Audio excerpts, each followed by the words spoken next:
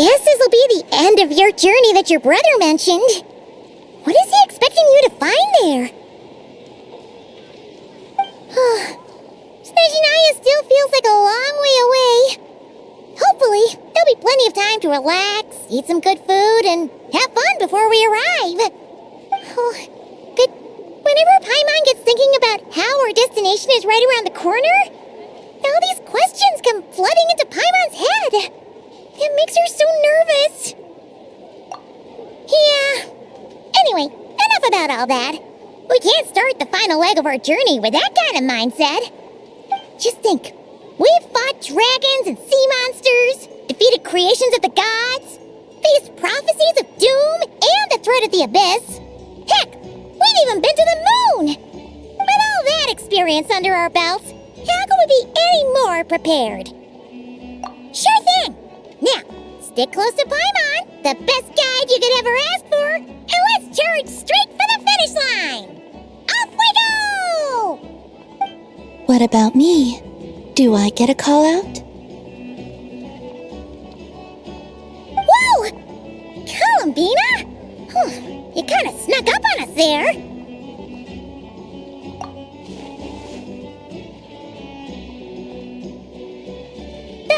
Don't look at Paimon! Paimon didn't sell you out this time. Oh, so it was you! Alright, guess there's no hiding it now. All your friends have gathered at the flagship to see you off. I invited Sandrone too, but she said she had to go back to Snezhnaya. She must be busy. She had some nasty things to say about you before leaving. Would you like to hear them? She hasn't changed a bit. Alright, let's hear it. If they're heading to Snezhnaya, I'll bet it's to cause trouble for Her Majesty the Tsaritsa. Attending a farewell party for people like that would not be a good look for me right now. Also, please tell them not to count on getting help from a Fatui Harbinger in Snezhnaya. Our time working together was not terrible, precisely, but we're on different sides. So when you get there, don't do anything to make life difficult for both of us. Well, that definitely sounds on brand for her. The attitude, the reasoning. Alright, we'll do our best to keep our distance then. No, you've misunderstood. I think she means that she'd like you to go see her. As long as you don't make things difficult for both of you, you'll be fine. Huh.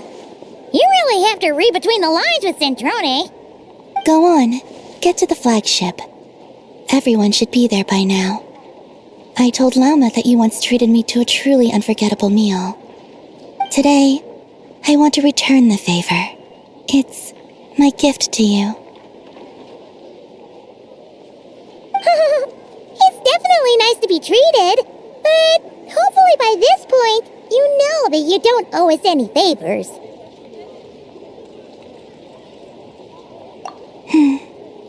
The moon of Nodcry will always give you a warm welcome.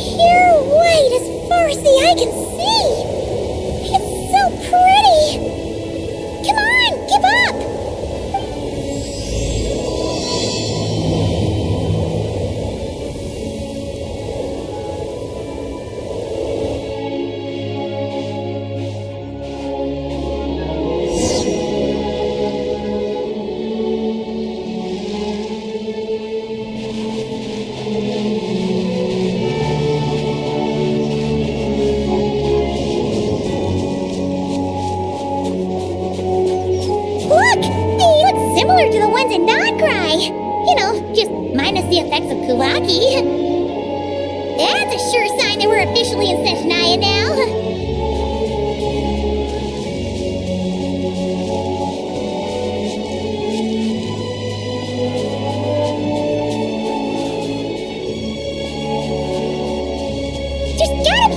treasure chest around here somewhere. No adventure is complete without a chest or two.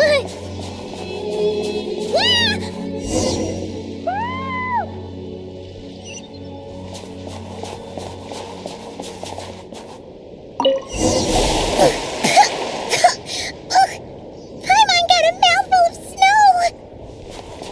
Ooh, it's so cold. Paimon's gonna snuggle up to you for a bit to get warm.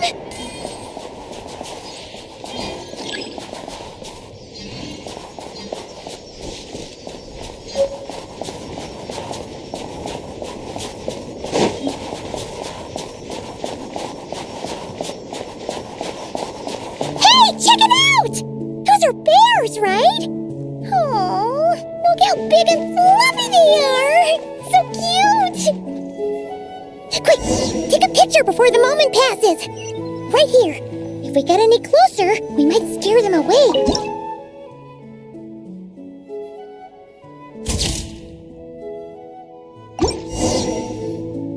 Let's see how your camera skills are these days. Oh, wait a sec. Paimon sees something! Come on, quick! It looks like a train carriage!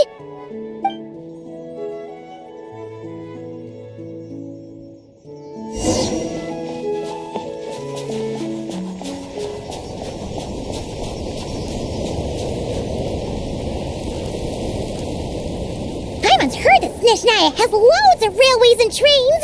This must be one of them! But why is it abandoned? Ooh, it's still so cold. Ooh, I don't know. Maybe. Also, is it just Paimon or is the snow getting heavier? Yeah. So it can't just be because of the cold. It's hard to describe, but Paimon feels so weird. She's never felt like this before. Everything feels heavy. Getting kind of dizzy, too. Oh, no need. Paimon's just feeling a little low on energy. That's all. It's nothing serious. Not worth ruining our travel plans over. Yep, sure thing. Snezhnaya, here we come!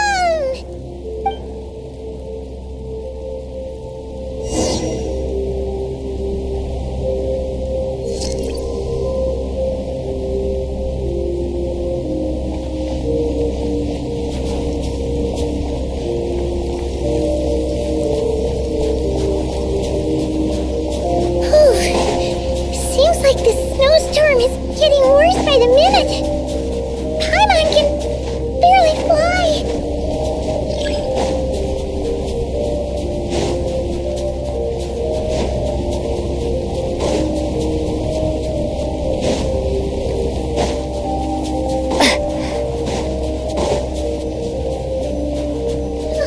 Oh, look! There's a cabin over there. Phew! Let's get out of this storm.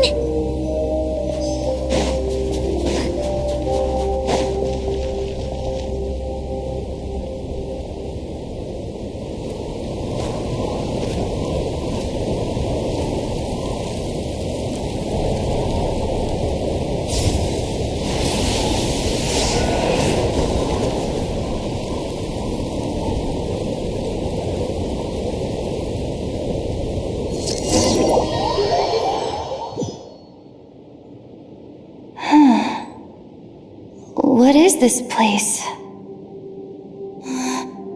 Where's Paimon? I need to find her. Fast!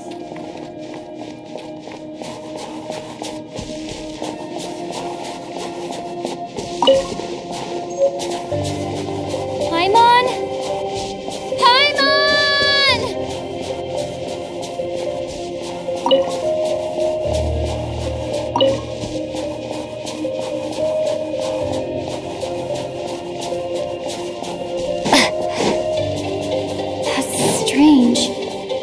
Where could she be?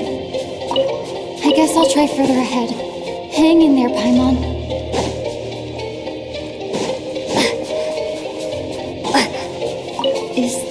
train carriage? Maybe I can get up from the inside.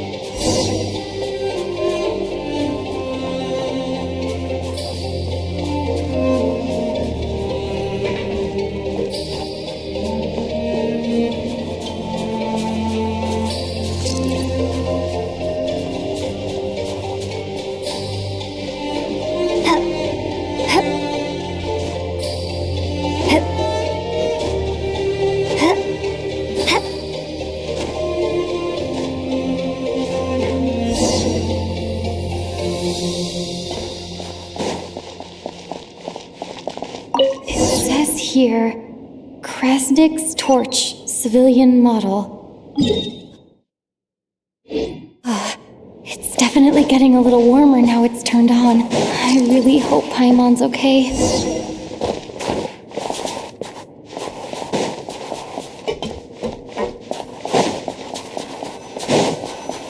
What was that strange sound? I can't tell if... Paimon? Paimon, is that you?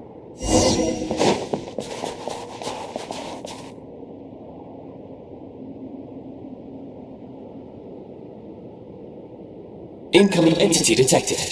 Authorization granted. Initiating original.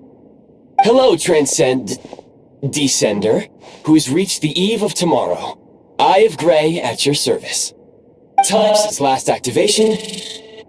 Time measurement unavailable due to the influence of... Anyway, it must have been a very long time. I was born to fulfill a mission. To reach tomorrow. To this end, I must... Strange. What was it? Wait, my body? Huh? Why is my body like this? Apologies. After a long period of inactivity, it appears that a lot of data has been lost. Anyway, I was created so that humanity could reach tomorrow. But I am unable to load further details at this moment. Nevertheless, serving humanity remains my primary objective. I have detected a drop in your surface body temperature. You cannot remain active in this state for much longer. In accordance with my preset programming, upon reactivation, I must ask the one who awakened me the following question. Will you accept me, Transcender? I will assist you, protect you, and fulfill my mission until we reach tomorrow.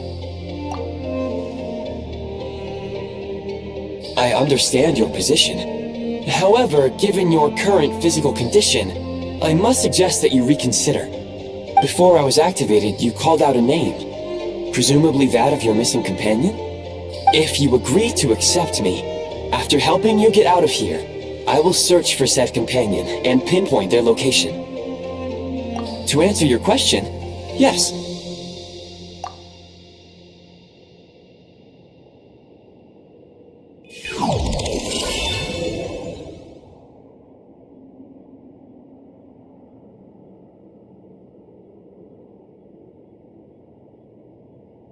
You have made a very wise decision. Now that we have reached an accord, you will be my new user. May I ask your name? Very well. I will remember this name until the mission is complete. I need to recover my body, retrieve the power to unlock tomorrow, and help the suffering masses to reach the far shores where the empty Ark floats. I can sense my power scattered across this ice-covered land. I even have a vague sense of where it might be found. But right now, that is not essential. The key right now is you.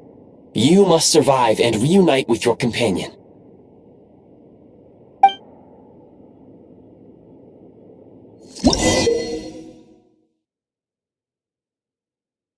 You may now execute the command, Demolish. Use it to remove the prime ice blocking the path. Prime ice unit count has been updated.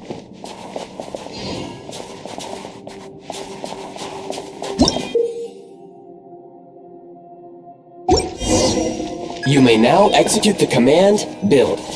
Use it to create a prime ice construct to prop up the door.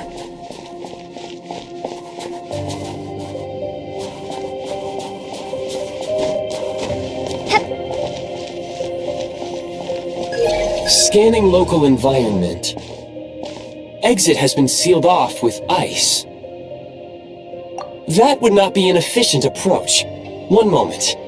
Usable construct blueprint detected nearby. You can use this to clear the solid ice ahead of you more quickly.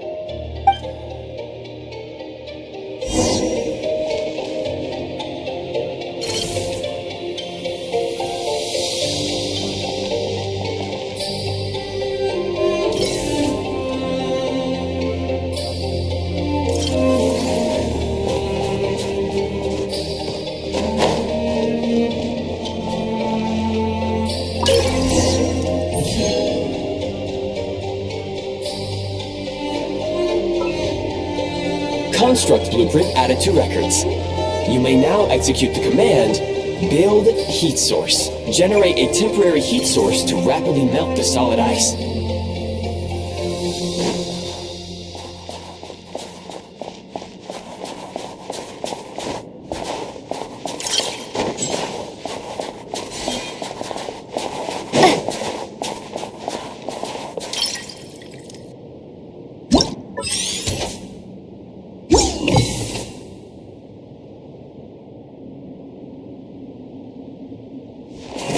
Windblade!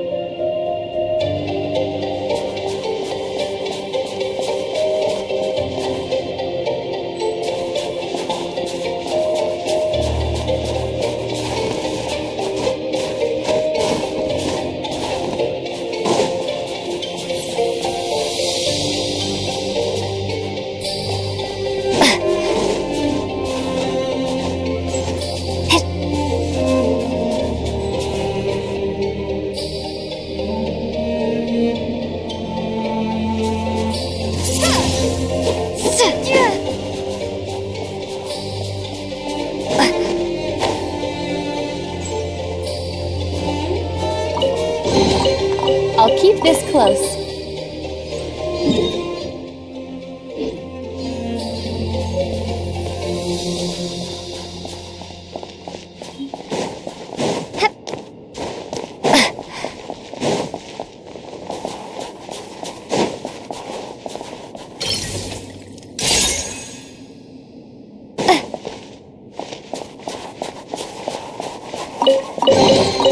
A reward on the road.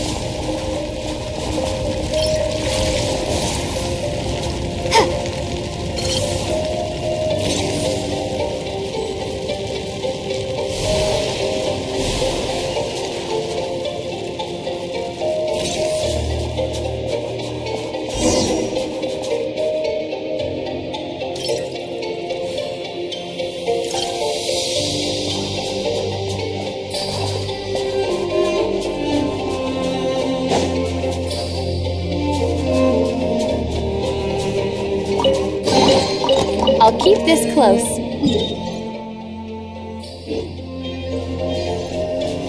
My scan indicates the path is straight ahead. I recommend we proceed.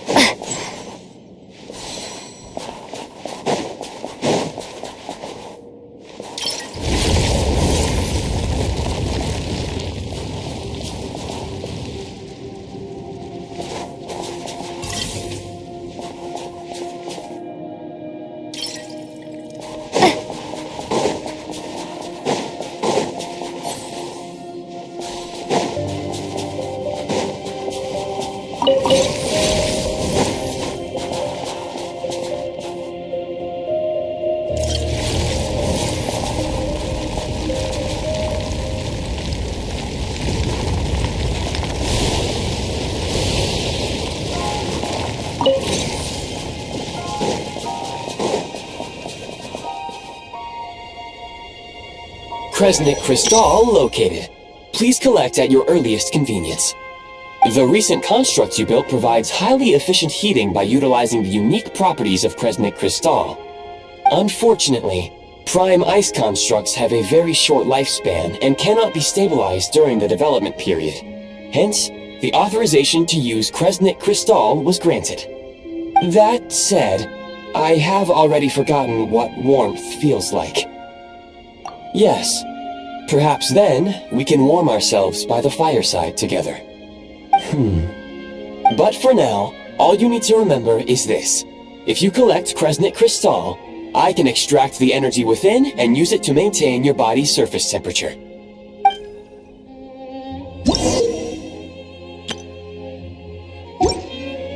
Low power. Please use Kresnik Crystal to replenish energy reserves.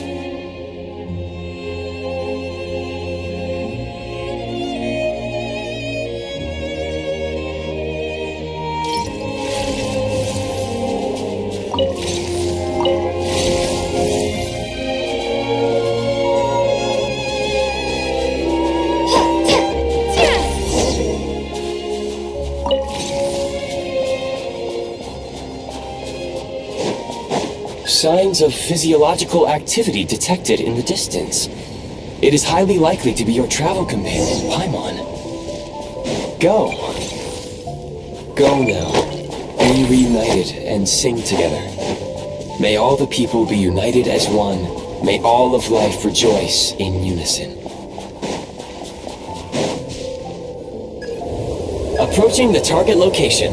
Scanning for signs of life. Life forms detected. 2. Affirmative. However, that is not the reason for my confusion. According to my database, this location is a train station, meaning the number of life forms is unusually low. Real-time environmental data suggests that the train station may no longer be in use. But whatever the situation, please exercise caution.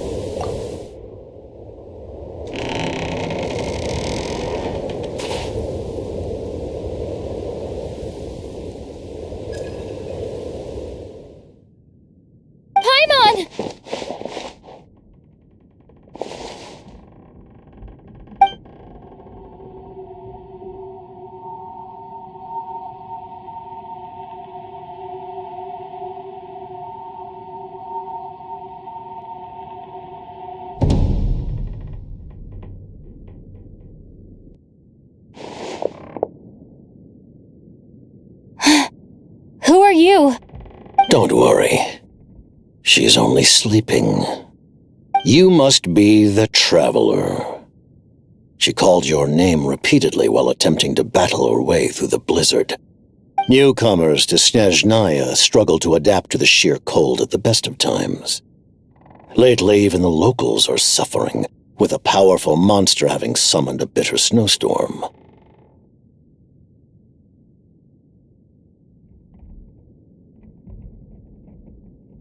You two must be very important to one another.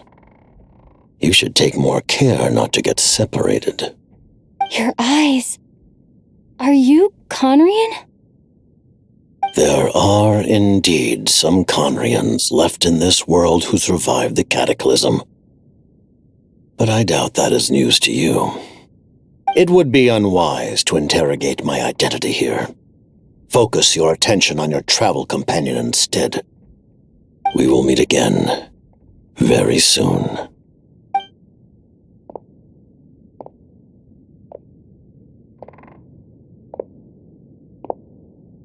The unidentified subject has now left the area. He appears to be an individual of great significance, but my search has yielded no relevant data. I will try searching the database again.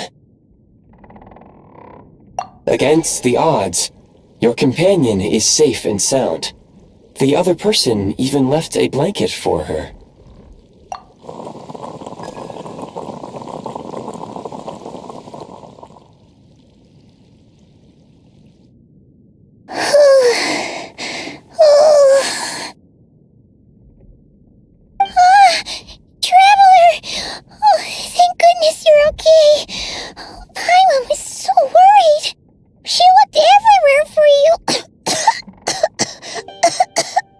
It's okay. Take it easy. Are you feeling all right? Pretty much the same as when we first got to Snezhnaya. Paimon must have caught a cold. She was feeling so faint. She just couldn't keep going any longer. So she had to lie down and sleep it off. Wait, where did the jester go? Yep. The director of the Fatui. The Jester Piero. So, you met him?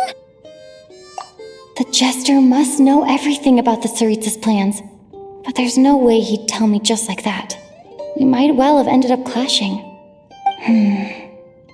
Well, he was right about one thing. Right now, the most important thing for me is to take care of Paimon while she's unwell. He had no intention of explaining his motives, and he left in something of a hurry. Hey! What the? Who is that? It looks like half a pair of goggles. How amazing! A self-aware, talking pair of goggles.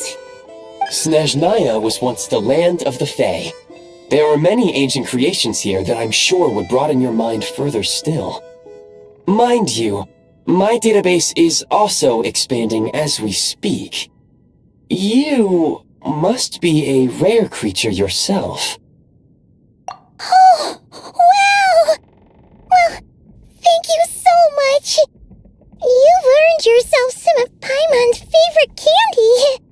Oh, but by the looks of it, you probably can't eat that, can you? Goodwill detected. Instead of candy, perhaps I can suggest my preferred strategy. Please clean me regularly to keep me operating at peak efficiency. Oh, that makes sense. Every pair of goggles needs wiping clean once in a while. Sure thing, mister. Anyway, back to the Jester for a second. Paimon's still confused about something. When he first showed up, he already knew Paimon's name. And he acted like he expected Paimon to know who he was, too. Paimon could tell that he was Conrian from his eyes. And he definitely seemed like someone pretty important. But beyond that, Paimon didn't know anything about him. It was only later from the snow that he properly introduced himself. That's the only reason Paimon knows he was the jester. Oh, seems unlikely. He ran into the snow following the sound of Paimon's voice with a really anxious expression on his face. He didn't act like someone who knew she would be here in advance. And after bringing Paimon here, he just stared out at the snow. He didn't do anything to Paimon at all. In fact, he barely said anything. Wouldn't even answer any of Paimon's questions either. Paimon didn't feel unsafe around him, and he didn't seem to have any ulterior motives. For all we know, he might have just ignored Paimon's questions so she'd give up and go to sleep. Please allow me to interrupt. Fatui and director are unfamiliar terms. May I ask for clarification? Wait, you've seriously never heard of the Fatui?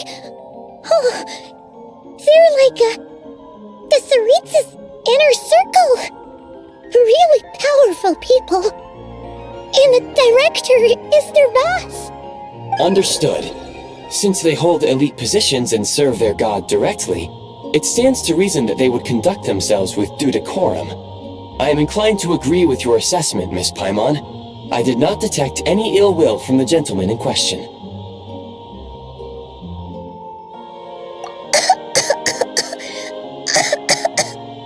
Sorry, I shouldn't have encouraged you to talk so much.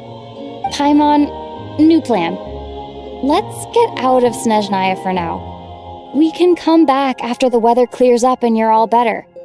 The jester mentioned that this snowstorm being the work of a monster is worse than most. Even if we made it to Snezhnograd, we'd still have to wait out the storm before we could do any exploring. Oh, well, it's really nice of you to look out for Paimon, but she doesn't want to hold you back. We were really psyched up for this journey when we first set off. Just think of all the burning questions we have. If we turn back now, who knows how long it'll take before we finally get answers. Further information is required regarding the monster situation. But objectively speaking, there is another, more pressing issue at hand. At this point, we have traveled a significant distance into the blizzard. Were we to turn back now, the road would be extremely treacherous, especially since we would need to travel on foot.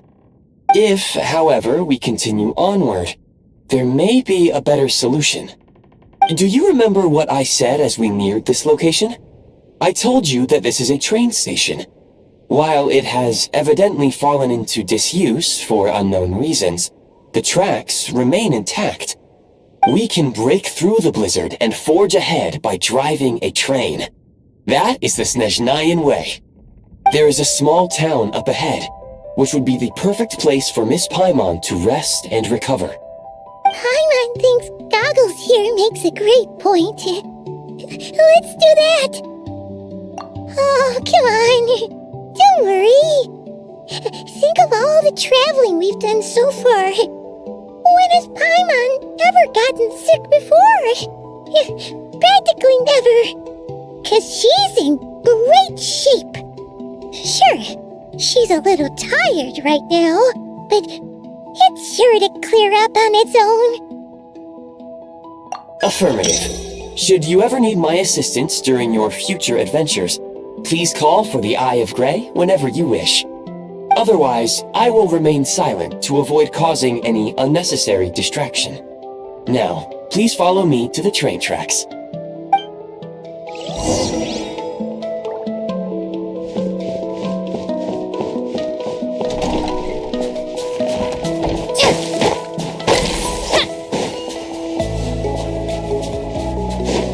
Please confirm when you are ready to depart.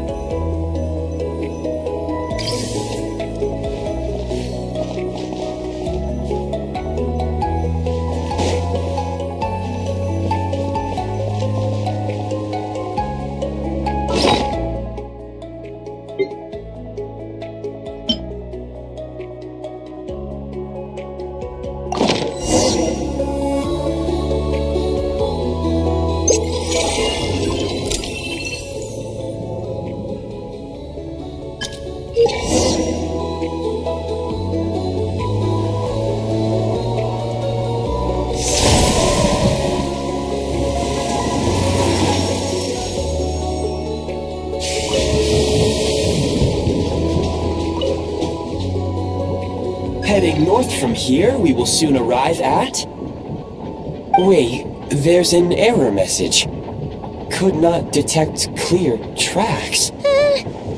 What exactly does clear mean? Brace for impact, friends! Preparing to enter impromptu flight mode.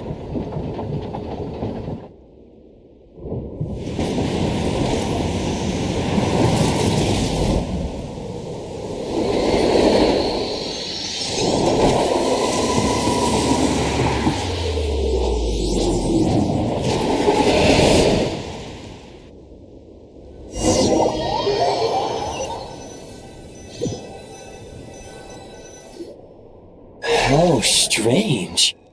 Not only was the station's status different from my records, but even the railroads and the terrain itself have changed substantially.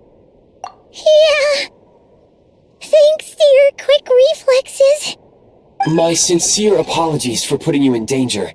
I'm afraid I'm as confused by all this as you are. Agreed.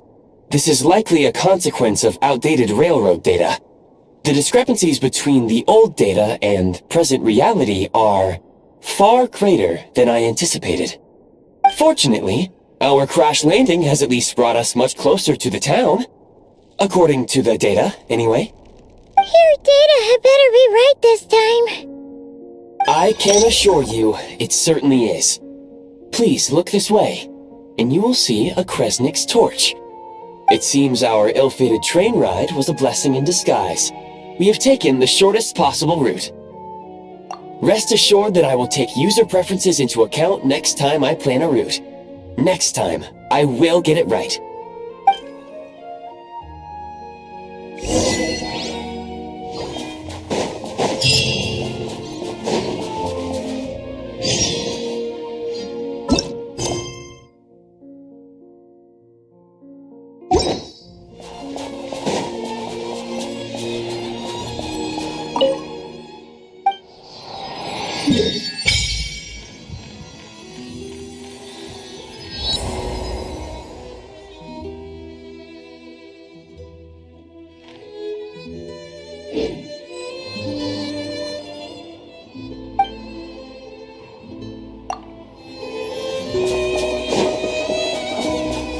Excuse me?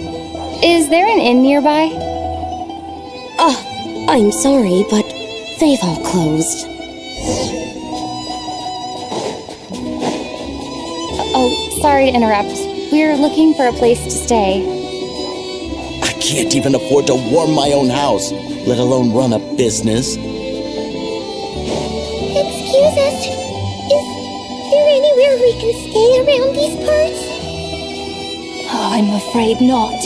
You'll have to try your luck somewhere else.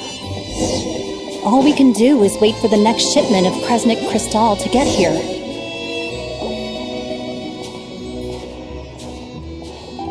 Hi there. Do you know if there are any inns still taking guests in this town? Doubt it. They're probably all closed. No one has enough Kresnik Crystal to heat their own homes, let alone a business. What a bummer. I clocked you a while back. You adventurers or something? We don't get many tourists in inland Snezhnaya these days. Why is that? Because of the snowstorm? In part. But the bigger reason's Project Stuzha. Since it's Her Majesty's will, we have to put up with it whether we like it or not. Oh, sorry. I assumed it was common knowledge by now. Basically, the Tsaritsa is planning something big. Something that requires an enormous amount of energy. Even if they used all the surplus Kresnik Crystal in Snezhnaya, it still wouldn't be enough to meet demand. So, the Vecha passed a resolution requiring all factories and households to reduce their energy consumption. The policy has thus been charmingly named Project Stuzha, meaning bitter cold. Bitter cold? So, like, it's gonna be a cold winter, folks? You're all gonna have to find a way to get through it? That kind of idea? Pretty much. When you're broke, you scrimp and save. When it's cold, you huddle together for warmth. There's always a way to stretch things out to make ends meet. Trouble is, If you stretch someone out like an elastic band for too long, who knows if they can ever bounce back. You know what? Come with me and see for yourself.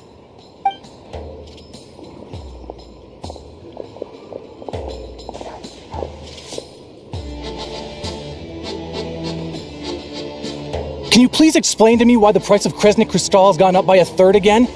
Even as our purchase quota has gone down. You only come here twice a month. This won't even last us a week. The supply and pricing of Kresnik Crystal are based on current production volumes and price data. We Fatui are only responsible for delivery and security. I'm not in a position to explain to you how the figures are calculated, but I assure you, they are as fair and reasonable as possible. Oh, so our lives mean nothing to you? How can you expect anyone to survive a single night in this weather without heating?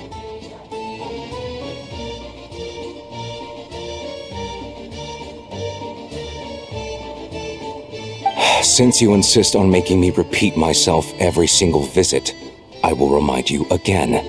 There is no monopoly on the trade of Kresnik Crystal. You are free to purchase the shortfall from elsewhere on the market. What market? Nobody else is selling! And when they do, they charge 8 times the normal rate! It's robbery is what it is! Which is why the Snezhnograd Veche passed a resolution to support border communities, without which you wouldn't even be able to buy crystal from us to begin with. So if you're here just to argue, move aside and let the next person in line come forward. Everyone's feeling the cold here. You... All right, everyone, let's calm down for a second. A few words, if I may. We're all subjects of Her Majesty the Tsaritsa, and I'm sure every one of us is dedicated to her great cause. We all know how cold it is, and the more it snows, the harder life gets. Everyone's struggling already. Let's not make things even more difficult for each other. But Liaison Shishkin, there's clearly something wrong with this quota. I have a family in Marepasak who tell me they can buy at least double our crystal allotment. Oh, believe you me, I had the same reaction when I first saw the numbers. Couldn't believe what I was reading.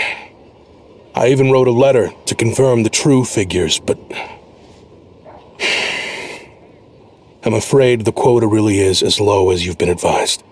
Still, you must understand that calculating these energy quotas is a complicated balancing act. They have to factor in population, town size, industrial application. Our top priority must be to keep the largest Kresnik's torch burning continuously.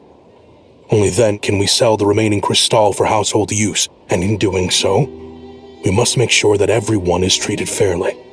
As our Fatui comrades said, they are only responsible for delivering the goods. They need to keep accurate records, and they do not have any authority to modify the rates or quotas. That's right. Our duty is to do things by the book. Tell you what, listen. I know how anxious and upset everyone is.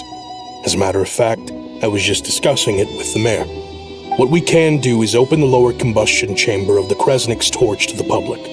You can come to me directly to register, and I will allocate time slots accordingly. I can't guarantee there will be ample energy for household use. We can at least make sure you'll be able to boil water and cook food each day. Let's hang in there and make this work together. All right? Fine. I don't see any alternative.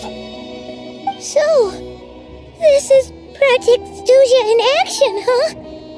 Oh, no wonder nothing's open for business. People are barely getting by. You were looking for an inn, right? For your, Fae friend? Oh, Paimon's not a fae. Just Paimon. She must have caught a cold or something. We only just got to Snezhnaya, and we're still getting used to the climate. I have a small place in Stratomaros. I don't stay there very often, though, so it's pretty basic. But if you're not picky, you're welcome to rest there for now. It's not much, but I've got blankets and a warm fire. Are you sure?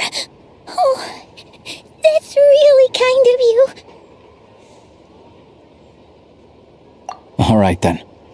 This way. Hello, I'm Alosha. I'm a hunter.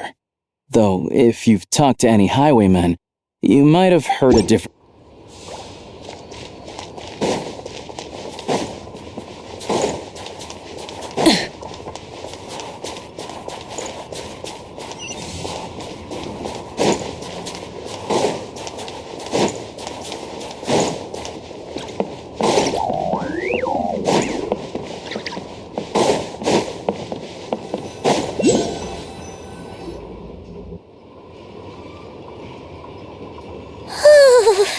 So cozy and warm. Paimon's getting nice and toasty. Oh, wait. Paimon only introduced herself so far, didn't she? This is Paimon's best friend, the Traveler. Good to meet you. I'm Alosha. Most travelers find the Snezhnayan climate to be a shock to the system at first. But as long as you keep yourself warm, you should be fine. Still, you should keep an eye on your condition. When people are too quick to dismiss a cold, it can easily end up turning into something more serious. Don't say that. Paimon's too young for chronic health issues. They aren't in town right now, and they won't be back anytime soon. The train station has been closed ever since these power shortages began. I do a lot of hunting, so I spend most of my time exposed to the elements. But even the animals wouldn't survive long in a storm like this, let alone a hunter. Nothing to do but sit tight in town until the weather improves. I get that you're in a hurry, but even if the station were open, that doesn't mean there'd be any trains. We could end up stuck here for a long time, I'm afraid. What? Your own train? Wait, hold on. That train? The one that suddenly fell out of the sky and crash-landed on the ice? Oh, we got lucky and found it in a cave. Oh, then our luck ran out and we had a little accident. Pretty crazy for a random find in the mountains. Well, as long as your train's good to roll, you might get to Snezhnograd after all. I've been doing some digging recently. Turns out, the real reason for the current energy crisis in Stratomeros is that some of the supply is being seized for a private stockpile. But to expose what's going on, I need to catch them in the act. So, I'm heading off to catch a rabbit. Huh? Wait, a rabbit stole the crystal? It's a figure of speech. Real rabbits couldn't pull this off. They'd prefer carrots to Kresnik Crystal anyway. Shishkin, Mr. Positive Attitude, let's all get along now, shall we? Him? Really? Paimon never would have guessed. Huh? You're coming with? Oh, okay then. Just give Paimon a second to get ready. Alright. Guess there's no point pushing myself. Paimon will stay here and hold the fort then. Be careful, you two. Oh yeah, there's one more introduction to do. Tagarin, get in here. Oh, a doggy.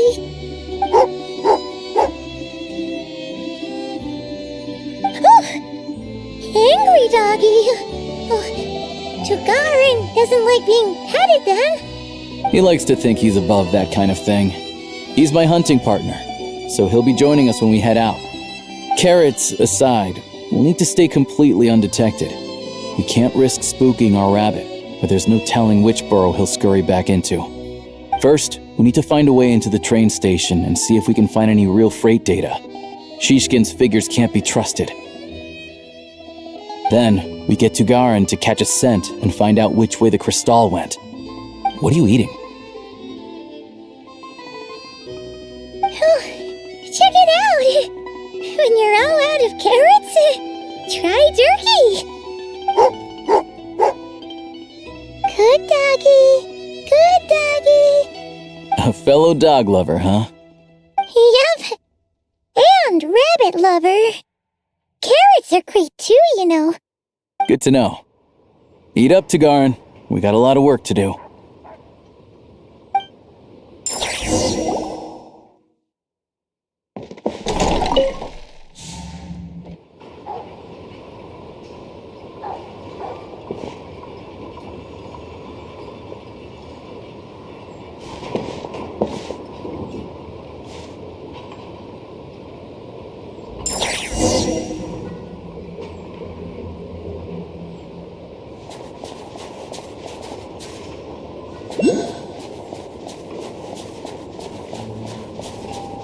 Wait.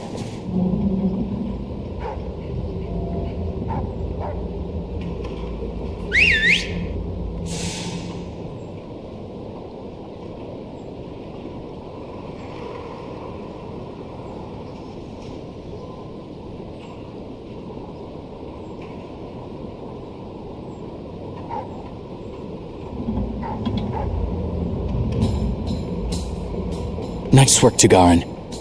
Come on, we'll go around.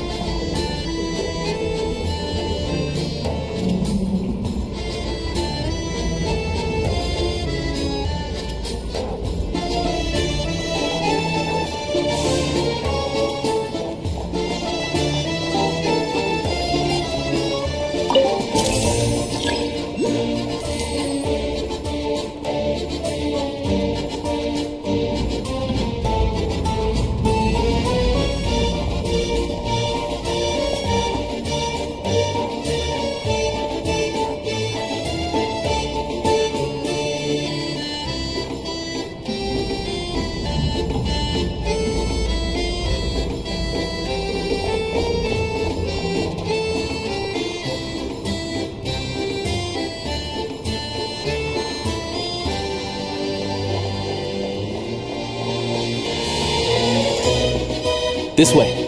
We'll enter from the upper floor.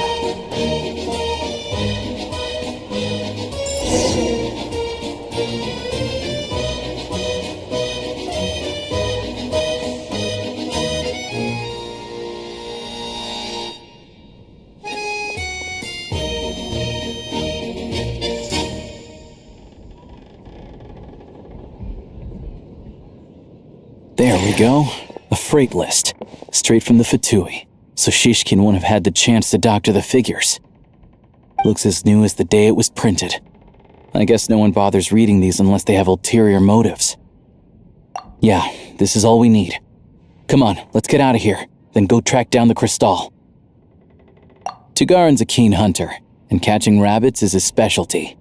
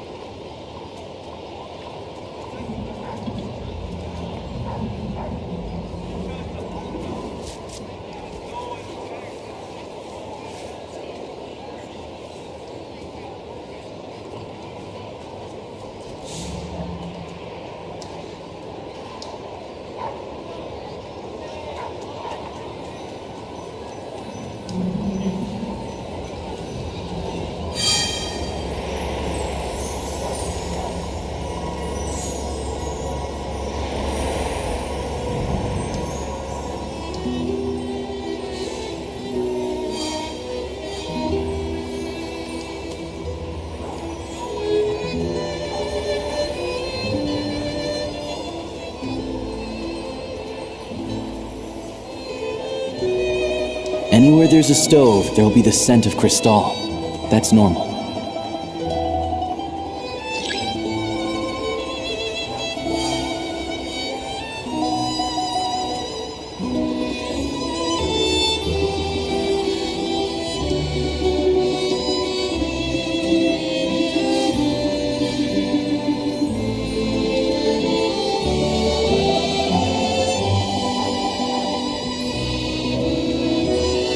If he picks up the scent of Crystal somewhere and there's no stove around, that's how we know something's up.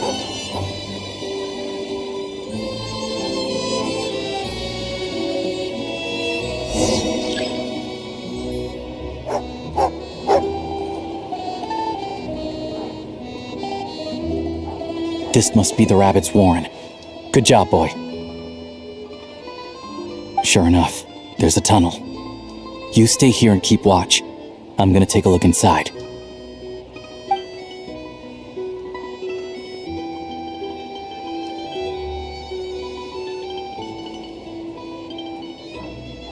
Thanks for looking out for us. Things are getting tougher by the day. No need to thank me, it's my pleasure. Sure as Her Majesty the Tsaritsa watching over us, every sacrifice will be worthwhile. Let's grit our teeth until the blizzard passes. These days of hardship will be over soon. Maybe for everyone else, Liaison Shishkin, but for you, the hard times have only just begun.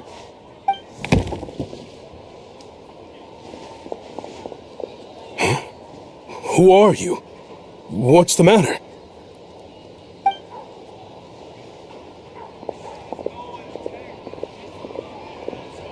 I just had a question for you. Why, when times are as tough as this, would someone hoard more Kresnik Crystal than they could ever use? All the crates here are from the most recent shipment, but they weren't brought here for sale. Instead, they were secretly stashed away. Would you be able to shed any light on the situation, Mr. Shishkin? Me? Why, I have no idea. But look at how much there is! It's quite a godsend. Now there will be plenty to go around. This godsend was found in a cellar adjacent to your residence following a tip from Mr. Alosha. And this is only a fraction of what we found down there. We're still taking a full inventory. The official figures will be finalized shortly. I've always been grateful for your efforts to mediate between us and the townspeople of Sretomaros. But now, Mr. Shishkin, it appears you were the source of the conflict all along. How could you do this to us?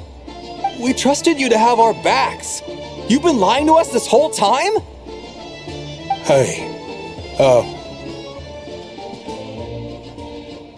I owe you all an apology. I'm sorry.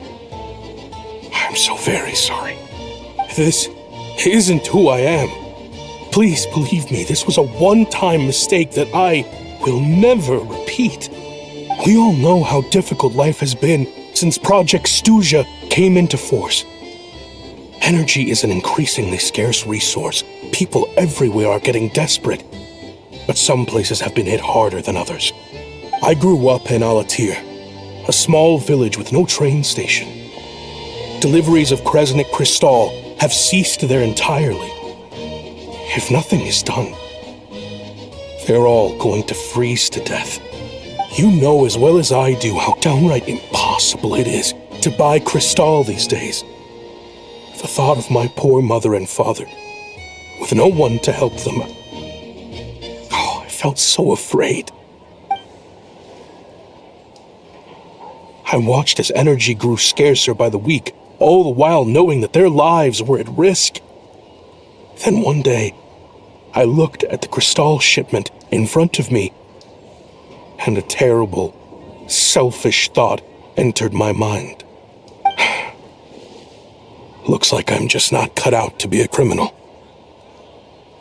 I'm so sorry.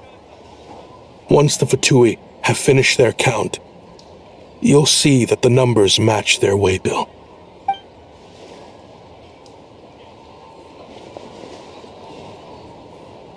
I have the official Snezhnayan quotas here. Anyone who has already purchased energy, please make your way over here to correct your transactions. I'll make a batch purchase of Crystal worth 3 months' salary for you all to use free of charge. As for Alatir, I'll think of something else. You don't have to go that far. Yeah, owning up to your mistake is enough for me. You've done plenty of good for the community in the past. I'm not looking for a handout. Drop the act.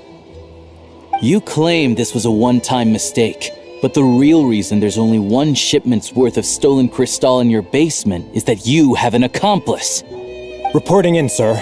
We've conducted a full search of the mayor's house. As expected, we found many crates full of crystal, half of which were still in their original shipping containers. This wasn't your first time at all. You've been colluding with the mayor of Stratomeros for a long time now. The train station's currently out of service, but it does open for a short window every time there's an energy delivery. And every time a train pulls in, you're there on site to take inventory and oversee the workers unloading the cargo. The mayor handpicks said workers. Per his instructions, they transport the crystal by tunnel at night to the mayor's house, and he sells it out of town. But since he can't get the goods out of town by train, he had to arrange an alternative method of transportation. This meant slower sales, which gave me plenty of opportunity to catch him in the act. Wait, the mayor's involved in this too? Preposterous. What proof do you have of any of this? Basic math. I've spent a lot of time lately counting carriages as the snowstorm rages. Counting carriages? What? The energy consumed by a train depends on its total weight. And since energy is a limited resource right now, it's fair to assume that every carriage is packed full. So, if we take the energy required for the Kresnik's torch, add the sales figures you provided, then compare that figure to the train's theoretical cargo capacity, guess what? The numbers never match. It's always off by 1 or 2 carriages worth. This time, you set a new record. 3 carriages missing. You mean to tell me that you sat around outside, counting carriages in this weather? I'm a hunter. I have 2 options. Hunt or starve. Well, I've heard enough. The evidence speaks for itself. Take Shishkin and the mayor into custody and escort them back to Snezhnograd.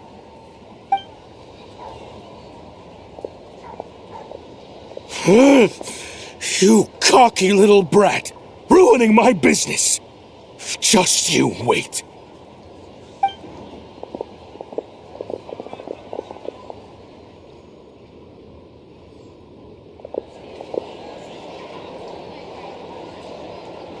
Yeah, something felt off. So I just followed my gut. Math isn't my strong suit, though.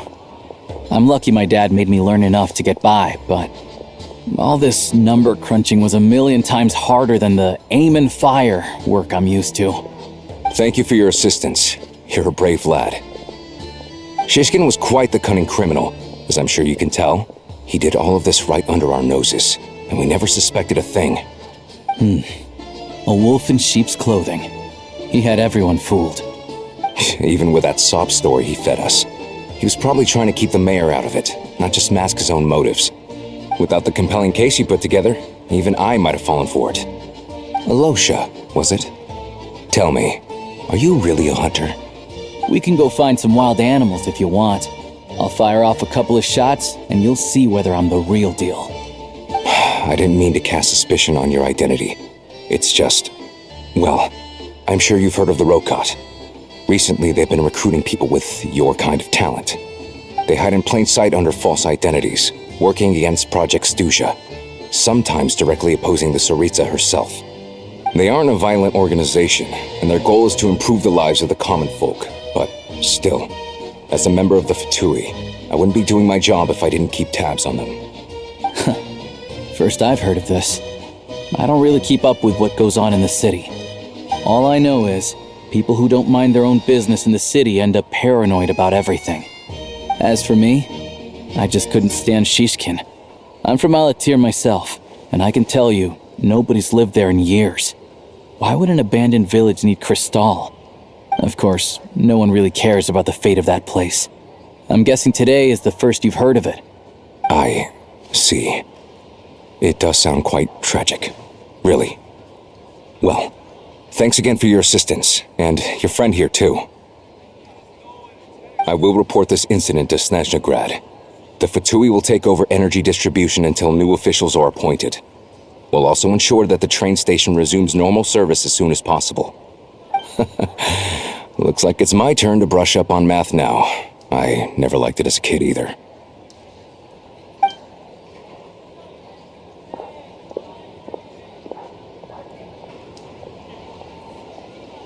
Don't mention it. Isn't the soldier overseeing the delivery supposed to verify the quantity of the goods? Was he just careless? Or was he being paid off too? Who knows? Excuse me. I'll take a share of Cryo Crystal too. Thanks. I need to take a detour before we head back. There's someone I have to deliver this crystal to.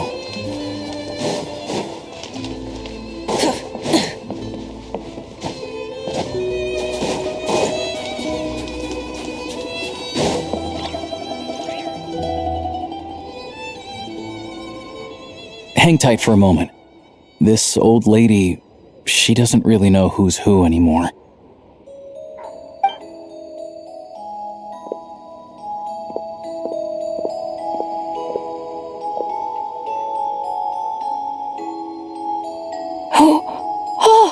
Grandson, it's so cold today. You must be freezing. Ma'am, it's me, Alosha. Alosha? Alosha who? You know me. I came by earlier today. Cleaned the ashes out of your stove, gave you some warmer bedding, and washed your back.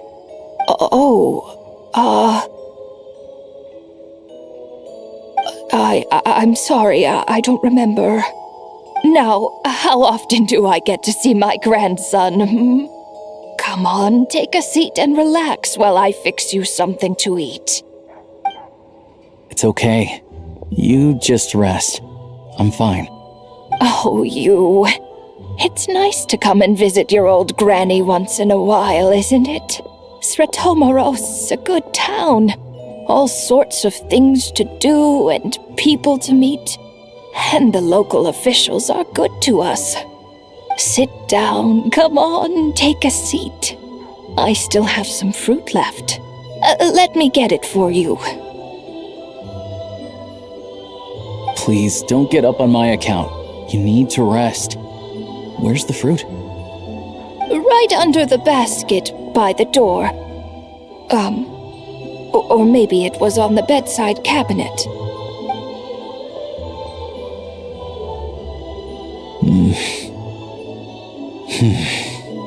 Well, grandson dear, do you like it?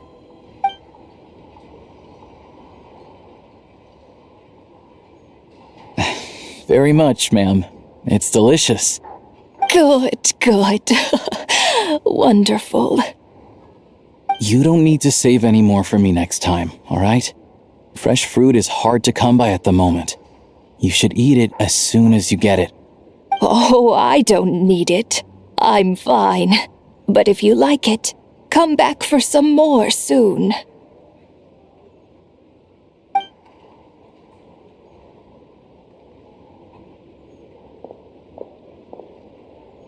Some kind soul must have given these to her. But she always saves the nicer things for special occasions. I met her at the market back before her health began declining. She was a lovely old lady. We're from the same hometown. Not many people have heard of Alatir, and if they have, it's usually for all the wrong reasons. There's a gang of highwaymen that came from there. Now that it's an abandoned village, it's rare to find anyone who shares fond memories of our hometown. So after we got talking and realized we were from the same place, we decided to keep in touch by letter. I first learned of Sretomoros' energy supply problems from a passing comment in one of her letters. Then, after her health went downhill, I started visiting more often to check in on her. The town's been in decline for a while now, but because of her memory problems, she thinks of it as the bustling, prosperous Sretomoros still in its heyday. That said, I kind of appreciate her optimism. There's not much of it going around in this world of ice and snow. It's fine. Everyone grows old. In Snezhnaya, some people believe that in your final moments, you'll sense a familiar presence by your side. You turn to look at them, but their face is blurry. So you focus hard, trying to make out who it is. And when you finally see their face, the Grim Reaper reaches out and takes your life. She still calls me grandson, though. So at least I'm not a blurry face in her world just yet. Come on, let's get back and see how Paimon's doing.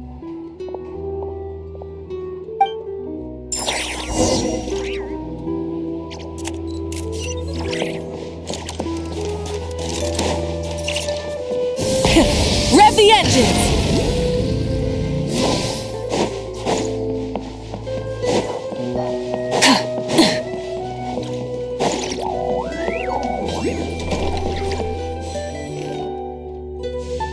Paimon, we're back.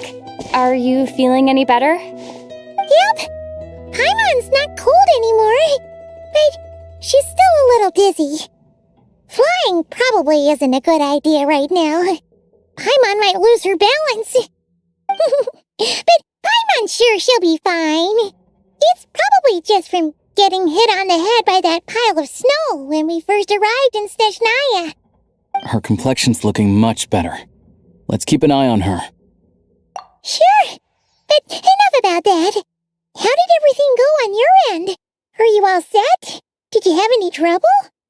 I'll explain. It's a bit of a long story.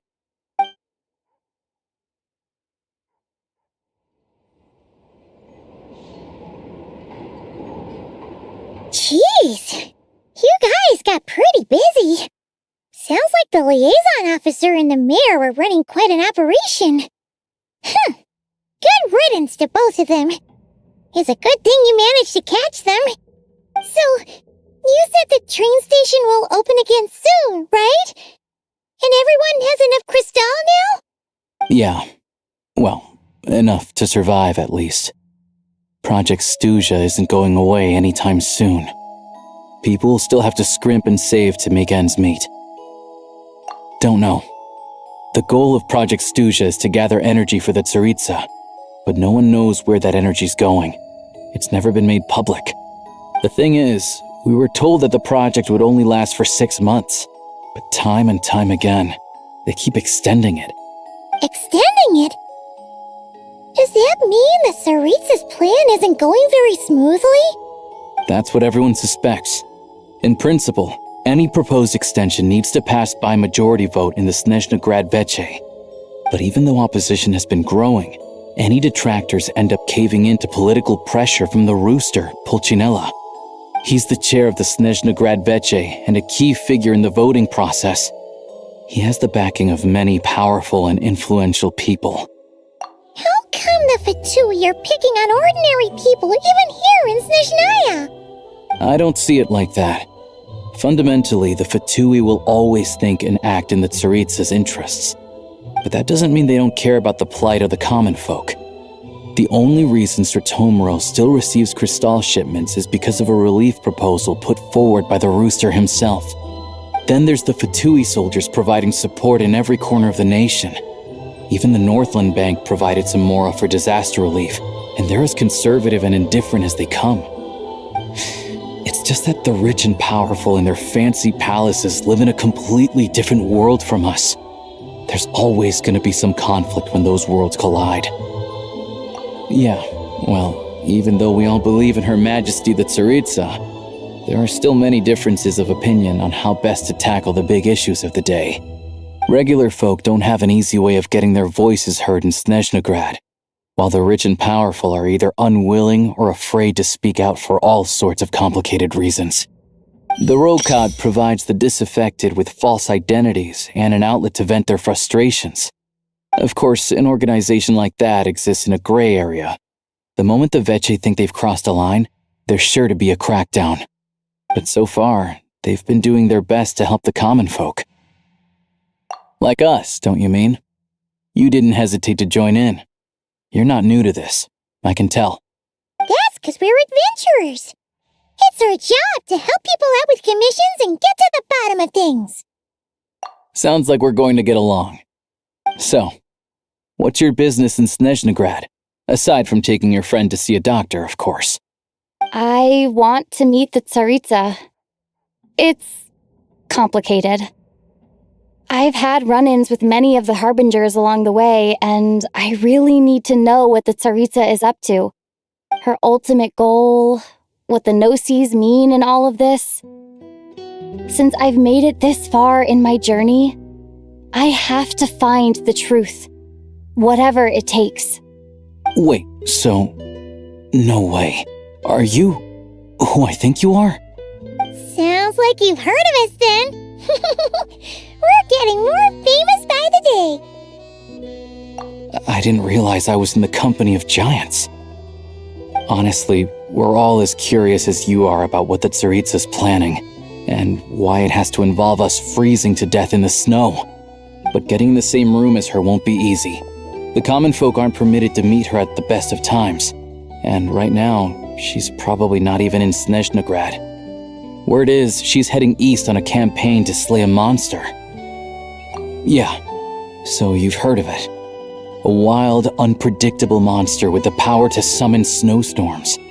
It also absorbs everything around it into its body, so it's growing constantly. Now, it's so big that the Tsaritsa has deemed it the #1 threat. Luckily, as it grew, it became increasingly less mobile, so it doesn't pose an immediate threat to this town or to Snezhnograd. I'm sure that Tsaritsa and her personal guard, the Druzhna, won't have any trouble defeating the creature between them. It's just a question of how long it'll take. Suffice to say, you won't be seeing her anytime soon. You'll have to wait until she gets back. Fair. Well, the Fatui will be taking over management of the train station for the time being. Things should be up and running by tomorrow. Once it's open, we can see about getting your train towed to the station. Whoa! That's gotta take a lot of manpower. Are you sure we can talk them into it? The Fatui aren't exactly spotless in this whole mess. Plus, we helped them out. Should be easy enough to negotiate. As far as I know, all the paperwork is dealt with upon manufacture. I've never seen anyone check it, so I wouldn't worry. Having a train makes everything much easier. We'll reach Snezhnograd in no time. I need to head there myself anyway. Got some game to trade for Mora. I know a good doctor in the city. I'll introduce you when we get there. Oh, thanks so much. Let's get a good night's sleep ahead of our big trip tomorrow.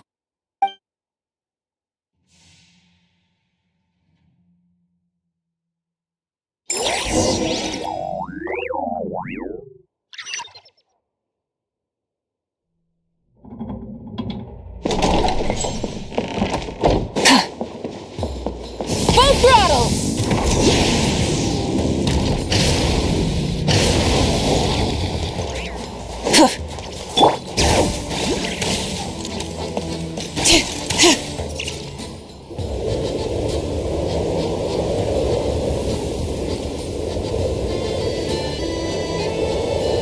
Drive carefully, all right? You don't want to end up in this situation again. Also, I don't think I've seen a train like this before. Is it a new model or something? Not a fan of small talk, are you? Anyway, take this. It's an up-to-date map of the Snezhnayan rail network. All the track switching is automated, so as long as the train's moving, you don't need to worry about collisions or anything. We'll leave you to examine the train's conditions yourselves. Fingers crossed nothing's broken. I doubt Sratomaros has any engineers with experience working on this model. Shouldn't be a problem. Thanks for everything. All right then. Have a safe journey. And make sure to check everything's working before you set off.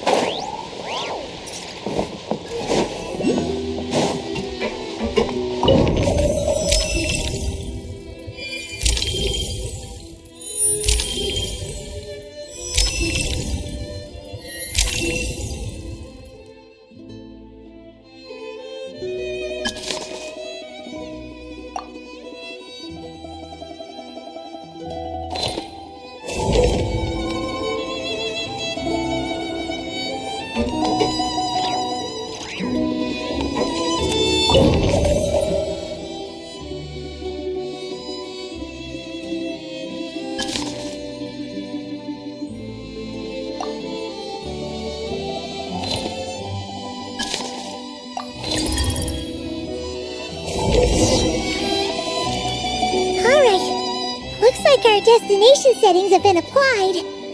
Let's give this thing a final once-over and then head out. Goggles, your time to shine. Affirmative.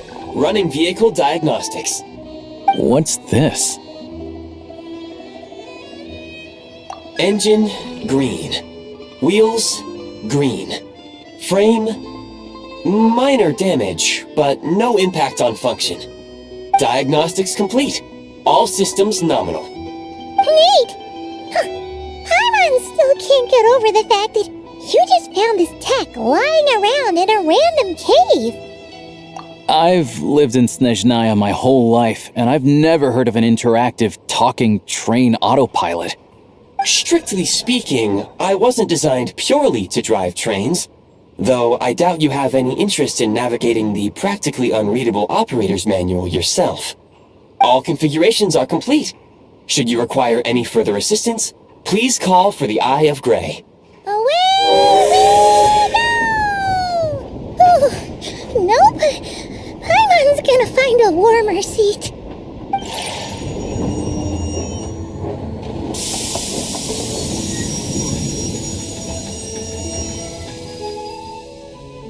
Huh? What's going on?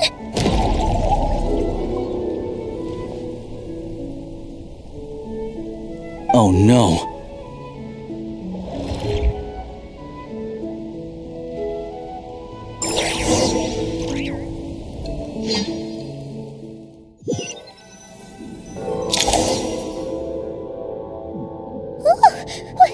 What is this place? Traveler, are you okay? Paimon's still airborne, but it feels like swimming through thick, gloopy water. That's horrible! Just our luck. Of all the things that could have gone wrong. Halosha, you're Snezhnayan, right? Any idea what the heck this place is? It's called the Shadow Realm. A place where no wind blows, no light shines, and no elemental energy flows. Even time itself doesn't exist here. It's a world where everything seems to come to a standstill. I've only seen it a few times before, and this is my first time inside. It's a dangerous place. Most people who get sucked into the Shadow Realm are never seen again. And the few who do make it back, they're never quite the same. Huh? Then, what the heck do we do now? Oh, maybe Goggles knows something. Goggles? Great! Now we're done for! Hold it together. Let's not get ahead of ourselves. I heard a story once about the world of shadows. If it's true, there's a way to escape. We just need to find the exit. Come on, let's explore.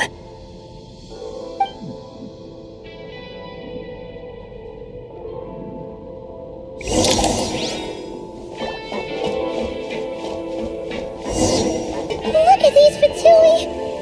It's like they've lost their minds! Their shadows have been devoured. They're no longer amongst the living.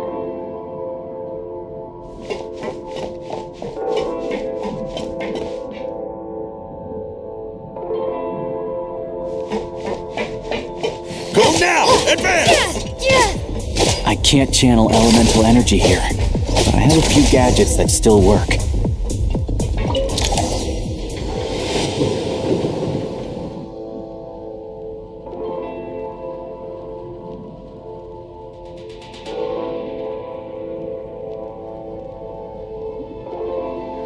Wait!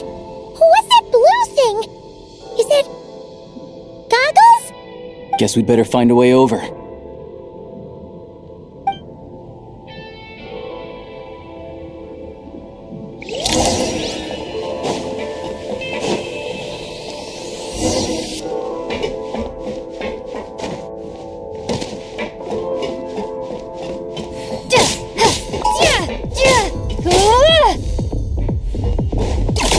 This is the last one. What do we do next? Play it by ear.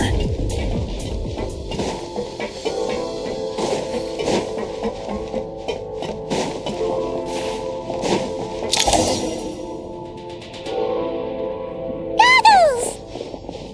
Hello. I am glad to see the three of you safe and sound. For now, at least. But things aren't looking too good. Correct. We are now inside what is known as the Shadow Realm, the darkest space in the shell, where even the Most High is loath to cast its gaze. Time and space hold no meaning here. It intersects with the world of the Light Realm only rarely, like an air bubble that rises to the water's surface.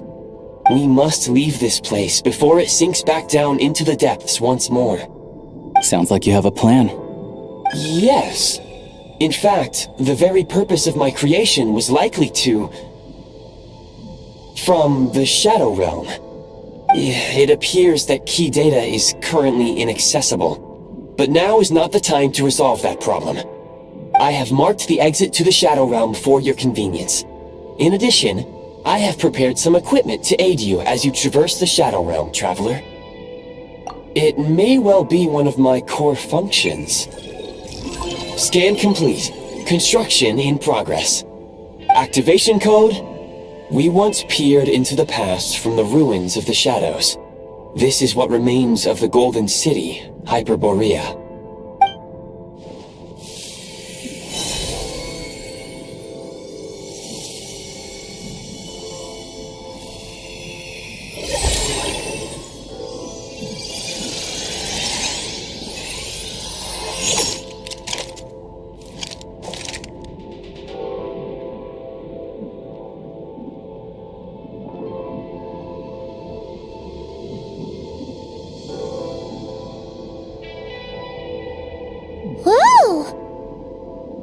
Now go. Arm yourselves with weapons of the spirit. Bring down the walls of the stronghold and extinguish the flaming arrows of the wicked. Is this a gun? In the Shadow Realm, where humans cannot channel the elements, there once was one who, after much research and many attempts, found this to be the most effective means of attack. Let's go. We don't have much time.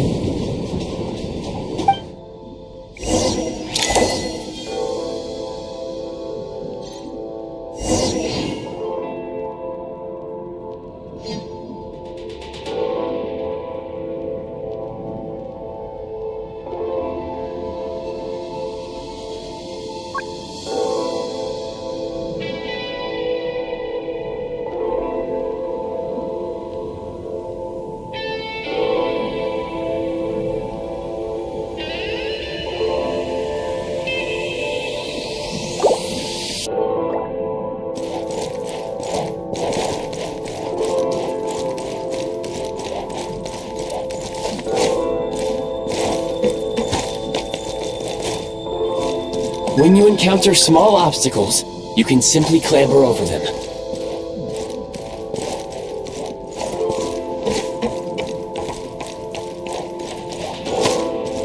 You can slide to navigate through low, narrow tunnels.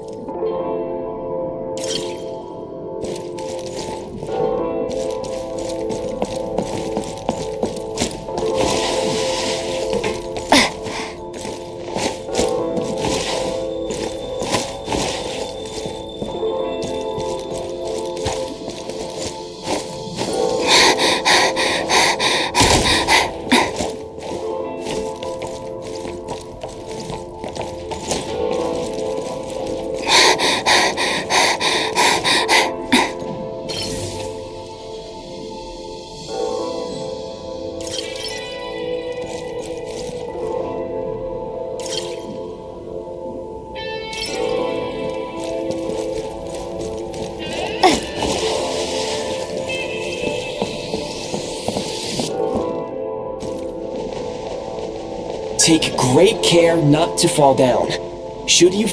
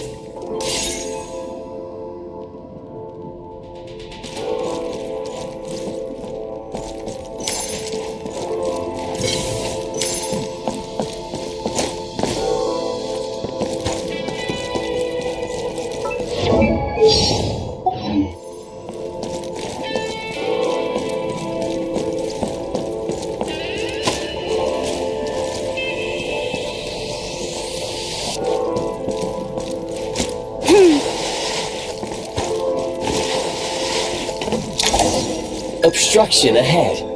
You may be able to use the explosives nearby. Since elemental energy is unavailable in the Shadow Realm, ammunition is an important resource. You can replenish your ammunition at various supply points. For long-range targets, try using the scope to line up your shot.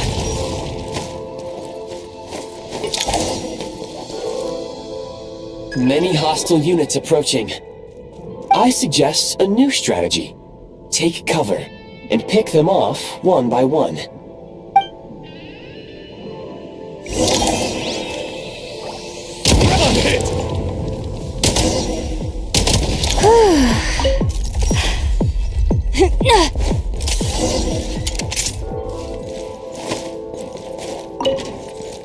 More enemies detected.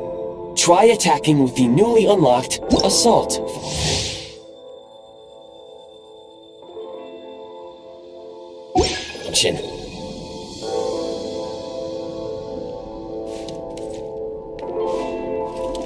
Switch mode! Mind the rhythm!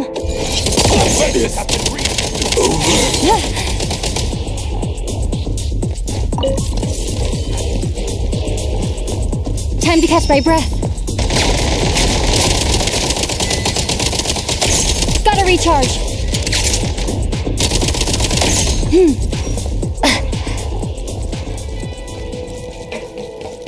Reload!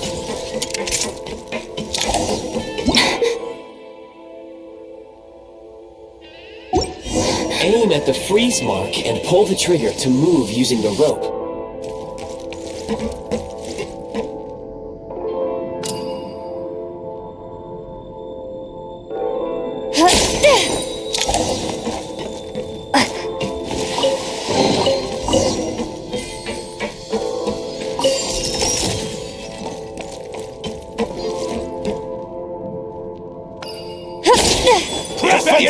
Reach! Charge! Where's the... Where's the... Gotta recharge. Takes much more. It's over. Some supply points can restore a small amount of stamina. Press on.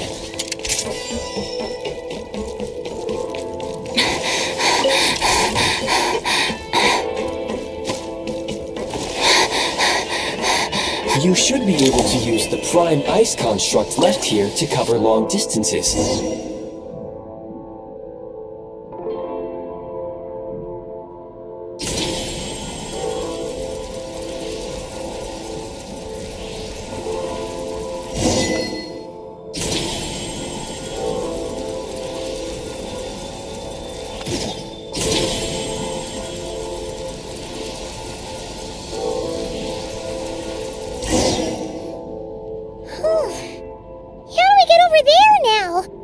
I recommend using this grappling gun.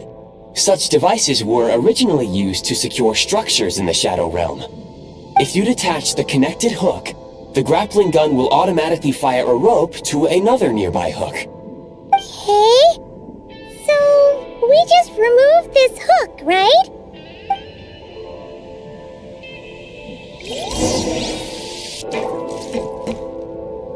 Switch mode! Charge!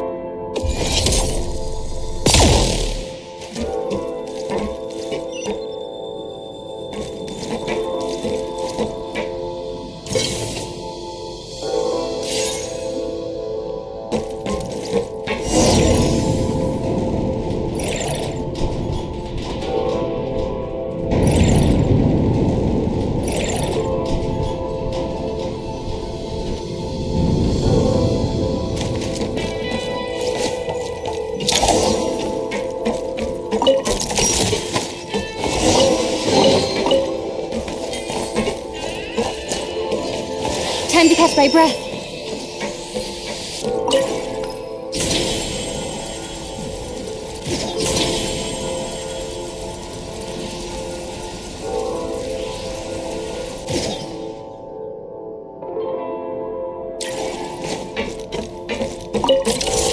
Time to catch my breath.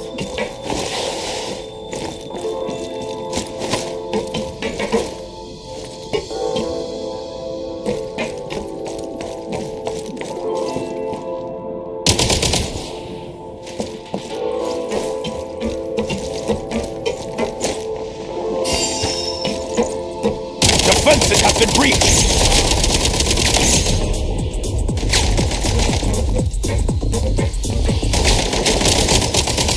Gotta recharge. Where's the backup?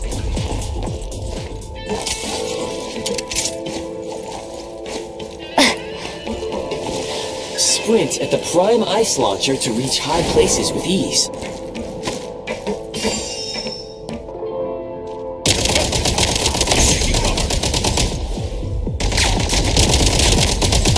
Time to catch my breath. Need a refill.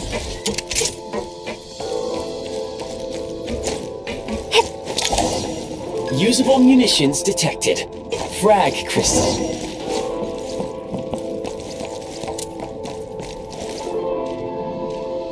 Light him up!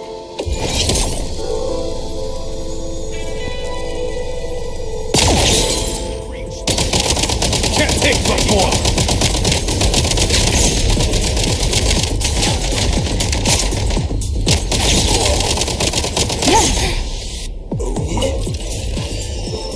Gotta recharge.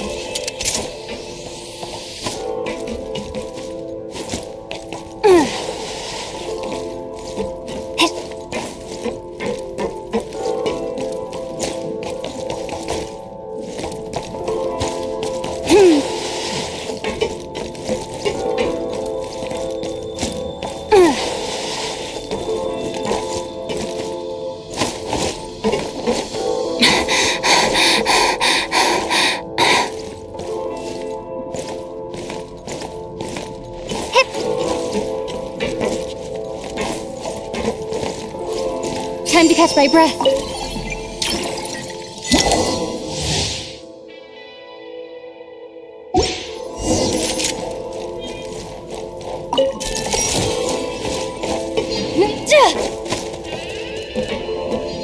Defenses have been breached! Try this! Can't take much more! Try this! Requesting backup! It's over. Try this!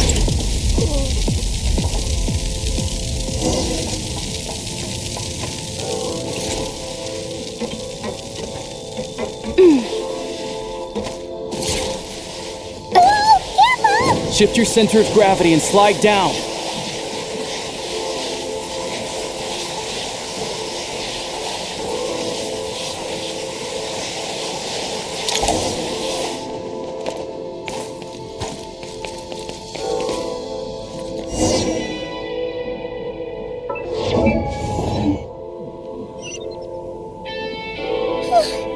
How much longer is this gonna take? The exit is right ahead.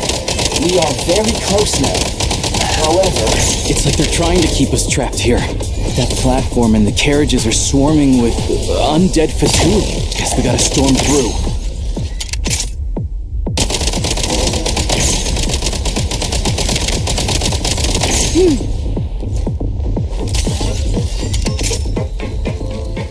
Back in business.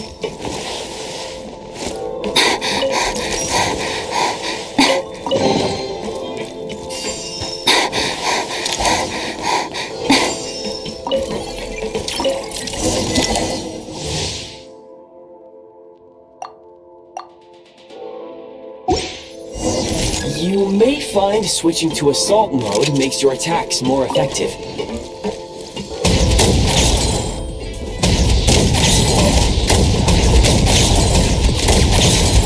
Need a refill.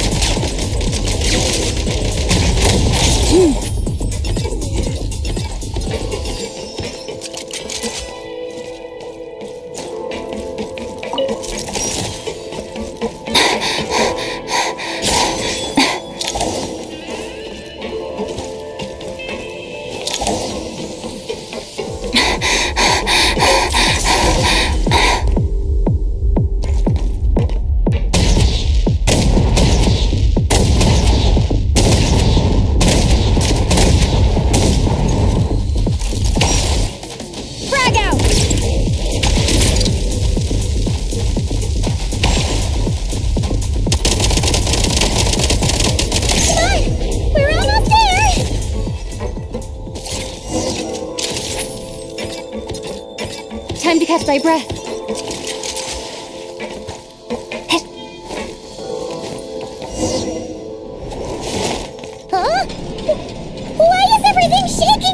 much! Looks like the Shadow Realm is about to sink back down into the depths. The exit is right here. You mean this weird bubble thing?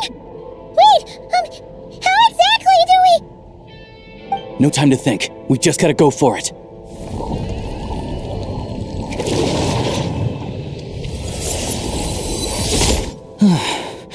Looks like I was right.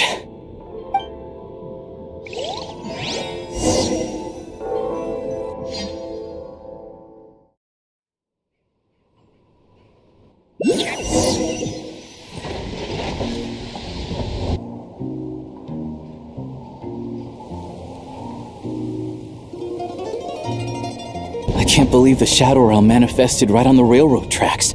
It's almost unheard of. Lucky we made it out. All thanks to you and that awesome gun. Ah, so you have heard of the Golden City before? Yeah, it came up a whole bunch in Nokrai. You're a pretty neat surprise in that sense, aren't you, Goggles? We had no idea they left cool gadgets like you behind. Make no mistake, it was a team effort. For a first-time firearm user, your performance was quite outstanding, far beyond my expectations. As Alosha said, it is highly unusual for the Shadow Realm to manifest in a place like this, but we should still watch out for similar dangers ahead. Let's hope not. If anything else goes wrong with this trip, Paimon's gonna have train trauma for life! The Shadow Realm can appear anywhere, not just on the railroad. I am simply advising that we take sensible precautions. Now, if you wish to further calibrate and upgrade your firearm, you may do so over there, provided you have the necessary components. Please take a moment to catch your breath while I repair the body of the train. Amongst other things, this will ensure Paimon is a little warmer while on board. Oh, thanks, Goggles. You're a trusty train conductor. Well, maybe trusty isn't quite the right word, considering. Anyway, at least you get the job done. Yes, of course. And just like the Eye of Grey, I am sure it will be a great asset to you in your future adventures. If not the trustiest, then it will at least get the job done. Let's get some fresh air while the Eye of Grey fixes the train. Yeah, sure. Paimon wants to forget all about the Shadow Realm. It was so creepy in there. Stretching her legs might help take her mind off things.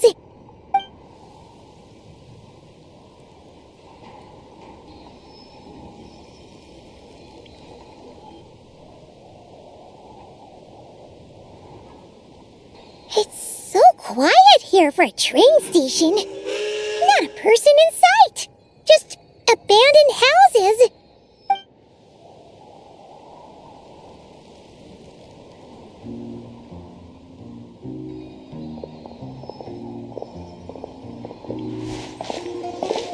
Huh? So much for repair. You've swapped our train out for a whole new model. My plan was to restore the train to its original appearance per my records as quickly as possible. Now that the repairs are complete, the train offers optimized performance and a significantly improved trendiness level. Didn't know trendiness was a parameter. According to my calculations, parameterization is the most effective way for the Eye of Grey to understand trendiness. Hyperborea, huh? I'm sure I've heard of that in a story somewhere. What an incredible little gadget you are.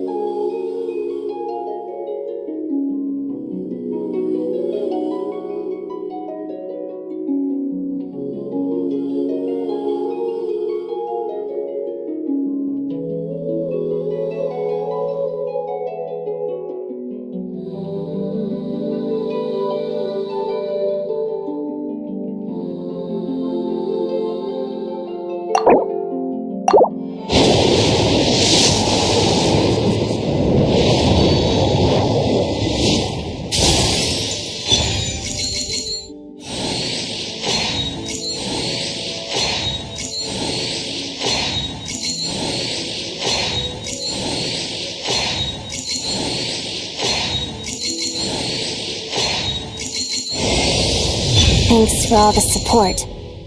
You want an autograph?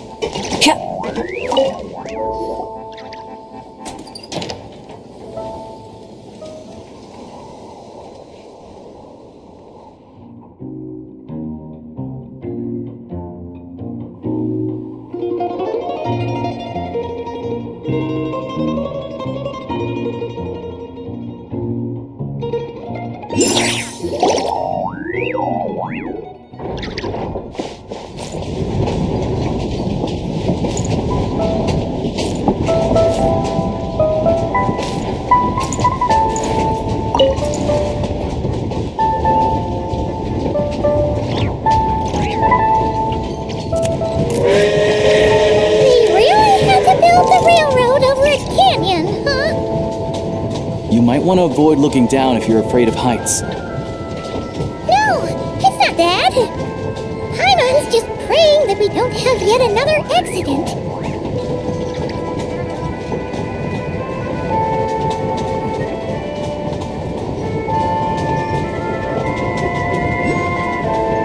That mountain is breathtaking. Reminds Paimon of Dragonspine. They say this mountain's the domain of a Snegovic lord. A lot of the Snegovic retreated there to live in seclusion, so it's a pretty mysterious place. You hear all kinds of stories. Even the residents of the nearby town of Svietla-Lidovka steer clear of the summit, and they make a living off of harvesting prime ice.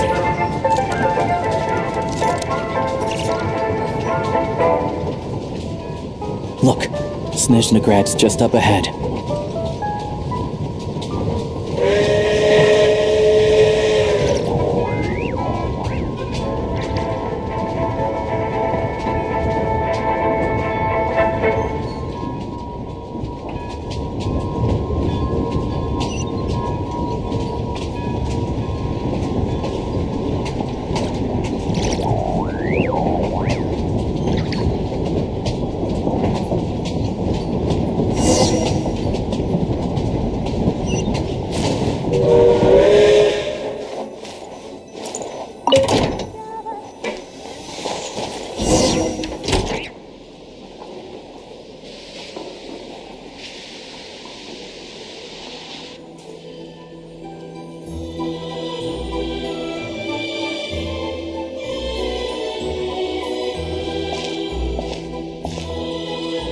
Here we are. Welcome to Snezhnograd train station, the biggest transport hub in the nation. Wow! It's so majestic! Just flying from one side to the other would probably leave Paimon out of breath! It's built for maximum efficiency, but yes, transferring trains here can be a little tiring. In the future, you can use this train station to travel anywhere you want in Snezhnaya. For now, though, come with me. Let's get Paimon checked out. This way. There's a lift car that goes straight to Sapoliarni.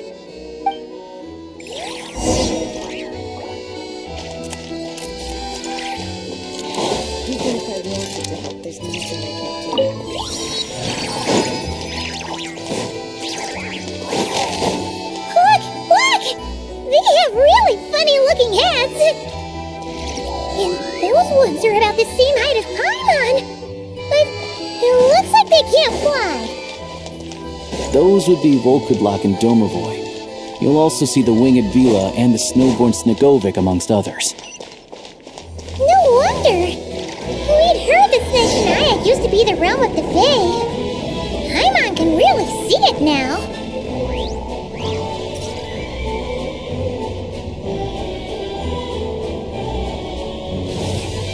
To the left is the Market of Zolny. They sell everything there. You can often find some nifty little trinkets. To the right, you'll see the Korolyevsky Theater in the distance. Look at that! Incredible!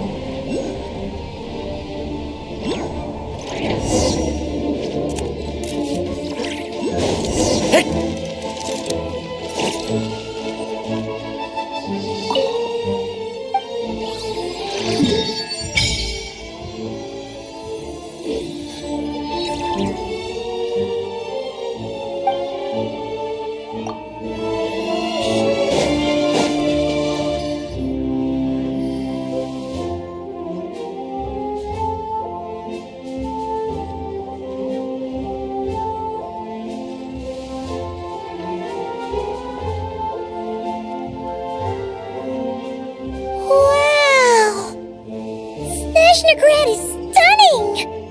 Seeing it with our own eyes makes all the trouble we went through to get here worth it! I found it pretty stunning when I first came here too. But I soon found out that stunningly beautiful means stunningly expensive. The prices here are crazy. I'm just a small-time hunter, so Zolny is where I spend most of my time. This way will take us to Podvorye restaurant. They offer food and lodging there, so you can get settled in while I fetch the doctor. Is that gonna be stunningly expensive too? Yeah, I mean, there are places to stay in Zolny, but I highly doubt they'd meet your standards. Most of the stoves are out of crystal, the windows are drafty, and at night, four-legged roommates come out to play, sharpening their claws on the roof beams and floorboards. Yep, no way! Not a chance Paimon's staying anywhere like that. Maybe we can split the cost of the room between us? Paimon still has some savings left. Fine then, it's your treat. Paimon will save her money for buying a nice little cake. Don't worry, you'll get some too. I'm glad to see you've perked up. If you find yourselves in the mood for some sightseeing later, there's a few places around here worth seeing. This way leads to Zapoliarny Palace, which serves as the Tsaritsa's audience chamber and also her personal quarters. The adjacent block is kind of a city in its own right. That's Glupov, the headquarters of the Fatui. Inside, there's a munitions factory known as the Armory Palace, producing a constant supply of all kinds of equipment for the Fatui. A lot of important research happens there too. And over there is the Snezhnograd Vecha, where all the big shots meet regularly to make policy decisions.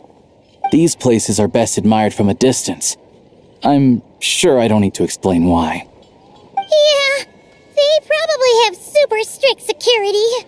We're not looking for trouble right now. The downtown area is near the center of Zapoliarny. That's where you'll find the restaurants, bookstores, and gift shops. Another place of interest is the Northland Bank, which is over this way. Oh, and I'm sure you'll want to make contact with the Adventurers Guild at some point, right? That's right here. Ooh, speaking of adventuring, we use alchemy quite a lot. Do you know where we can find a crafting bench? No one practices alchemy in Snezhnograd, I'm afraid. Apparently there's some historical reason for it. Oh, we'll just have to use the one on the train then. Kinda inconvenient. Wait, how come there's one on the train if that's Snezhnayan too? Yeah, I don't know. Not my area of expertise. Still, I wouldn't say the absence of alchemy makes life here any less convenient. Anyway... Finally, there's Zolny in that direction. It's mostly residential buildings and factories, but there's a few shops too. Worth a look around if you're interested. That's about it. You guys go ahead and get checked in while I track down my doctor friend.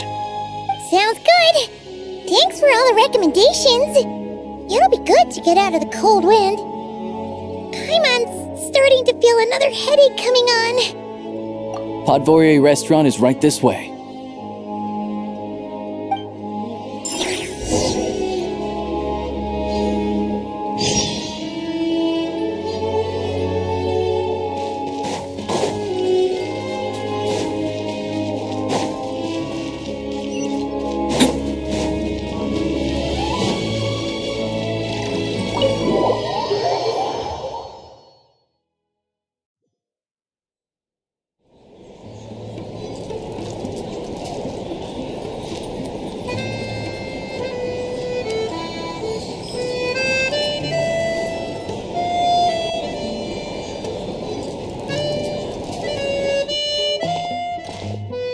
Looks like you get what you pay for, huh? Paimon likes this room a lot. Yeah, much better now that we're out of the cold. Oh, thanks for taking such good care of Paimon. Honestly, she feels kind of bad for throwing a wrench in the works. If this were anywhere else, we'd be out investigating and adventuring by now. But instead, we're stuck here waiting for a doctor. You're right. No need to push ourselves too hard for no reason. A lot happened on our way into the city. Let's review what we've learned so far and try to figure out what to do next. Obviously, the million more question is, what is this Tsaritsa planning? Everything else leads back to that. Sure was. And so far, we've learned that in addition to the 7 Gnosis, her plan also requires a ton of energy. But we won't get to see her anytime soon. Aloysia said that she went east to fight that big monster. It must be a pretty powerful one if it can blanket the whole of Snezhnaya in a snowstorm this awful. To be honest, what we're really lacking right now is information. The kind of information that only the higher-ups in the government would know, not word-on-the-street type of info. Paimon can think of a few people who might be able to help us, but... Right! And when we left Nokrai, Sandroni specifically left a message reminding us which side we're on. So, it's unlikely they'd tell us anything confidential about the Tsaritsa's grand plan. Yeah, fair point. Besides, that Glupov place is right nearby. We've got nothing to lose, so it'd be a waste not to go. There's gotta be someone there willing to talk to us, right? Maybe Arlecchino or Cendrone? Or possibly Tartaglia. But it's unlikely we could sweet-talk Arlecchino, let alone Cendrone. She basically told us to stay in her lane already. Yeah, the last time was all the way back in Fontaine, right? Too bad we missed him in Nodcry. Apparently, he came to help out. Hello. Is there a traveler and Paimon in there? That's Alosha! Come in!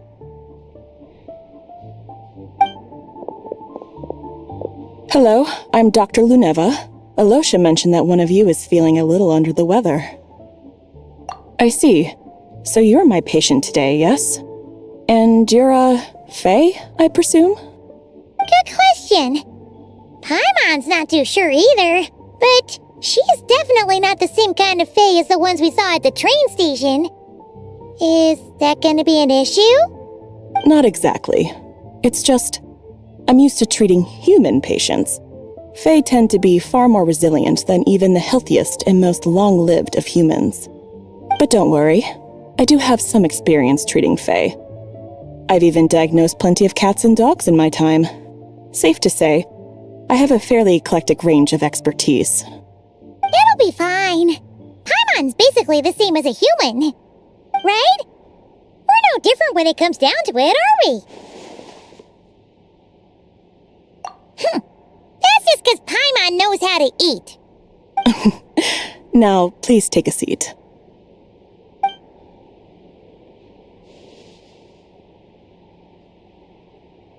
Okay, vital signs are good. Test results are all within normal ranges.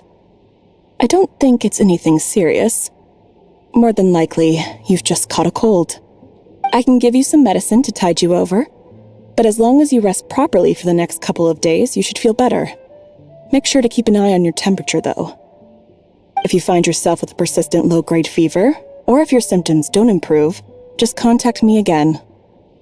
Sounds like there's no cause for alarm. Thank you, Doctor. You're very welcome. Just doing my job. I'll leave you in peace now. Time to visit my next patients. Take care. You heard the doctor. Best you rest up here for a couple days. No sightseeing for the time being. All right, then. Guess we've got no choice. Let's just treat it as a short vacation. I have to get back to it. If you need anything else from the doctor or me, go to the Hunter Trade Station in Zolny. The boss there knows how to reach me. Hey, no big deal. You saved my life in the Shadow Realm. This is the least I could do. See you around.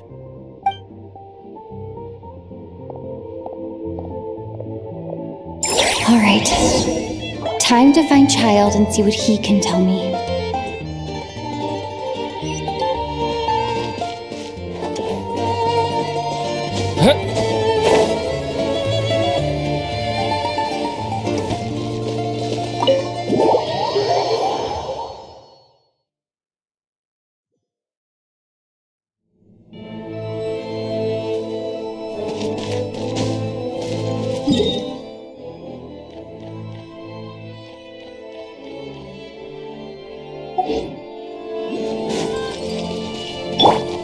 Try and stop me!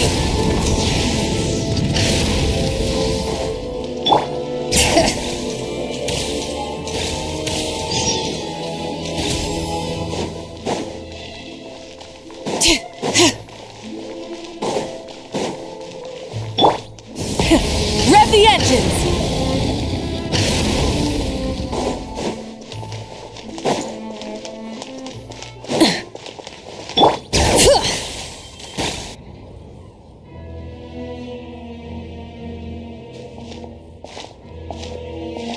Hold on. Please display your invitation letter or permit. Glupov does not accept meeting requests without a prior appointment. You'll have to apply per the advertised booking process and wait until your invitation letter is issued. Might I ask who you're hoping to visit? Another one who thinks the rules don't apply to them. I don't understand why people think they can just talk their way in here. You don't just show up and land a meeting with a harbinger. But I have to go through the motions for protocol's sake. Honestly, it's such a waste of time asking when I already know what the answer's gonna be. Wait a moment. I'll pass on your message. If child is unavailable, you'll have to go through the proper procedure.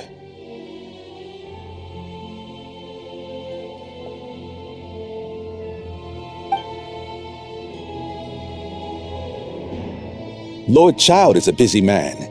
He's probably not in Glupov at the present. If I were you, I'd cut your losses. No point waiting any longer. Even if you two are old friends as you claim, please understand that the Fatui Harbingers are often busy with their official duties. They tend not to stay in Glupov for extended periods. Next time, stick to the rules. You'll make life easier for both of us, Greetings, Lady Marionette. I'll take care of our guest here. It's her first time in Snezhnaya, so it's no surprise that she doesn't know the rules yet. I trust no choice words have been exchanged. No misunderstandings I should be aware of. No, Lady Marionette. No incidents to report. Whew, that was a close call. Good thing I played it cool. Is that right? Good to know. Under the weather? That's hard to imagine. She's always buzzing with energy. I take it she's still adapting to the climate. Happens to a lot of people. It's even colder here than in Nodcry. Has she seen a doctor? I can get you one if you need. All right then. Well, let me know if you run into any other problems. Why else? I was just about to sit down for some much-needed tea time when I heard that an old friend of Tartaglia's had shown up outside. No appointment, nothing. And, as obnoxious as it may be to show up uninvited at Glupov, I couldn't help but take pity on the poor soul who was waiting outside in vain. So I had no choice but to abandon my freshly brewed piping hot tea and come to see this mystery guest for myself. Well, I felt our time working together in Nodcry warranted some courtesy. I couldn't exactly let you freeze to death out here in the wind. Unfortunately, I can't invite you inside either. The rules of Glupov wouldn't allow it, and as a harbinger, I have to lead by example. On the plus side, Snezhnograd actually has some class, unlike Nasha Town. Torchlight Books has a very nice selection of teas and cakes, so we can catch up there. Your treat, of course. Because I already wasted one perfectly good cup of tea today. That's why.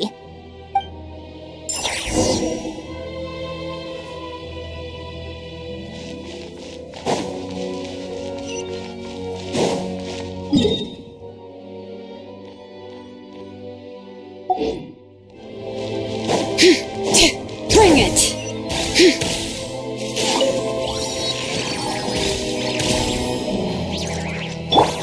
Try and stop me!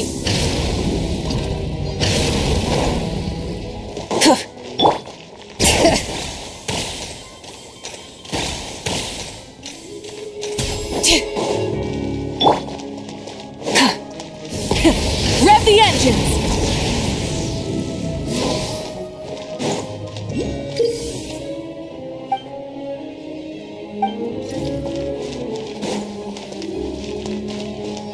Bring it!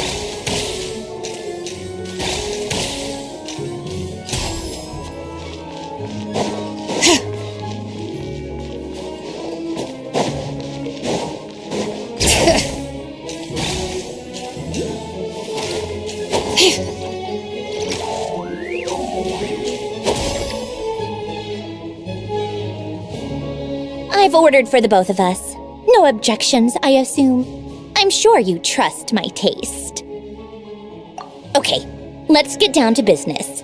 I'm guessing you don't actually have any urgent business with Tartaglia, per se. You just want information, right? Wanna take a guess? Of course you'd say that. You shouldn't underestimate Counselor Tartaglia, you know. That's right. I'm sure you've heard of the Snezhnograd Vecha by now. Well, he's busy preparing some paperwork for their next meeting. They'll be discussing yet another extension to Project Stuzha. It's basically all anyone cares about in Vetcha these days. Yeah, he's more of the shoot first, ask questions later sort, isn't he? It all started with a very detailed letter that Capitano left for the jester, Piero, before leaving for Natlan. In that letter, he detailed the future arrangements for his subordinates. All of his key people were reassigned to Tartaglia. I guess he'd already prepared to leave us for good all the way back then. But Piero didn't reveal the contents of the letter until the events in Natlan had concluded. That was his reaction, too. Why me? With a bewildered look on his face. He'd always assumed Capitano looked down on him. He was a man who kept his thoughts to himself and barely spoke to him the whole time they'd known each other. But he occasionally brought Tartaglia along to my tea parties back in the day. So to the rest of us, it was clear that Capitano had quite a lot of respect for his young comrade. By the rest of us, I mean my tea party regulars. Arlecchino, Rosaline, and... actually, not Columbina. She was probably oblivious to it. Anyway, then the Liu-S situation happened. Normally, it took a lot to get under Capitano's skin, but that time he was furious. It's not really my place to talk about it, though. You can ask Tartaglia about it sometime. Basically, Tartaglia probably had the wrong idea about Capitano all along, right up until Piero revealed the letter he'd left behind. Capitano believed that despite Tartaglia's immaturity, he showed great potential. Plus, he possessed a kind of purity rarely seen among members of the Fatui. Yeah, it's one of the few things that I'd agree those two have in common. But there's one other reason why Capitano chose Tartaglia to assume command of his troops. He knew that after he was gone, several of the others would swoop in on his army like vultures, with the ones who stood to benefit the most being the rooster Pulcinella and Regrator Pantalone. Once they divided Capitano's troops between them, they'd be more powerful than ever. No one would be able to stop them. So, you can see why Capitano chose to hand that letter to Piero, right? Exactly. Piero also needed to back a harbinger as soon as possible. And, all things considered, Tartaglia was the best choice. Even though Tartaglia has had the support of Northland Bank for a long time, he and Pantalone are ultimately not cut from the same cloth. I'd say Capitano made a good judgment call. Anyone else caught in this situation would probably feel like they'd been hung out to dry. His best course of action will be to distance himself from any shady business, while still maintaining friendly relations with Pantalone, but seeking Pulcinella's support at the same time. What's the point in having a tea party if you don't spill a little tea? Besides, none of this is confidential anyway. Ask any journalist out there. They'll give you all the lurid details. You'll see it firsthand if you ever sit in on a session of the Snezhnograd Vetcha.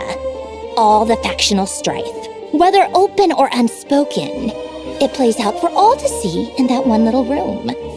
Having a voice in the Vetcha is the only way to steer policies in your favor. So, every person in that room represents a particular interest group. Pantalone, for instance, represents the financial sector, and Tartaglia represents the Fatui soldiers. Personally, I have no interest in political jousting, but since I have a number of engineers and researchers under my command, I have to make their voices heard. Then there's Pulcinella, the linchpin of the Vetcha. He represents politics itself. Everything involves him, so nothing can bypass him. Any issue that comes up, he knows how to mediate. That's what the Tsaritsa values most about him. I'm starting to see why everyone is so frustrated with the way things are, but also powerless to change it. A complex web of interests connects all parties involved, and the Tsaritsa sitting at the top adds another layer of complexity. It must be nearly impossible to come up with a perfect solution. All right, I'm done carrying this conversation. Time for you to answer a question of mine. You must have known that you can get the info you needed from me. So why was Tartaglia the first person you asked to see and not me? I just don't understand, that's all. Anyway, do I really need a reason? Wait. Oh, I think I know what it is. Columbina passed on my message to you before you left Not Cry, right? I only meant you should be mindful of which side you're on. Is that actually why you didn't ask for me? Because you took that to heart? Fair enough. It's not your fault. I blame all these politicians I've been hanging around with lately. Always beating about the bush when they talk. I guess it must have rubbed off on me. Anyway, just ask for my help next time, okay?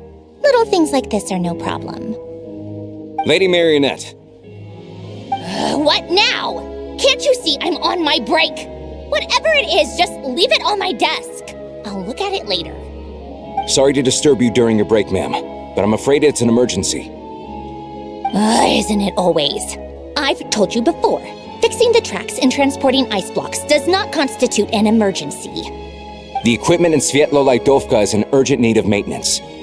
With how the weather's been recently, we suspect that the cause is a buildup of snow, exceeding the maximum weight limit.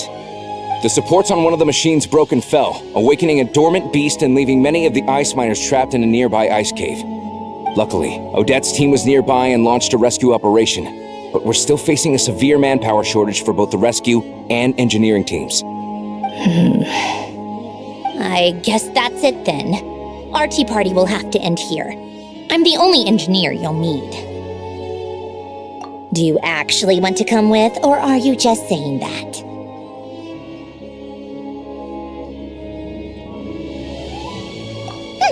Nice of you to return the favor. I'll have a couple of people look after Paimon. They can let her know that you had to step out for a while. Given how urgent this is, I'm sure she'll understand. And honestly, I'd rather have your help than anyone else's. Between your skills and experience, you'd be reliable help. Then let's go. You, take 2 people to Podvorier restaurant. Find her room and watch it like a hawk until we get back. If anything happens to Paimon, you'll be answering to me. Yes, Lady Marionette.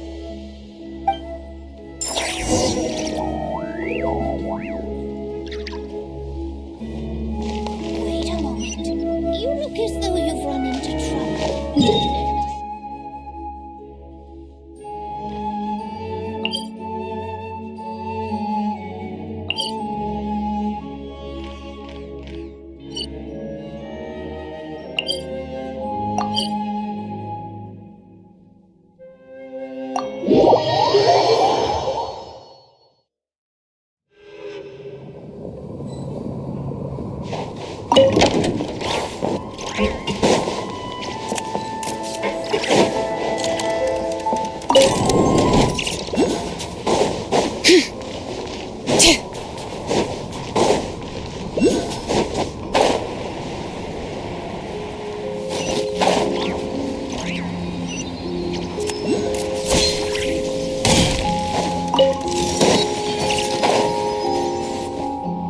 They weren't exaggerating. This is really dangerous.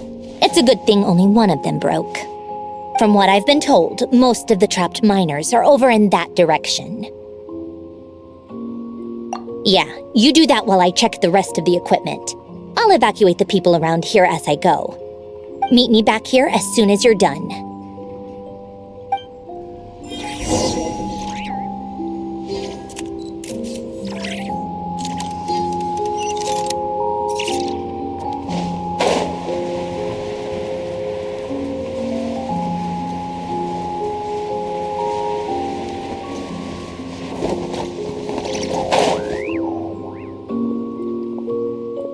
I have to be getting close.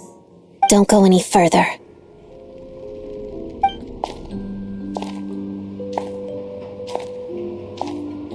It's too dangerous here. There's a highly aggressive monster on the prowl. You need to leave, now. Ah, I see. You're the backup from Snezhnograd. Well, I'm Odette. Good to meet you. Ah, so this is Odette. She was the first member of the Fatui on the scene. There are 5 people trapped in the cave. Monster type is unknown, and so is its location. Let's go. Every second counts.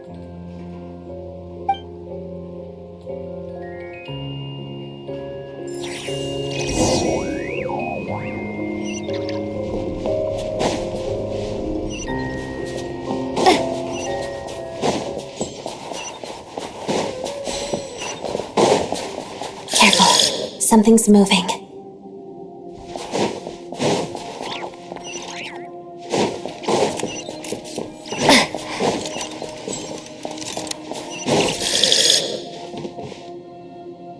This must be the monster's shadow. Looks like a tough opponent.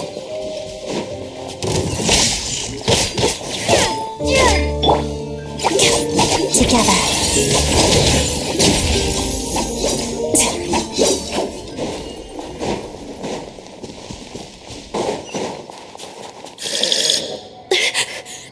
Stay back!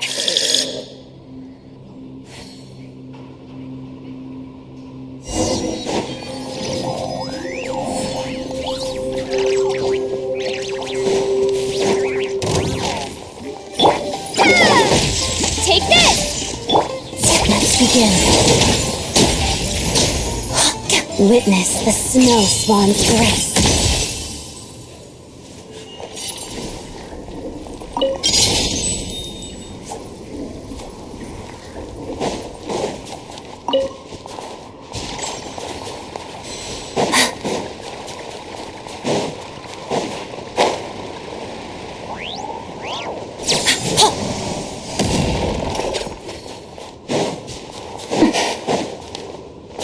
I see them. They're right behind the monster. The monster seems very agitated. It could attack at any moment. Let's make the first move.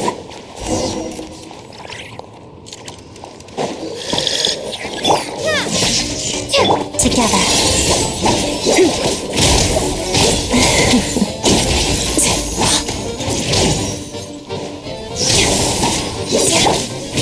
Take this! Lots of the snowflakes. Pirouette.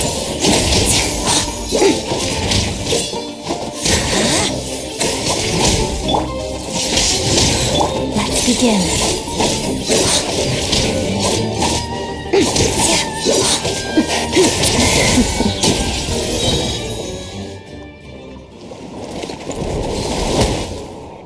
Thank you for saving us. We'd have been monster fodder otherwise. Thank you. Thank you. You're welcome. You should be safe now. Follow this route out. She and I will stay behind to watch the rear. Thank you. Come on, let's go. This way.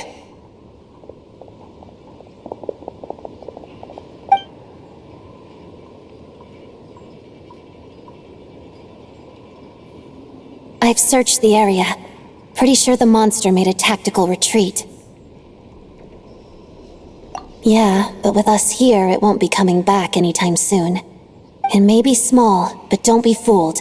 It's a ferocious beast. People are just food in its eyes. It's lucky we got here when we did. The trapped miners have been successfully evacuated. Time for us to leave. Wait, this place... There's something unusual about it.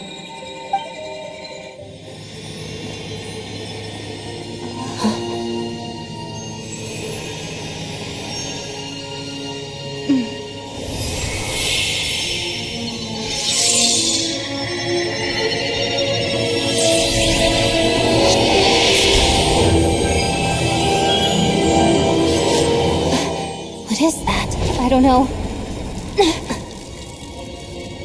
It's back? Yes, it has family.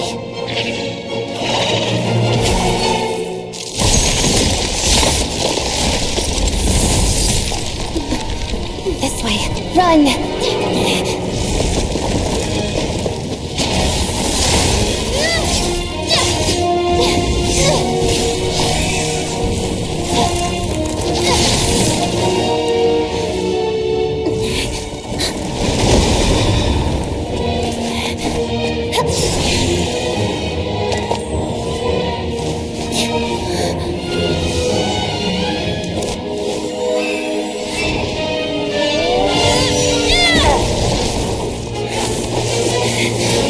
Thanks. Let's get out of here.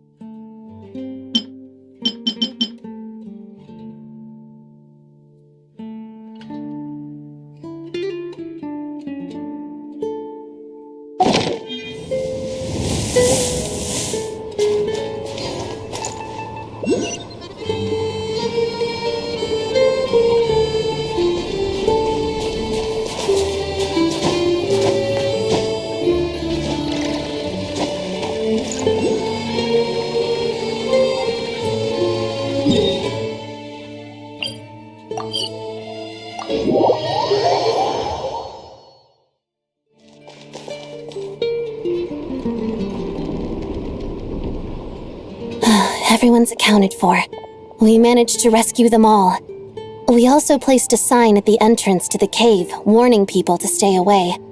You really held your own today. I still don't know your name.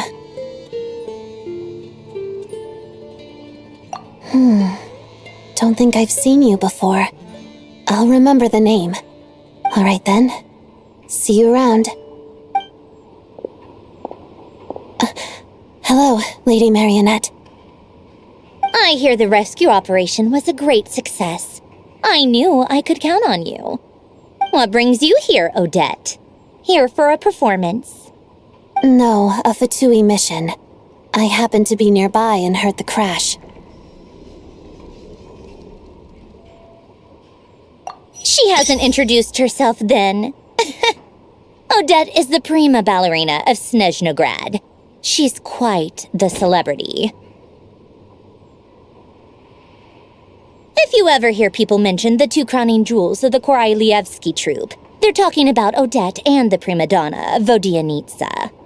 On top of that, Odette's also a rising Fatui star. It's looking likely she'll inherit the title of the Fair Lady. She learned all her combat skills from Rosaline herself. Used to be one of her most valued subordinates, too. You flatter me, Lady Marionette. If she's Rosaline's protege, that makes me... never mind. There's no need to bring it up.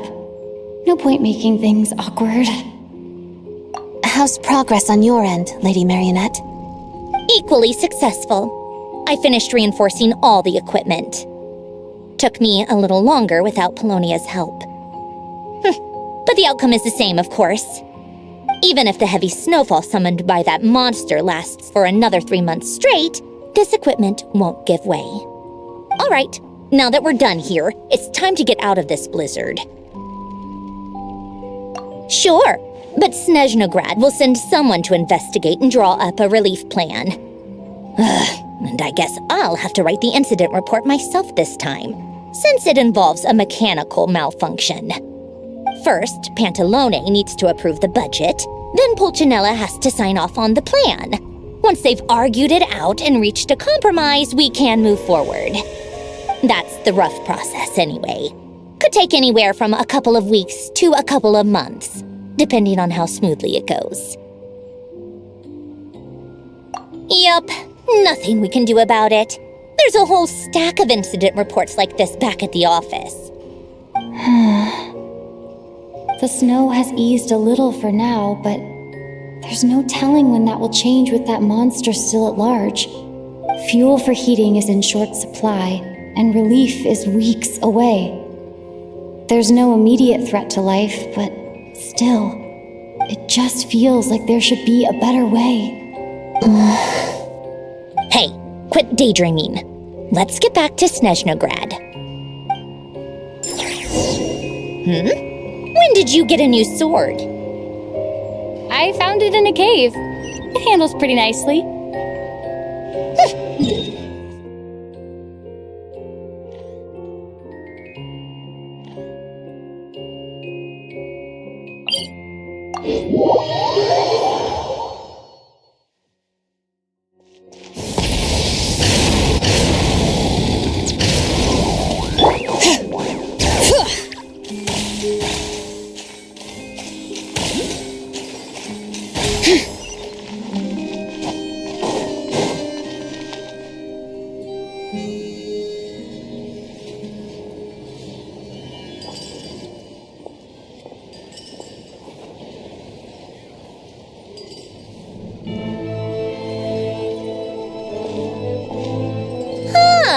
Well, if it isn't Counselor Tartaglia, Mr. Big Shot himself. Go easy on me, all right? I'm still recovering from the interrogation the real big shots put me through. Hey, comrade, it's been too long. I heard you came looking for me earlier. Nicest surprise I've had in a while. Good to see you too, Odette. I'm guessing you guys just got back from Sviatlo-Laidovka. How'd it go? Crisis averted? It went fine. How about you? Any new developments? Not really. Same as ever. Growing opposition to Project Stuzha, and the usual rebuttals are starting to ring hollow. The results of the mock vote were pretty dire. Pulcinella was fuming. I've never seen the old man so angry. That's not good news. It takes a lot to rattle him. Yeah, obviously if push comes to shove, there are ways to crack down on dissent. But... Sorry, I have to ask something. This is going to sound blunt, but may I? Huh? Of course, fire away. It sounds to me like everyone's tearing their hair out trying to figure out how to deal with opposition to Project Stuzha. But what exactly is this project's purpose? And how can it be so important that even people like you two refuse to stand up for the ordinary people of Snezhnaya? Interesting. I gotta hand it to you, comrade. You sure don't mince your words. Excuse her? What does she mean, refuse to stand up for ordinary people? Oh my gosh. How does she dare speak to the Harbingers like that? Are you interrogating us now? It's okay, Sandrone. Let me explain. I think I understand where she's coming from. If I could, I'd take your side right now. In fact, my position's very similar to yours. I've only held back on casting a dissenting vote in the Vecha because the Tsaritsa would never let me get away with it. Still, I have a responsibility to the Fatui armed forces, so I do what I can to make their voices heard. Most of them are just regular folks from small towns far from the capital. I'm sure you've seen how much those kinds of places are struggling right now. Oh, and for what it's worth, I'm from Arepasak myself. Things aren't going so swell there either. The Tsaritsa wants to create a better, safer future for the people of Snezhnaya, but she's thinking long-term. I don't doubt that from where you're standing, Project Stuzha seems to be creating all sorts of issues for everyone. But considering the Tsaritsa's vision for the future, these are sacrifices worth making.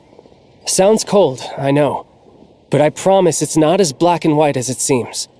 Maybe Sandrone and I can't oppose Project Stuzha outright, but we're constantly raising our concerns in Vecha meetings.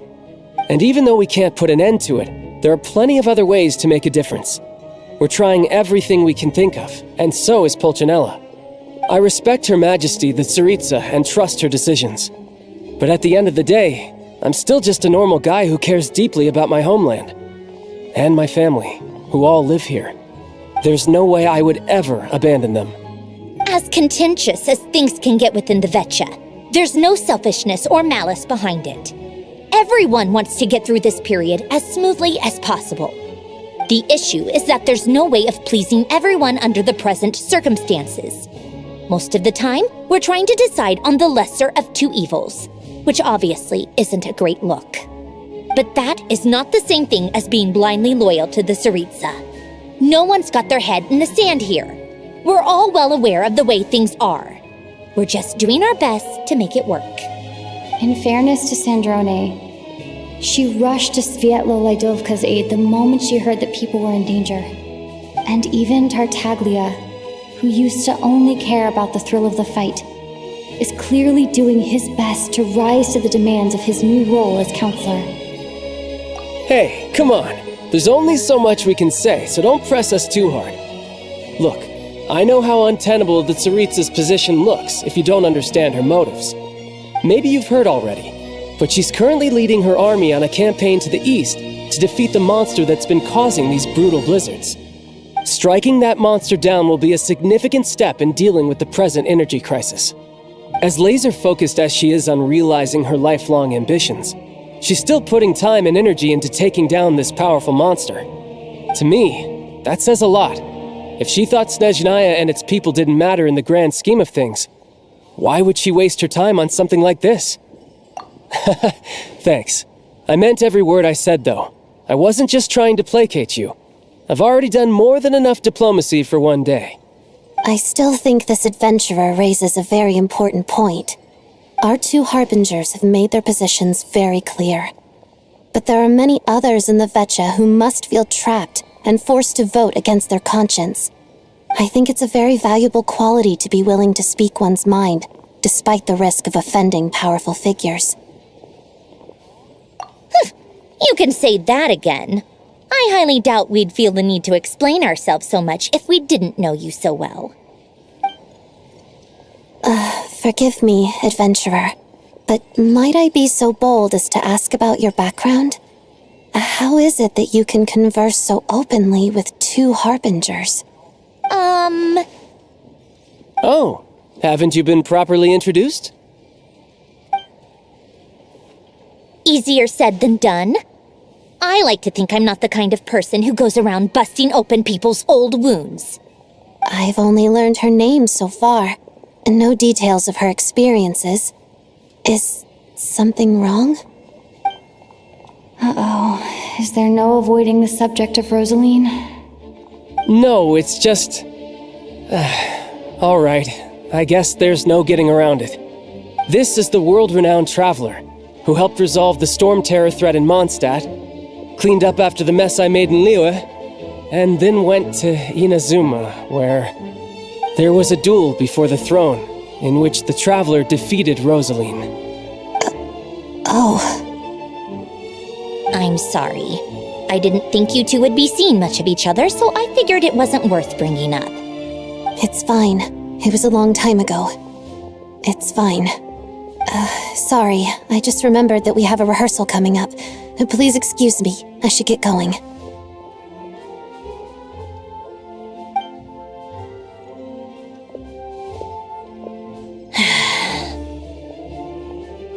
I've mentioned this to you before, remember? She was Rosaline's most valued subordinate. But they didn't actually get along. Not that Rosaline was really the type of person to make friends, but death has a way of resolving a lot of conflicts. Don't let it weigh on you. Like she said, it was a long time ago. It's in the past now. Odette has a very different personality from Rosaline. Give her some time. I'm sure she'll work through it. Oh, by the way, where's Paimon? It's not like her to hide away. She hasn't been feeling well, so she's resting at Pavorier Restaurant. I got a couple of my people to look after her while we were gone. Oh, right. Sorry to hear that. Poor thing. Reminds me of when Tonya was little. She really felt the cold back then. Used to get ill all the time. I felt so bad for her seeing her lying in bed, coughing. She was so mature for her age, though. Whenever someone came to visit her, she'd greet them with a smile and would never complain. I'm sure Paimon's a good kid, too. You're a little short on manpower, right? Let me have a couple of my people take over for yours. I'll send my most capable and reliable. They'll make sure Paimon can recover in peace. Well, that would be great. Your people are more qualified. Hey, don't mention it. I'm sure you have things to do. Hopefully this takes a load off your mind. So no more accusing me of not being on your side, all right?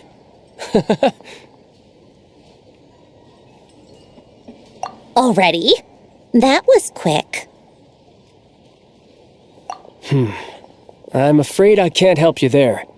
Our director's recent movements are confidential. Even we're not in the loop.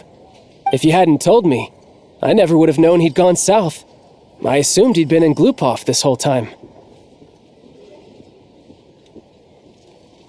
Well, I guess I'd better go sort out Paimon's security situation. I have some other work to catch up on at Glupov anyway. Me too. I have an incident report to write up. Let's leave it there for now.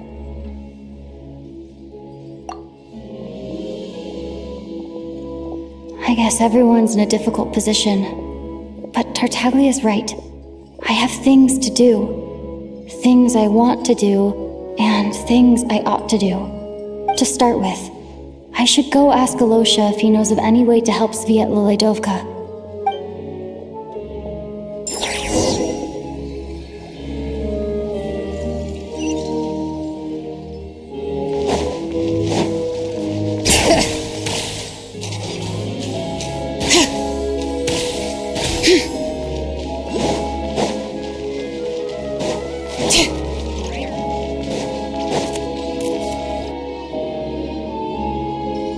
How strange.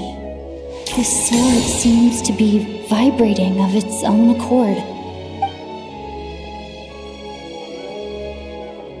It's a very faint vibration, but it's getting stronger as I get closer to the Statue of the Seven. Does this sword have some connection to the statue? But all it does is vibrate, even when I touch it. That place I got this sword from was definitely out of the ordinary. Maybe I should try channeling the power of Cryo?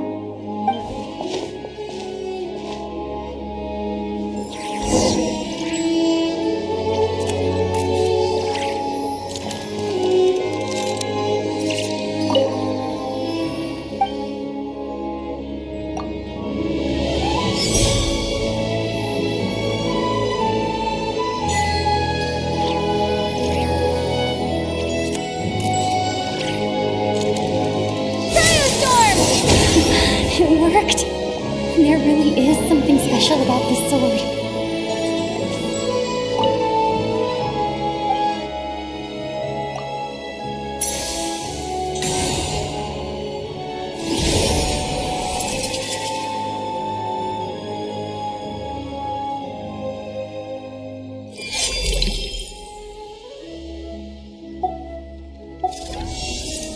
I don't really understand what just happened, but I'm pretty sure this sword just got a little more powerful. I'll have to try the same thing again when I come across another Statue of the Seven. In the meantime, I better go find Alosha.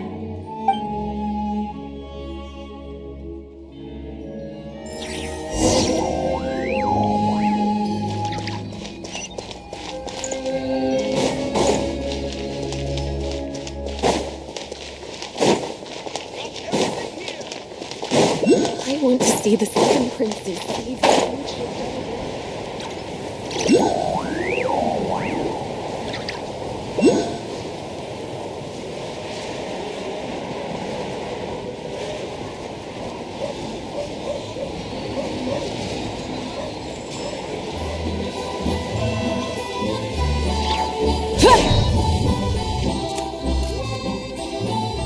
Hello there. How can I help?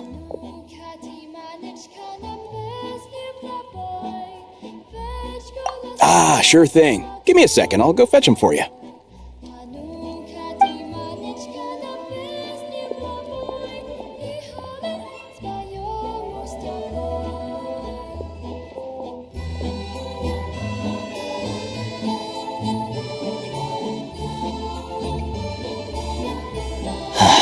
It's a familiar story.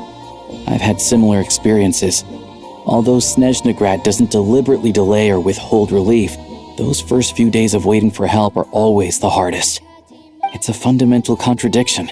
If emergency relief can't be delivered in time, what's the point in even calling it emergency relief? Not necessarily. I think there's a good chance that Kresnik Crystal from Stratomeros will start flowing into the market. When we resolve Stratomeros' energy issue, it's like we open the floodgates. A huge backlog of crystal is now available to the townspeople. There's no way they can use it up at once. A lot of them will probably stockpile it and slowly work their way through. Probably a good idea, since energy prices are only going to keep rising. But there will always be people who urgently need Mora. Exactly. At the current prices, selling crystal is an easy way for an ordinary person to make a fortune. Hey boss, how much do I have left in my account? 1 second, let me check. So, you're planning on buying the crystal out of your own pocket? Yeah. I don't know if I have enough, so I'll chip in a little extra and buy as much as I can afford. No, it's fine. You're new to Snezhnaya, and you have your own living expenses to worry about. Besides, you're already providing the train. Here's your Mora. See what you can find at the market, but I doubt there'll be much crystal left. Yeah, well, can't hurt to take a look. Let's see. Huh?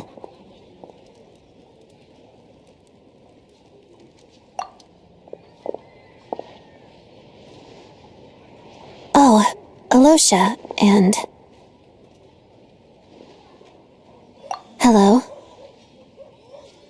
I didn't realize you two knew each other.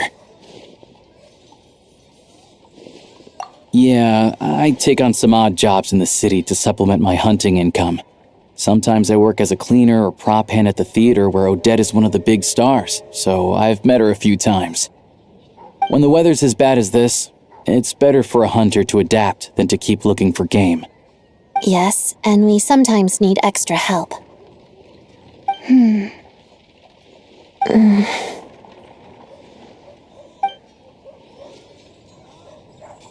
Wait, why is the atmosphere so awkward? I thought things went pretty smoothly in Svietlolaidovka. So, what brings you here, Miss Odette? Looking for some new props? No. After I got back to the theater, I couldn't stop thinking about the situation in Svietlolaidovka. It bothered me so much I couldn't focus on my dancing. So I decided I'd come here and see if there's anything I can do. You too, I presume. I suppose that's why you're here. I didn't feel comfortable expressing my true opinions in front of the Harbingers. Not least because ordinary Fatui like me don't even know what Project Stuzha is all about. Without knowing the full picture, I can't make sense of it.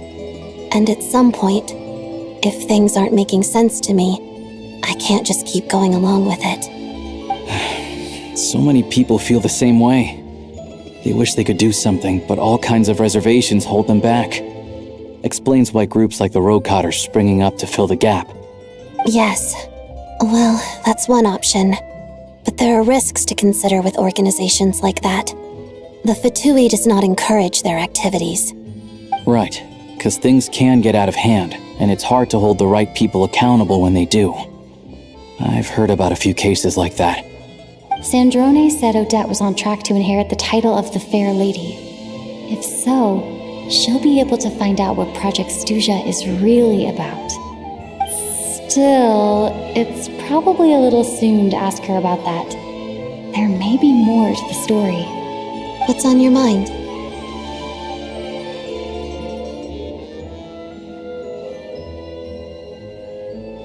I think we can both agree that no matter which side you're on, it can't stop you from doing the right thing. Where there's a will, there's a way. I know what Rosaline did while she was abroad. You made the right decision, so no hard feelings. So, what's your plan?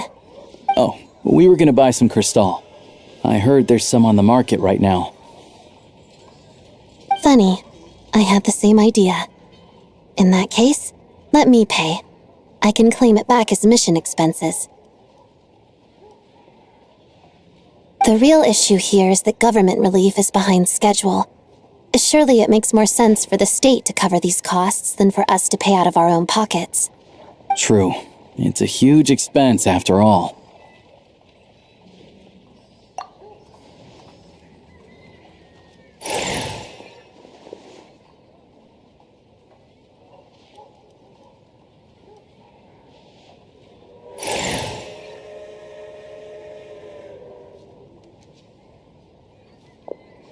Let me see.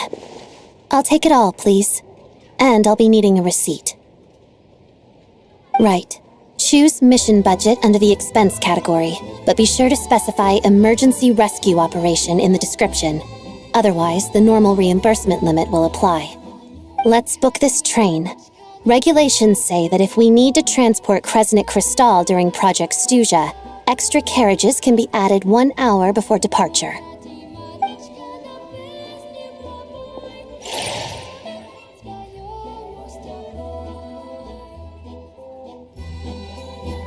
That should do it.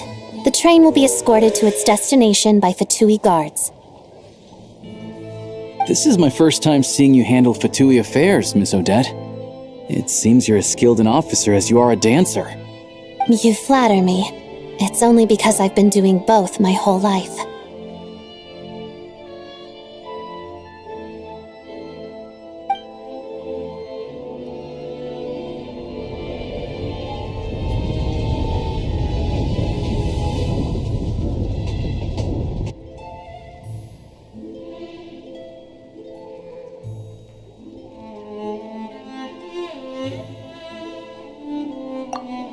Anyway, I bet you've been non-stop today, am I right? Any idea how Paimon's doing? What's wrong? Who's Paimon? Her travel buddy hasn't been feeling well. She caught a cold right after they got to Snezhnaya. Sounds like she's important to you. I can't believe you've been dealing with this on top of everything you've been doing to help the people of Snezhnaya. I've got nothing going on right now, so I'll join you. I want to see how she's doing. May I come too? I have some candy that someone gave me back in Svietlolaidovka. Plus, I know a little bit about relieving cold symptoms.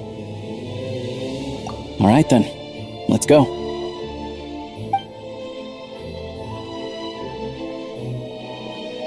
I still don't know what the deal is between these two, but at least the tension seems to have vanished. A good sign, hopefully.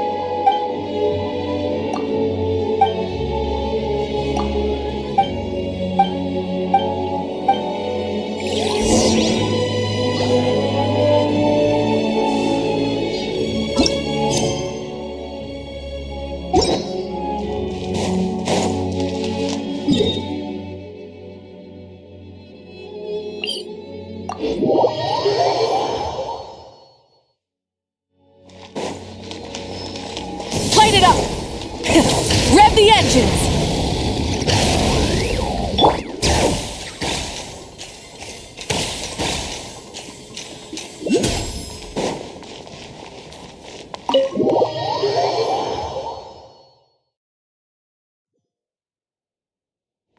Bring it!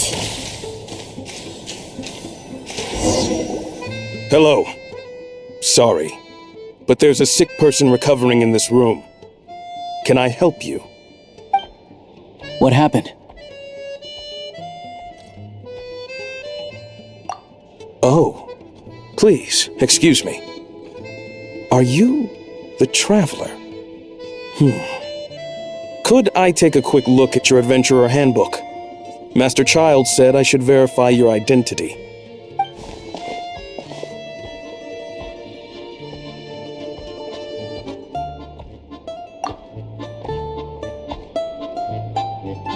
Ah, it's really you. Sorry for the inconvenience. We're under strict orders from Master Child to keep this room well guarded. At the same time, we can't interfere with Podvoye Restaurant's business. That would only seem all the more suspicious and draw unwanted attention to this room. Besides myself, a few of my colleagues are stationed in and around the restaurant. In plain clothes, of course. Rest assured, you're in safe hands. I didn't expect such a high standard of protection. Well, Master Child handpicked us for this special assignment. We're not about to let anything go wrong. Anyway, I won't keep you any longer. Please, head inside.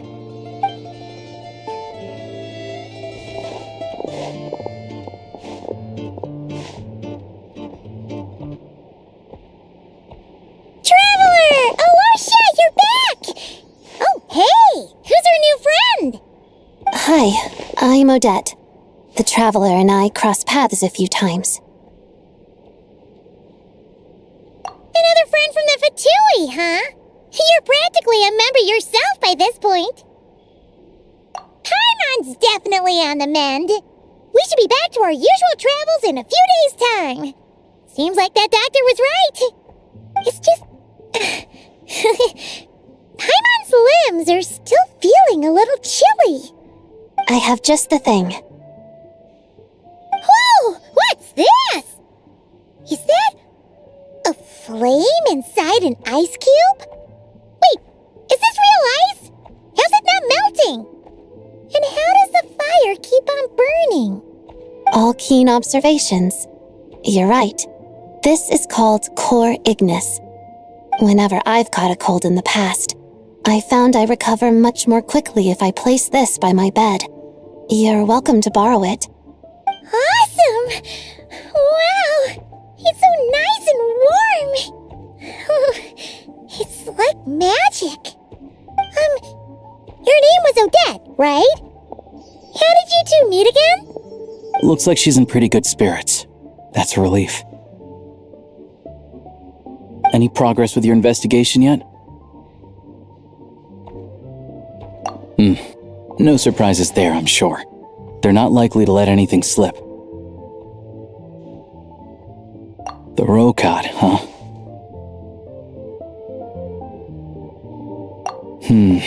Let me think. Members of the Rokad keep their true identities hidden, but I think there might be someone I can introduce you to. Leave it with me. Meet me at the Korolyevsky Troop tomorrow, and I'll tell you how it goes. Would anyone like a drink? I'm gonna head to the bar. Paimon will have... maybe some hot milk? Yeah. Paimon's in the mood for something warm. Enough with the secret chat, you two. Let's catch up properly in a minute. Paimon wants to know everything that's happened today. It'll be kind of like Tabletop Troop. No reason why listening to a story can't be an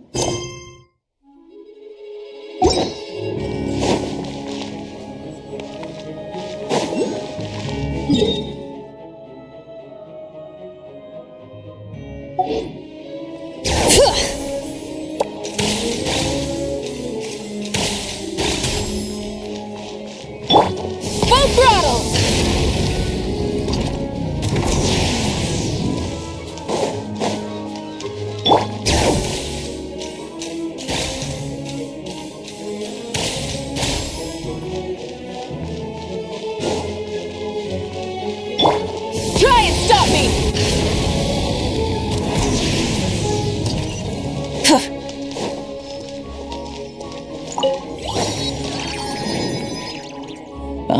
You made it. I've got some tickets, and I managed to set something up with the Rokad. It'll have to wait until after the show, though. Happy to stay and watch? I doubt you've seen the Korolyevsky Troop on stage before. Pleasure. Here, this is the way in.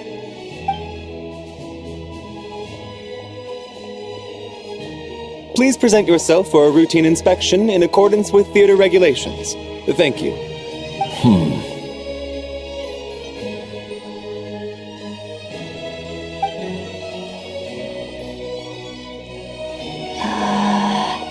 Is that guy with the Fatui? Looks like he's waiting for something. Okay, all done. Thank you for your cooperation. Please proceed through to the theater.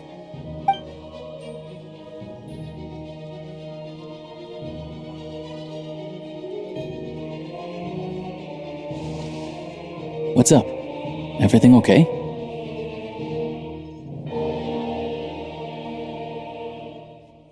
Snezhnaya's business and political leaders are always passing through here, so it makes sense that security's tight.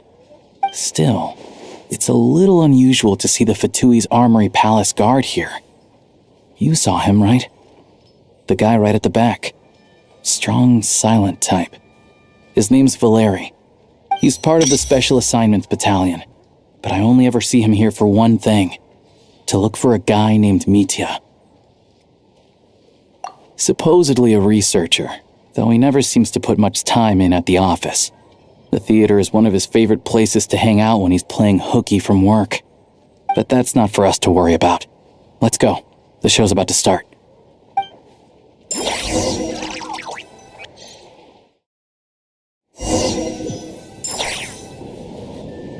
What do you think? Pretty impressive, huh?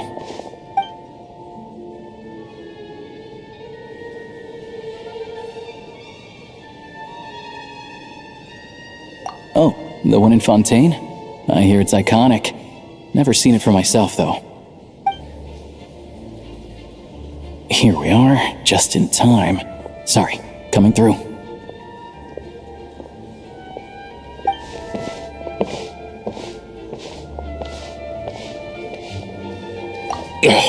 If you're gonna show up late, keep your mouth shut. What's his problem? Whatever.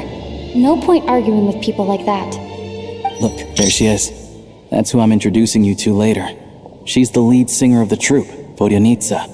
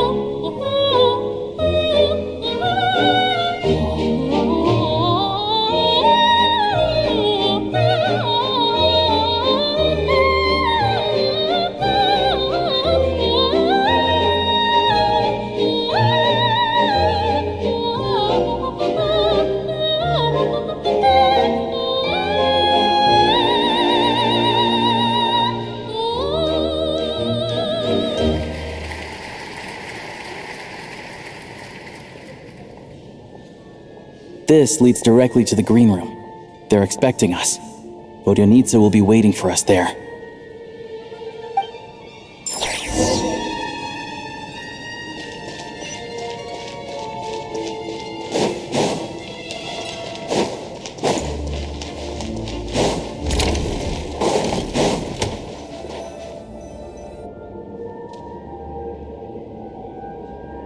Hey there. Excuse me. Can you believe it? I am so mad right now. Come in. Oh, it's you two. Huh? You know each other? Oh, wait. Is this who you were telling me about? The one you met yesterday and couldn't stop thinking about? I never said that. Yes, you did. Why are you denying it? It was right before I went on that rant about the moody factory owner.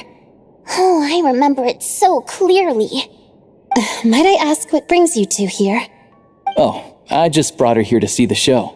And when it finished, she was full of praise for Vodyanitsa's performance. So I thought I'd try my luck, See if we could get the chance to chat for a bit. Maybe get an autograph? You work here. You of all people ought to know that's against the rules. It's not what the green room is there for.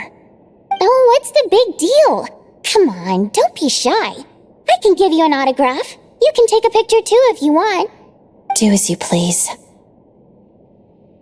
I finished all my shows for the day. I'll leave you to chat.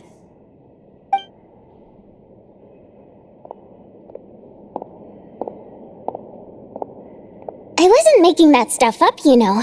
Odette's just too proud to admit it. She thinks very highly of you, and so do I. You did the right thing in Svietloladovka. We're good. Odette's out of earshot. I'll lock the door. Confidentiality, of course. The Rokot is very strict on that. Whoa, Alosha! Not out loud!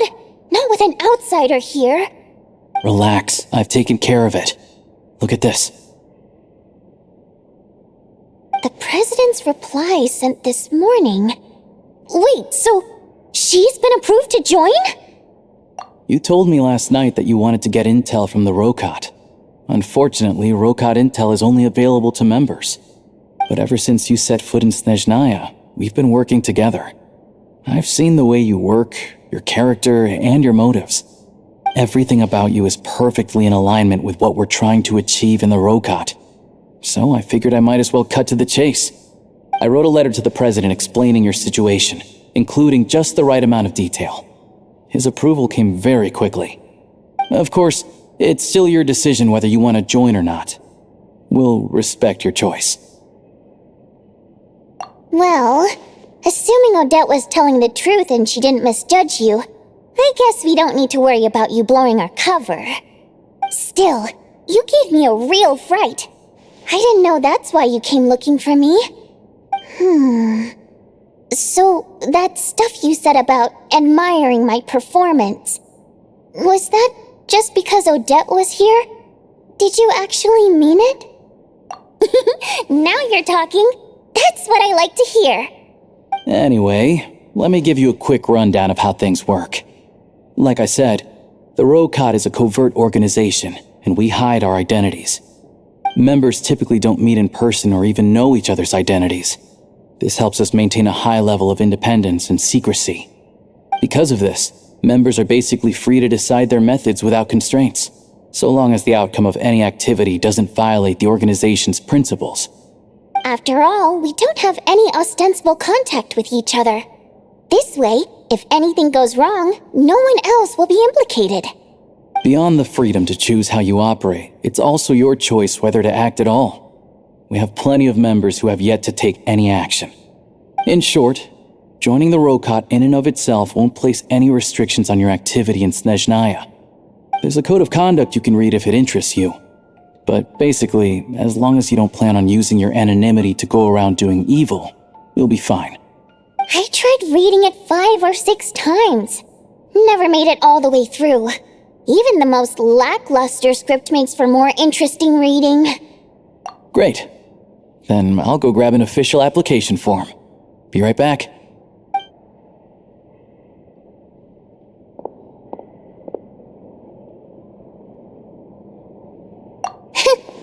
Well, Alosha has this pet dog, you see. His name's Tagarin, and this one time, Alosha brought him backstage. Tagarin took quite a liking to me, so I played with him for a little bit and fed him some treats. Then, the Rokot was out on a mission one day, and even though we were all in disguise, Tagarin recognized me right away. Just a coincidence, really. We didn't report it to the higher-ups, though, to avoid dealing with the fallout.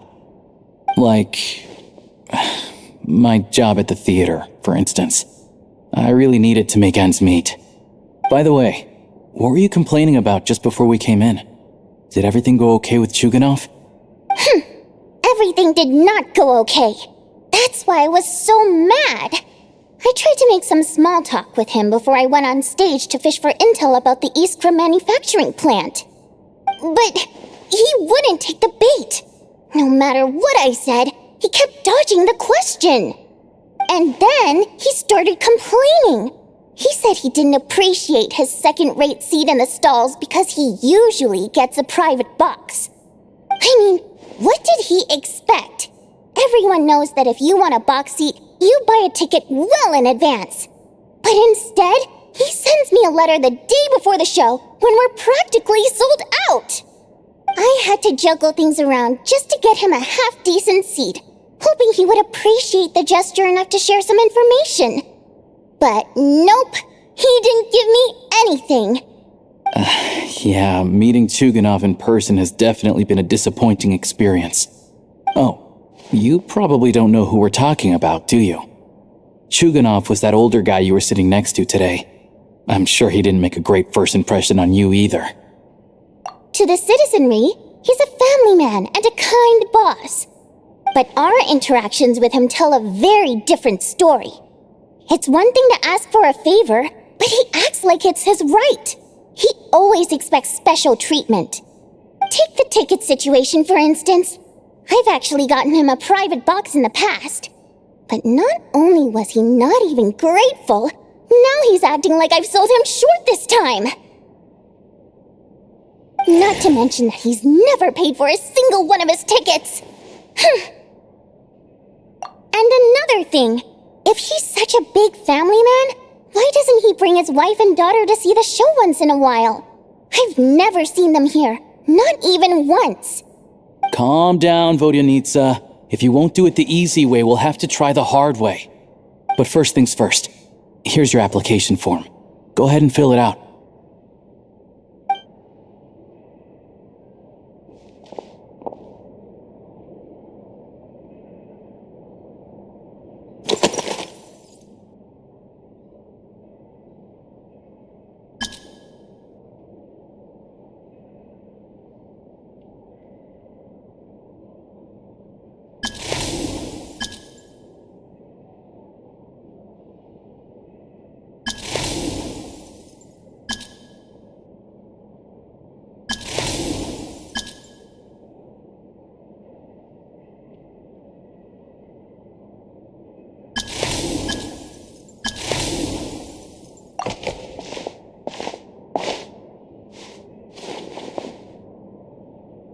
Excellent. We'll hold on to this for you. All right. Now that we're officially Rokot comrades, I can tell you. Chuganov is the target of our current operation. Recently, we've done some recon work at the Iskra manufacturing plant, which pretty much confirmed that their energy consumption is way beyond the legal limit. All we need now is some direct evidence to present to the Vetcha, so we can demand that they shut the plant down.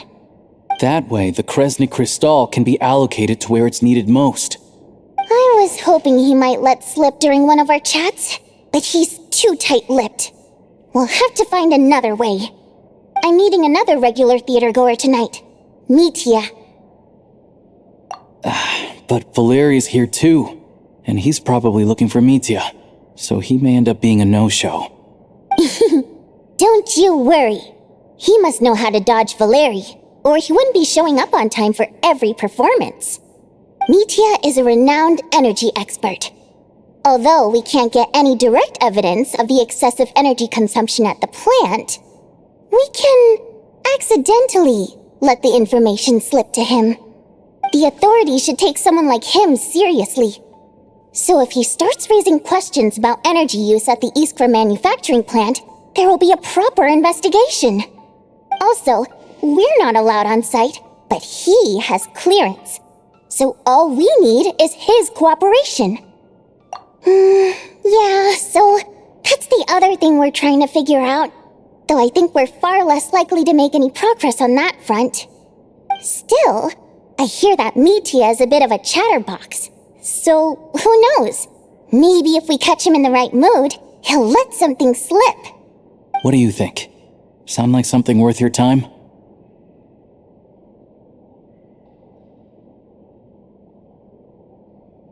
Okay, in that case, you guys find a seat somewhere nearby, pretend you're a couple of buddies there to eat, and keep your ears peeled for useful information. He's a huge fan, so I doubt he'll have his guard up around me. But you two need to be convincing, If he suspects anything at all, he might stop talking. Sure. Don't worry. We'll make a believable pair of buddies. Perfect! You've sold me already. Now, help me tidy this room up a bit before we head out. Okay. What needs tidying? Everything!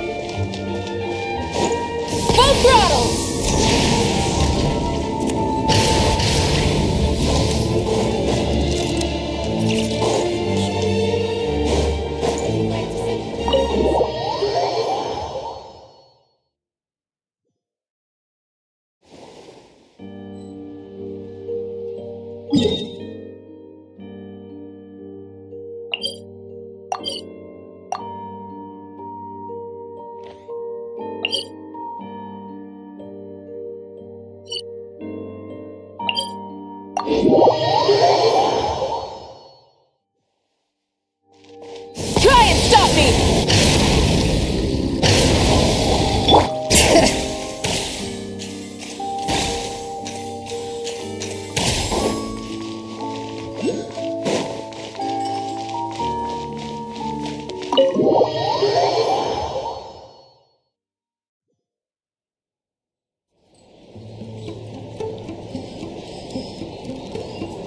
We come here often, so we shouldn't stand out. Let's sit here. Now, it's up to Vodyanitsa. Let's see how the conversation goes.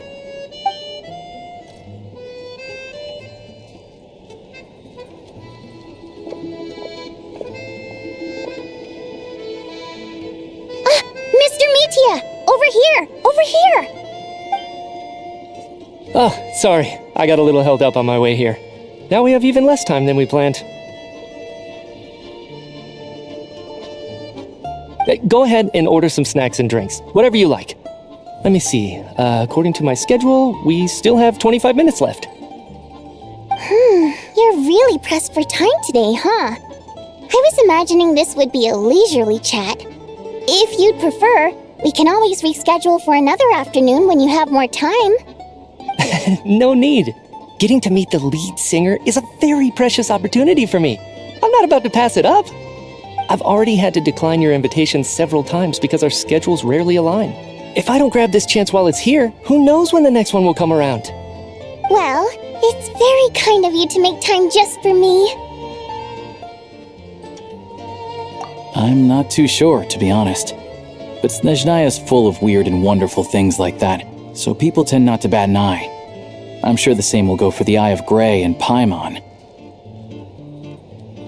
The reason I invited you out for tea and a chat today was to get some feedback from a true fan of the theater. Well, I genuinely have nothing bad to say. No matter how many times I hear you sing, it never gets old. It always seems fresh and new somehow. Maybe it's because the more times I listen, the more details I notice. Or maybe you simply improve with every performance, delivering it better each time. Thank you! I'm delighted to hear that! Could you give me any specific examples?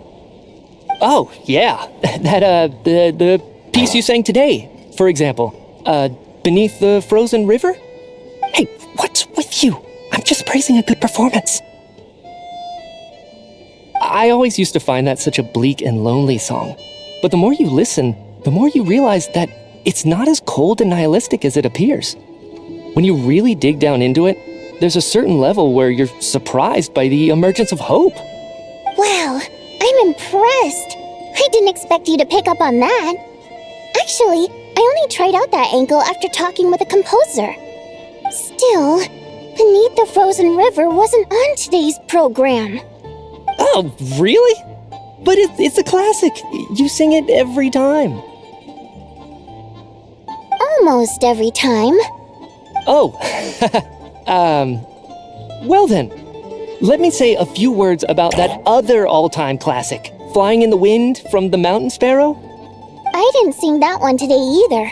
My voice wasn't quite up to it, so I switched it out at the last minute. Oh. But,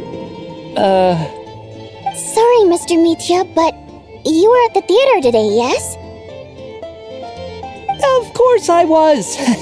Remember? I said hello to all the troupe members before the show started. You, Odette, and the others. So, what did Odette sing today? Elegy of the Snow-Winged Goose, of course. Correct. I see.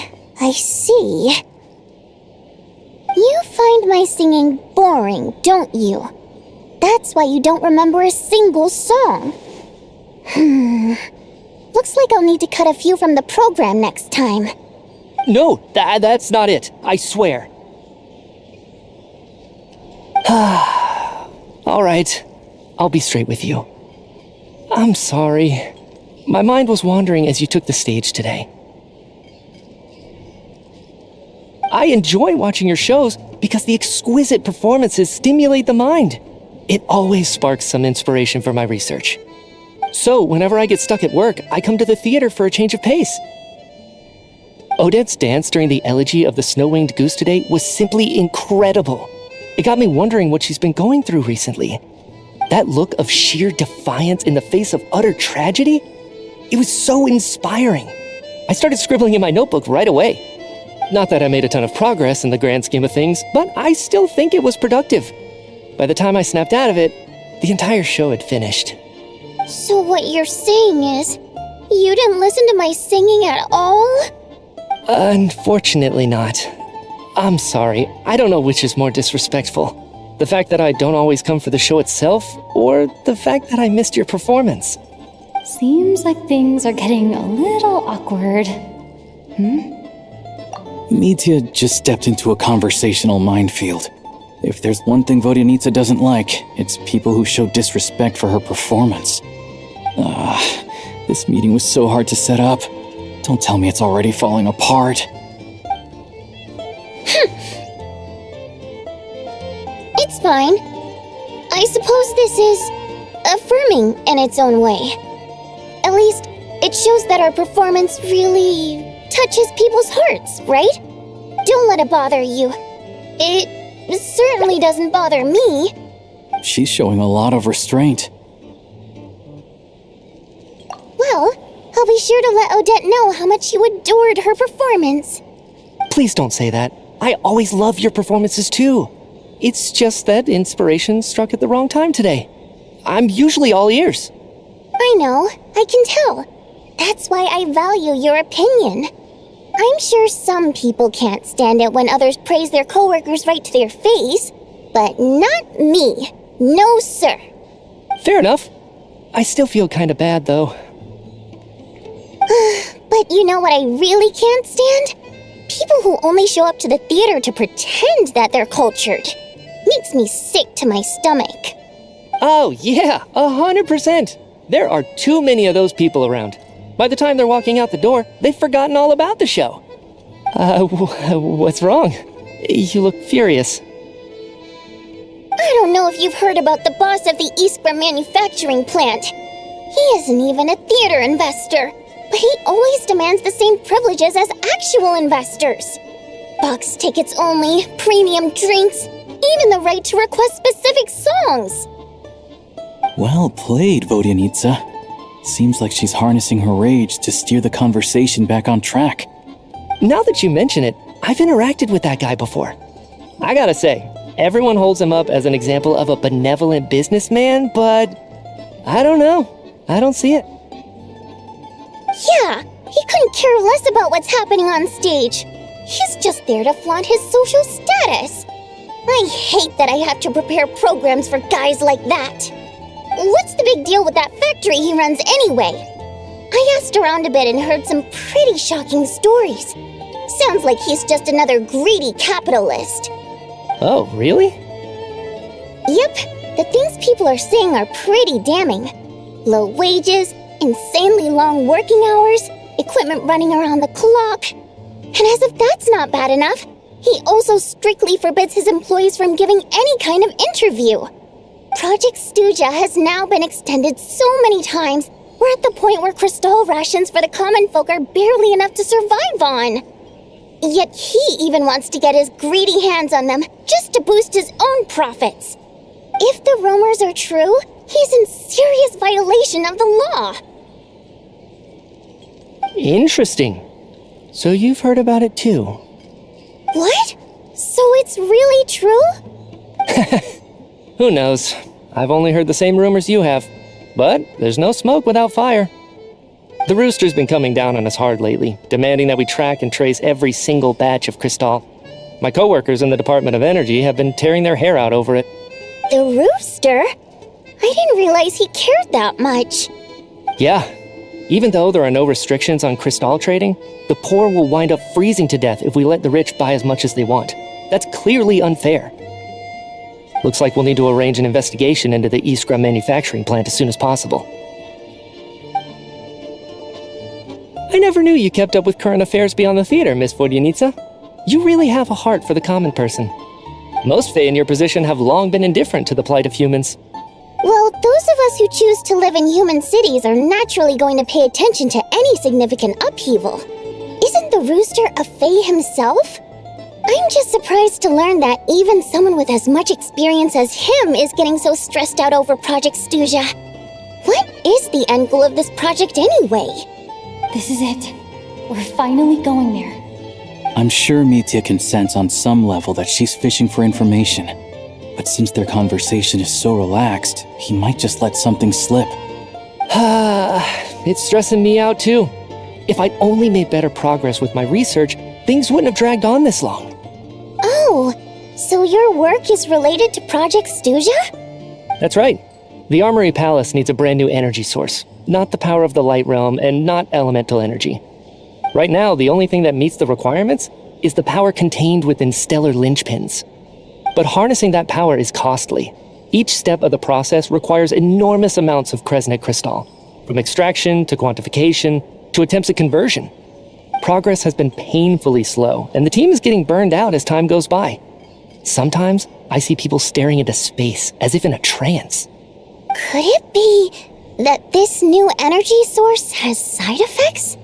No, it doesn't affect us, because the energy is used for... Okay, I got it.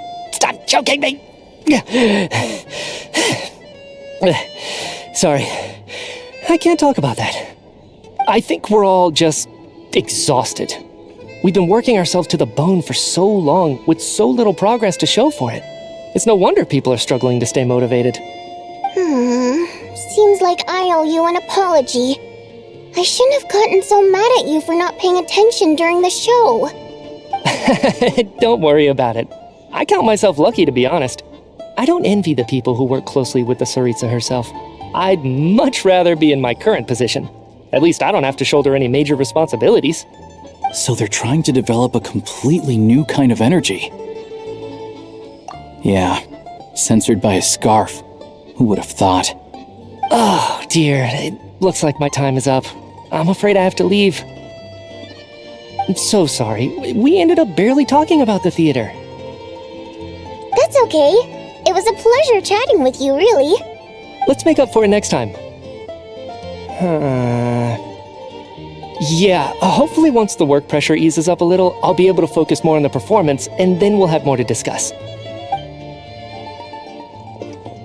We touched on some confidential issues today. I'd be grateful if you could keep it between us. That could have gone worse. Nice job. Why was Mitya in such a hurry to leave, though? Sorry, routine inspection.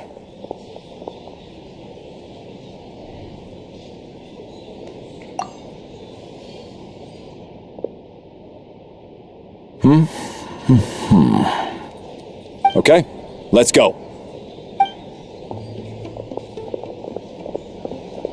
So he wasn't rushing to get back to work. He must have calculated that Valeri would find him here in exactly 25 minutes. That's frighteningly accurate. One of the main duties of the Special Assignments Battalion is to ensure that important figures stick to their schedules. All right, time for us to get going too. Excuse me, check please. We'll settle our check too, then. Oh, hello there. Mr. Mitya paid the check before leaving. He also asked me to pass on a message.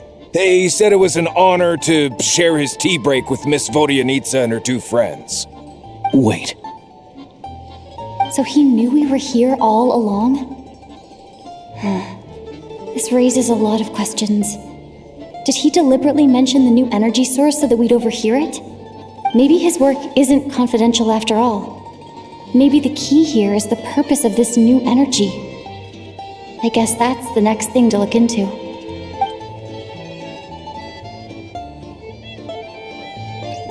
Vodyanitsa and Alosha have both left. Time to head back and call it a day.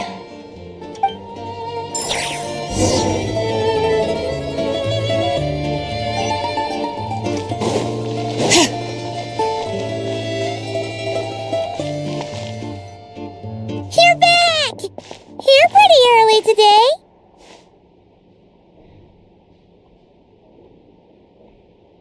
Paimon was just gonna mention that. After she woke up today, Paimon felt like her temperature was completely back to normal. But her strength still hasn't returned. Still, there's some good news. Paimon thinks she might have figured out the source of the problem. It's like there's some kind of mysterious power affecting Paimon. Paimon's never felt this way before during any of her travels. She only started feeling this way since we arrived in Snezhnaya.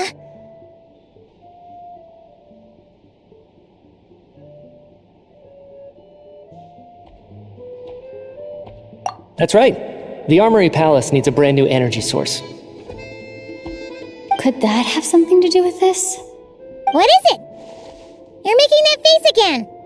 You know, the one you get whenever you have a light bulb moment?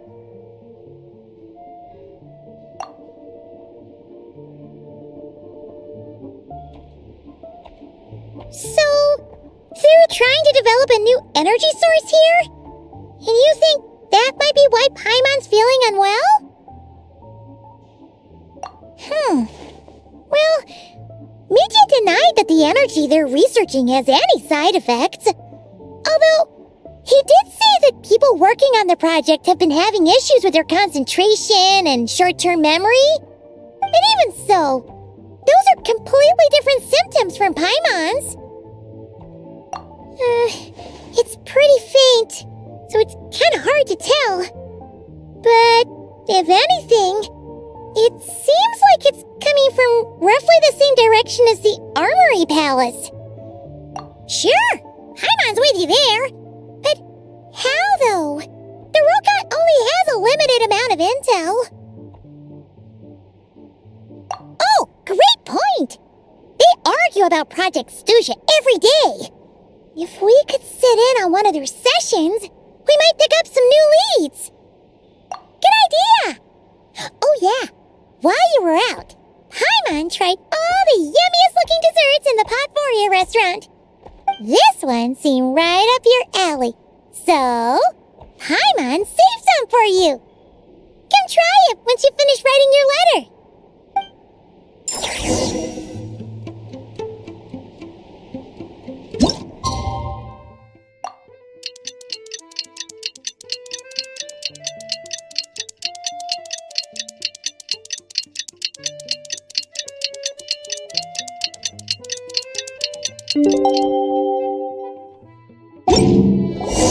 Alosha replied. He says that we won't be able to speak at the Vetcha, but he can arrange for us to attend as visitors. Time to get ready. Then head to the Snezhnograd Vetcha.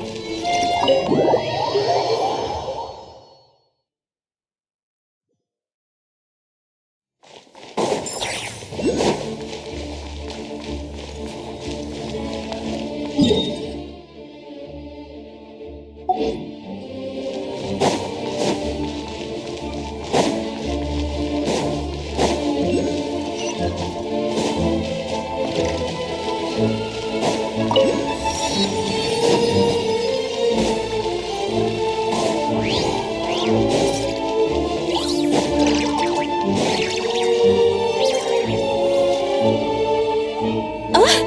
Vodyanitsa, prima donna of the Korolievsky troupe. What a surprise meeting you here. Will you be sitting in on a session of the Vetcha? Sorry, I'm not taking interviews today. Oh good, you're here. The session's about to begin. Let's get inside. Please wait, Miss Vodyanitsa. Could you introduce me to your new friend?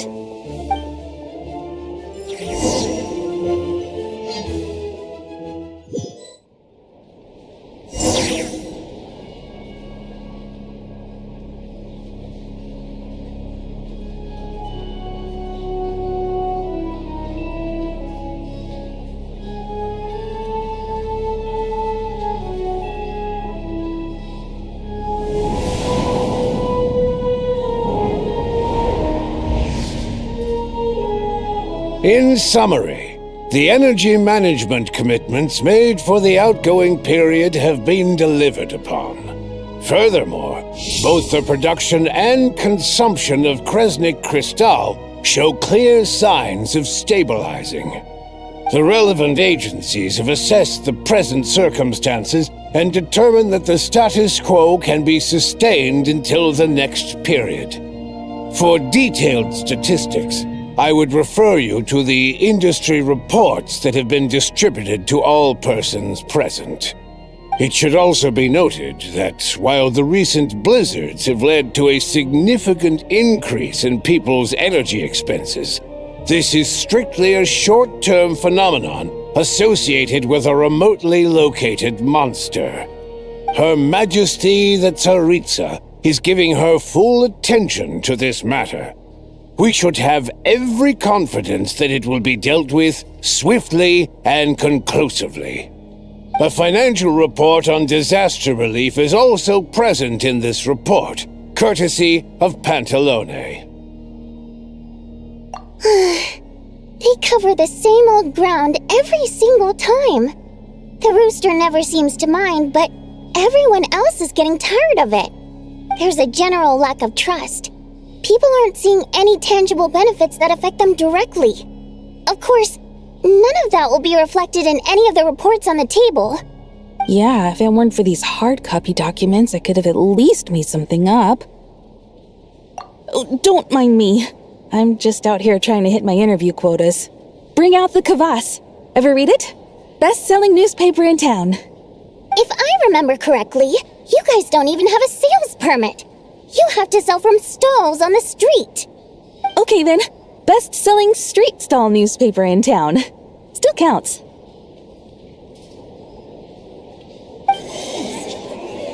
Order! We will now open the floor to the representatives.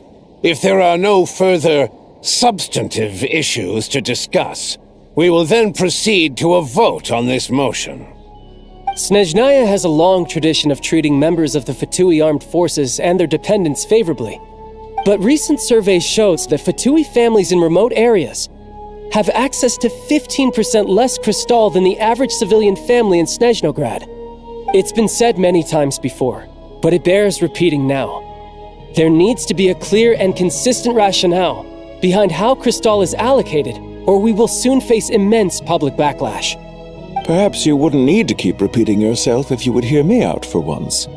I say again, true consistency exists only in principle. In the real world, fairness is relative. You appear to treat resource allocation as a simple function of production and population. So what about when the equipment used in production breaks down? Have you factored that into your equation? And do you even know how long it's been since Snezhnaya last conducted a census? If I knew the answers to questions like that, I'm sure I'd be a very wealthy man. And I doubt I'd be going by child. I'd like to bring the focus back to the specific issue I raised. Or do you wish to deny that favorable treatment for Fatui dependents is our long-standing policy? It's easy to be a critic when there's no accountability. That seems to be a running theme in the anti-Project Stuzha cohort. Defeat the ringleader and all other problems will magically resolve themselves. That's what they seem to think. But in case you aren't aware, not one jot in my report would change whether Project Stuzha continues or not. So you have no intention whatsoever of finding a solution to this problem? On the contrary, I'm the only one here who ever brings solutions. Child opened by speaking up for the armed forces. Regrader struck back with style and a war of words ensued. Our reporter was live on the scene to get the audience's reaction as it all unfolded. Who do you support? The people have spoken! Child received raucous applause from the crowd as he pushed Regrader onto his back foot with a relentless barrage of questions. It had to be seen to be believed. Now you see why they don't have a sales permit. However this reporter wants to spin things, I haven't forgotten that Tartaglia was representing the Northland Bank when we first met in Liyue. So, surely their relationship can't always have been this strained. You two are getting off topic. Let's focus on what the data is saying. Mr. Pantalone, may I speak on your behalf? Oh, please do. I'm more than happy to save my breath. Crystal distribution policy undergoes modifications with each new period. The ultimate goal being to find the most reasonable method of allocation, which I believe is what Mr. Tartaglia also seeks. But I fear many may have been misled on this topic by extremist activists. To clarify, Project Stuzha is not the root cause of the problem. It is merely a framework for resource distribution. The most recent reports all point to Snezhnaya's resilience and adaptability during this period of fine-tuning, and give clear indications that a distribution framework is improving with each iteration. To make drastic adjustments without first considering the risks would likely do more harm than good. It would be a waste of the hard-won experience we've gained to date. Renowned scholar of finance, Arapov spoke up to clarify the fiscal logic, clearly alluding to social organizations like the Rokot in his words. With the notorious Lelek still active to this day, should the Rokot be held responsible? No, there is someone else to blame. She's just rephrasing what Mr. Pantalone said. The Rokot are the critics he accuses of taking no responsibility for their actions. As for Lilac, you won't have heard of him yet. He's currently the most famous member of the Rokot. Well, more like infamous. Ending Project Stuzha has become an obsession for him. Unlike the more decent ones among us, he believes that votes in the Vetcha are all that matter. So whether it's threats, coercion, or bribery, he'll use whatever means necessary to get people to change their vote. And since we're already on the subject, what do you think of Lelek's methods? Are you for or against? Yes, don't we all? Lelek's supporters grow in number by the day. We stand with Lelek. At least someone here wants to take this discussion seriously. I've been considering that issue myself. What you really need is more precise regional data, right? I think it would be easiest to let the Fatui handle it, since they're already in charge of Crystal shipments anyway. We may as well get them to collect some data while they're at it. Whatever you need, you can ask the Fatui to look into it for you. In terms of supervision, I think the Druzhna would be a good fit. I had hoped to discuss this with Miss Vesna, but sadly, she's not present. I will be happy to take a note of your suggestions and present them to Commander Vesna for a decision upon her return. The Commander has always taken a keen interest in Project Stuzha. However, given the Druzhna's demanding workload, I'm afraid it may prove difficult for them to provide any practical support. Let us refrain from jumping to conclusions until a concrete and actionable plan is in place. My apologies, Lord Rooster.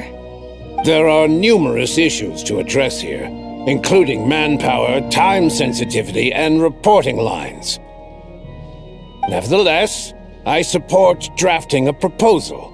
Follow the usual procedure, and it can be raised as a new motion for all parties to evaluate at the appropriate time. In that case, I'd like to share one thought before the proposal is drafted. The issue of time sensitivity was raised just now, which I presume relates to the official reports. In fact, the Energy Commission already collects regular statistics on each urban center and its surrounding area. Would these be of any use? That's a good idea. I read every issue of Svietlolaidovka's report, and although my focus is mostly on the section about equipment operation, the energy consumption statistics also yield a lot of insights. Be that as it may, does no one see an issue with using local data to determine crystal quotas? In the long term, it seems like a very risky solution. Not if they are used purely for reference. So long as we have the report from the Northland Bank's headquarters to corroborate it, no one will be able to fool me. Very well then. It appears that this arrangement is acceptable to all parties. Yeah, sounds good to me.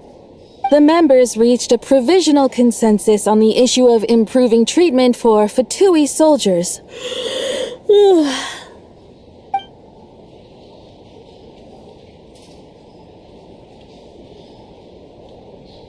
Today, the prima donna of the Korylevsky troupe attended a session of the Snezhnograd Vecha in the company of a most charming young lady. The question on all our minds is, what is the true nature of their relationship? Write anything like that again, and I'm revoking your permission to interview the troupe. Got it?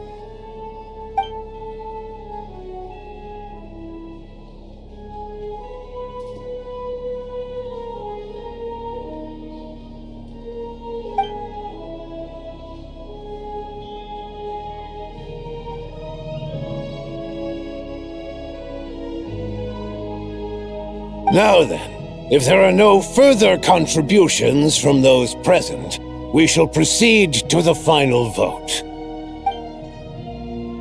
Hey, check it out! What made him vote against? Why now?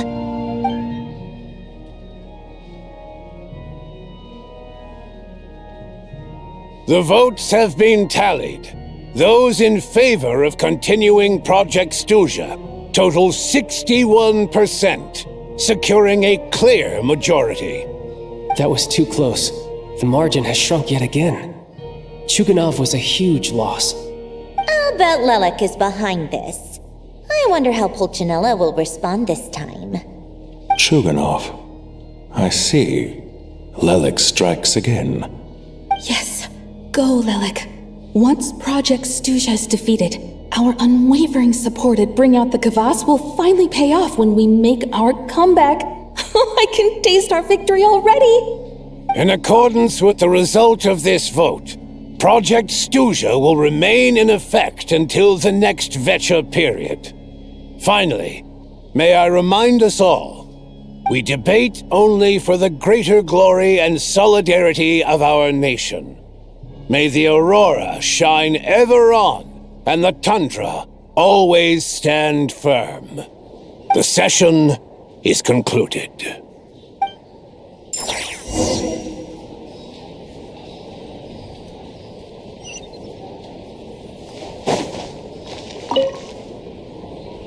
I have to say, I really wasn't expecting Chuganov to vote against Project Stuzha. Well, in principle, Snezhnaya's business and political elites ought to be the ones least likely to oppose it. As we heard, Project Stuzha is basically just a resource distribution framework that requires everyone to cut back during the winter. But even if the policy got cancelled, the Tsaritsa's energy needs wouldn't suddenly go down. The extra demand from the public would have to be filled from somewhere. So logically, the factories would have to take the hit. I got a letter from Mr. Mitya just before today's session.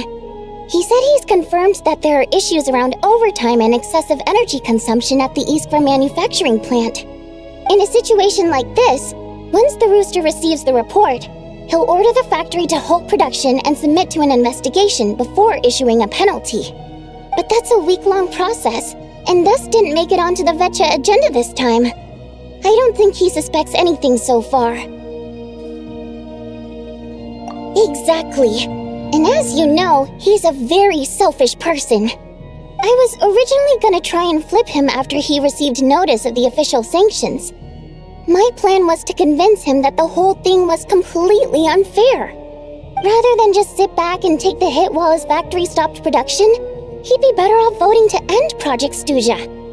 At least that way, no one else would be able to make any money either, because all the factories would suddenly have more limited energy to work with. But now, he's already voted against it, which means someone must have used more forceful means to change his vote, just like with everyone else who flipped. Yeah, no one knows why Lilac is so obsessed with ending Project Stuja, but by the looks of it, he's inching closer and closer to success. Lilac must have strong motivations, given how he'll stop at nothing to achieve his goal. Maybe he knows the full truth of Project Stuja. Maybe my next step should be to focus on him. Oh, right. What are your plans for the rest of the day? Shall we head out? Hey, comrade. I noticed you were here during the debate. I didn't take you for a political enthusiast. Greetings, Harbingers. I just happened to have some free time today, and my new friend here thought it might be fun to check out the Vetcha. Ah, Odette must have introduced you. Looks like you two are getting along pretty well. I'll leave you to catch up. I should head back to the troop. Sure. Break a leg and all that.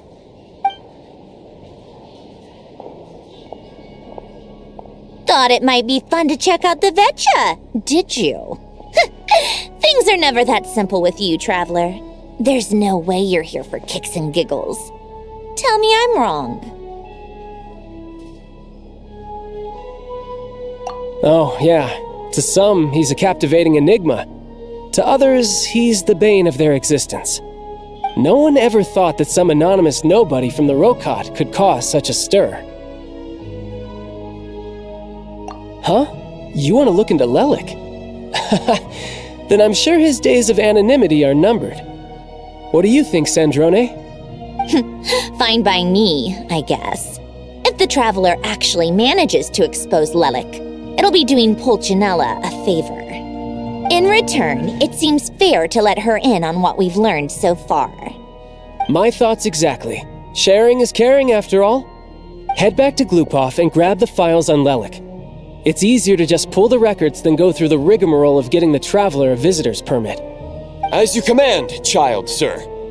In that case, since we're going to be waiting anyway, I'll have someone brew a pot of black tea.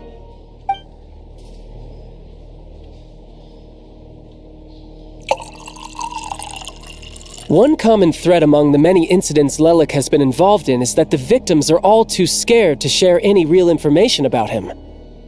Clearly, he must have threatened them in some way. His modus operandi is to silently infiltrate the scene and leave a threatening letter behind. But neither the letters nor the crime scenes ever yield any clues to his identity. So all these files have to offer are short statements by the people affected. They don't give us a lot to go on. If nothing else, it shows we're dealing with a trained professional who's versed in counter-surveillance. Yes, and to that point, he often strikes in highly secure locations. The victims are high-ranking and influential people who take their personal security very seriously. Somehow, Lelik slips right into their rooms without making a sound. There's never any eyewitnesses, nor the slightest trace of a break-in. If he can get in and out undetected, it means he can strike without warning. Not that that's ever happened so far, but the thought is enough to scare these people sleepless. It's hard to believe that a human being could pull this off flawlessly every time, so they switched the focus of the investigation to Faye. Unfortunately, no one's found anything yet. Careful, don't underestimate me. Although truth be told, I'd probably find it hard not to blow my cover. Direct confrontation is more my style. We haven't ruled out the possibility of Lelik being human. It's just, there can only be a handful of people in all of Teyvat who'd fit the profile. Faye, on the other hand, plenty would have the ability, but few would have the motive. No, not as strong as me. You'll never find the culprit with criteria like that. Let's go with a little weaker than me. Oh, you hit me right where it hurts. I'll admit, he's strong and meticulous. But can we at least limit this to candidates who have something to do with Snezhnaya? She's just trying to find a reference point. Stop getting fixated on who's stronger than who. But that's the most important thing. In my opinion, anyway.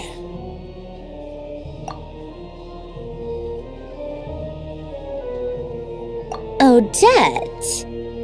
Yeah, that seems about right. Her skills are solid, and she's always calm under pressure. Except she's Fatui, so the likelihood of her working against us is pretty low. But yeah, much more accurate than your previous example, at least. No, wait a moment. Maybe we should interrogate that assumption. What do you mean? Which assumption? Her Fatui identity doesn't necessarily exonerate her. And when you think about it, the Rokot would be precisely what she needs to conceal her identity. Plus, she wouldn't need to be such a pro at covering her tracks. She'd already know where the Fatui will be and when, so she could choose the perfect time to act. Oh, yikes. I was just thinking out loud. Why is this starting to sound like such a convincing theory? Still, what reason could Odette possibly have for trying to call off Project Stuzha? Arlecchino would be the best person to ask. She knows Odette best. Unfortunately, she isn't back yet. Rosaline used to open up to her in private about her struggles with Odette. As I'm sure you can imagine, Arlecchino is quite a lot better with children than Rosaline was. She gave her some tips on how to handle the situation, and Rosaline managed to reach a settlement with Odette before leaving. So I suppose there were at least no lifelong regrets left behind. Beyond that, I don't know the details about that side of things. But I do know that Odette definitely has a motive to hold a grudge against Project Stuzha. The reason being, her father passed away during the early stages of the project. That was back before it had been named Project Stuzha, when things were still being worked out. But in essence, it's remained the same ever since. The more you know. Rosaline was always so self-centered. I never understood why she started paying so much attention to Odette. Is that such a surprise? If you cast your mind back, you may remember that Rosaline and I weren't exactly close. We had tea together a few times, but that was about it. Odette's past is no secret. Her father was a Fatus and her mother was a very famous ballerina. On the surface, it looks like she followed right in her parents' footsteps. But the truth is quite a different story. After her father passed away on a mission, her mother was overcome with grief. She broke her leg during a performance and could never dance again. Odette was only interested in ballet at the time, but this tragedy left the family with both breadwinners gone. They could barely make ends meet. Per Capitano's policy, family members of Fatui who died in the line of duty had to be appropriately accommodated and provided with adequate assistance. So, regardless of how Rosaline may have felt about it, it fell to her to resolve the issue of Odette's family's livelihood. In the end, the solution they agreed upon was to have Odette join the Fatui. Right, because the alternative would have been a one-off compensation payment, I guess. In that sense, joining up was definitely the better option. Still, she must have had mixed feelings about it, right? If she doesn't even like the Fatui. It's just a theory, a possibility. But as a motive for Odette to become Lelik, it holds up. That said, I have no idea where Odette's head is at right now, or what her conflict with Rosaline was about. Plenty of people were on bad terms with Rosaline. I have no intention of trying to figure it all out.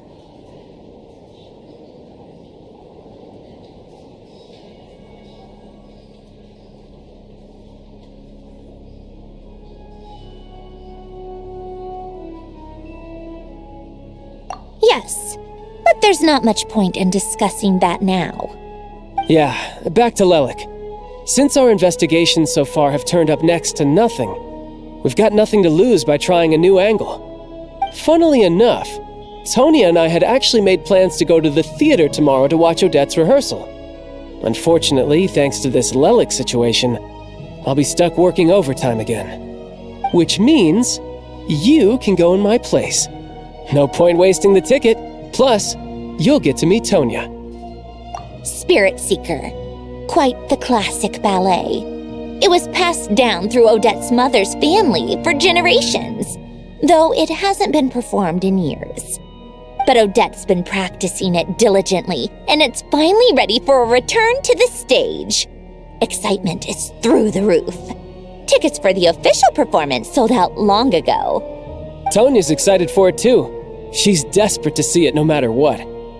Personally, it's not really my kind of thing, but since she's my little sister, I had to figure something out. I've actually seen it several times before. The story's pretty straightforward.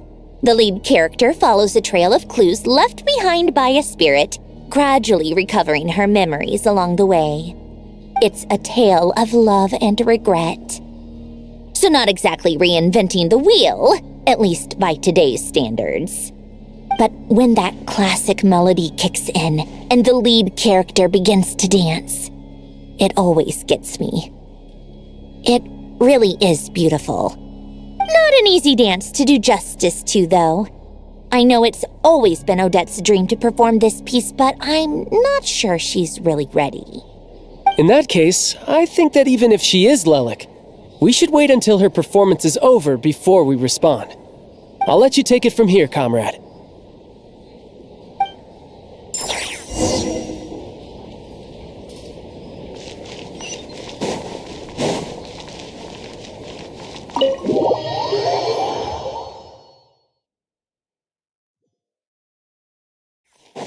Bring it!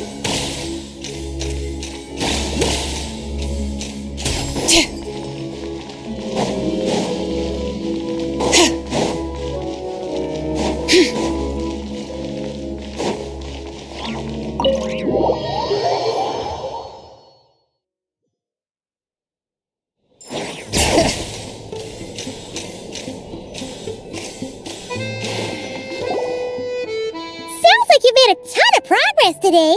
It's good that everything's going so smoothly. Next step is to head back to the theater and get a clear answer from Odette. Either way, Paimon doesn't get the sense that she's a bad person. Sure, she might have done some pretty extreme things, but Paimon bets she has her reasons. Maybe this is going too far, but with everything she's managed to do so far, wouldn't it make more sense in theory to be even more, heavy-handed? Why leave a letter when she could, we know there are plenty of other ways to keep people in line, right? The point is, she could have gone further, but she didn't. So, if it is her, she's got some principles at least.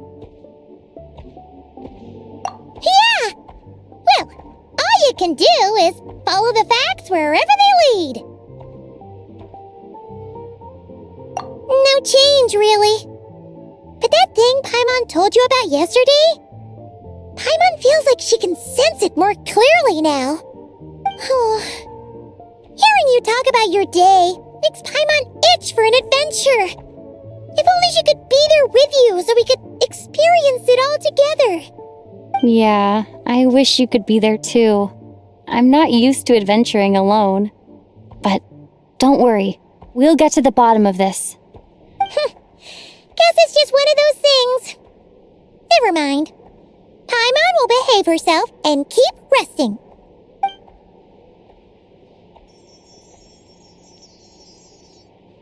If Odette is Lelek, she may well have inside information on Project Stuja. Her father was involved with the project's early implementation and tragically died in the process. Now, she's dedicated herself to bringing it to an end. It's hard to imagine she could have gotten this far without knowing anything at all about the Tsaritsa's true intentions. When she spoke to us as a member of the Fatui, how much did she let on? And how much was she hiding? Only time will tell. Maybe tomorrow everything will be answered. Hey look! It's snowing! Could be a tough day ahead. Make sure you wrap up warm tomorrow.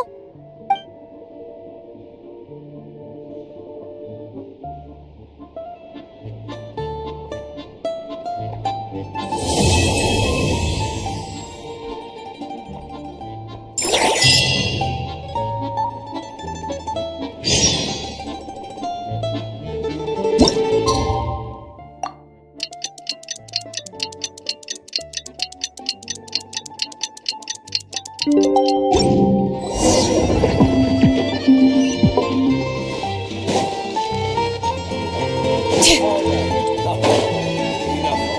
there's anything you need, please let me know.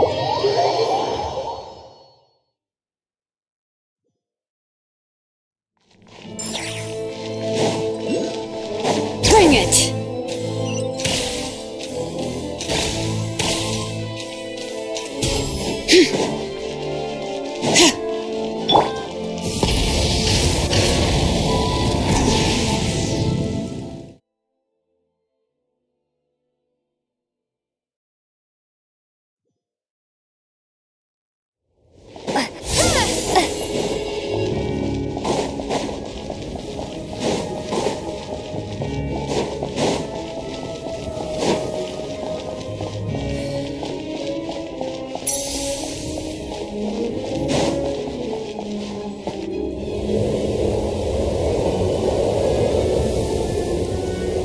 Ooh, it sure is cold today. I wonder how much heavier the snow's gonna get. Here to see Odette? I just need to see your tickets for the preview. Perfect. Thank you. I'll hold on to your tickets. Come on in. It's freezing outside.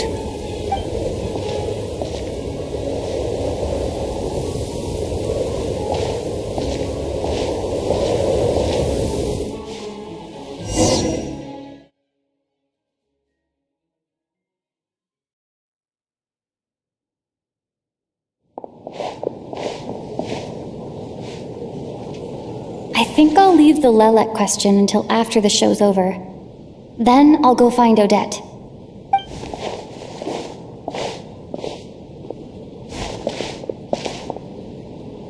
Child said he was originally going to come with Tonya, so I'm guessing Tonya's already here somewhere. Is there anyone here who looks like a Tonya? Let's see. It's a small audience. Makes sense for a preview. But wait, I do see some familiar faces. Mr. Chuganov's back again by the looks of it. Oh, and is that Mitya? And that Fatui officer, Valeri. Guess he must be playing cat and mouse with Mitya again. Oh no, it looks like the show's starting, and I still haven't found Tonya. Never mind. I'll just have to take a seat for now and see if I can catch her afterwards.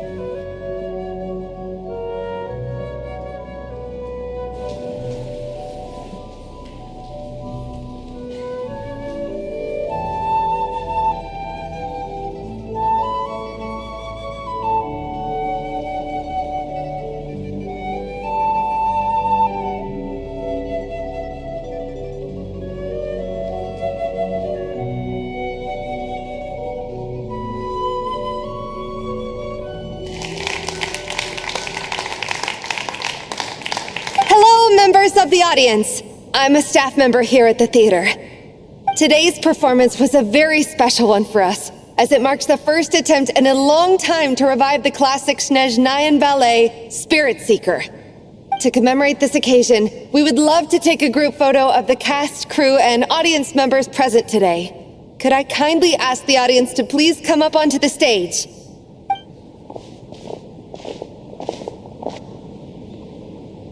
All right, everyone, huddle in a little more. Now, look at the camera. 1, 2, 3.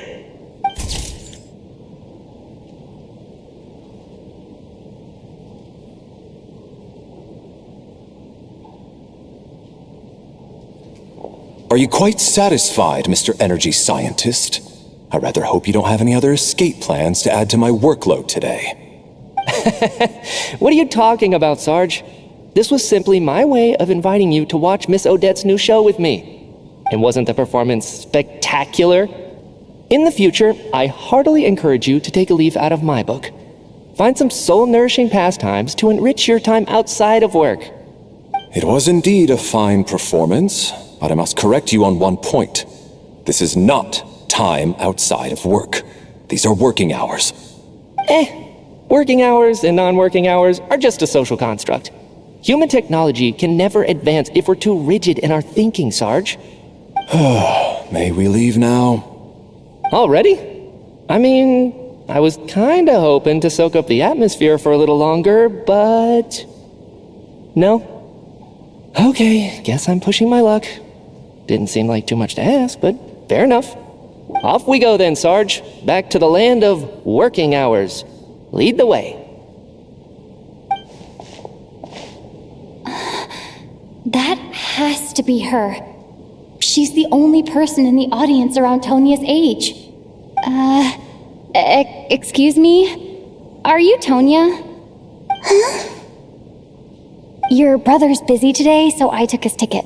Don't worry about him. He's fine. Oh, okay. Sorry for the trouble. What's wrong? Are you sick?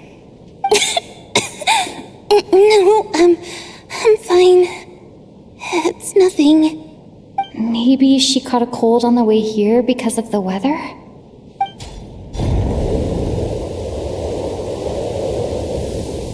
I haven't seen snow like this in a long, long time. It's most unusual. I know. It's completely white out there. You can barely see a thing. I've never seen such heavy snow in my life. Let's wait it out for now. You'd be lucky not to freeze to death in this weather, let alone find your way. Well, look at that. Maybe we shouldn't be in such a rush to get back after all. What do you think? Let's wait and see. Why do you need to take it so seriously? Fate has given us this wonderful chance to take a break. We owe it to ourselves to make the most of it. Come to think of it, there's a small inn not far from here that always keeps plenty of extra blankets on hand for guests. I know the route well. Shall I head over and borrow a few blankets? That way, anyone in a hurry can wrap up warm for the journey back. Just remember to return them next time you're over this way. Sir, there's really no need to go to all that trouble. Hey, it's no trouble at all. Wait here, I'll be right back. What a kind gentleman. Very good. My wife and daughter are waiting for me at home, so I shall be heading back as soon as I get my blanket. So... are you expecting us to go back to the Armory Palace wrapped in blankets too? Don't worry about that. I made arrangements in advance. Should I not return to the Armory Palace within 3.5 hours after Operation Showtime begins, an armed squad will be sent to collect us. They will escort us back. You are one of our key military personnel, so any weather-related risks must be eliminated. Operation Showtime? So, wait. Every single time you drag me back to work when I sneak out, it's a whole official operation? I gotta say, you've really turned this into quite a moral dilemma for me. It's snowing pretty hard out there. I think you should stay here for now. You seem a little under the weather. Sure. My brother might come pick me up in a bit anyway. Time to get to work. I should head backstage and find Odette.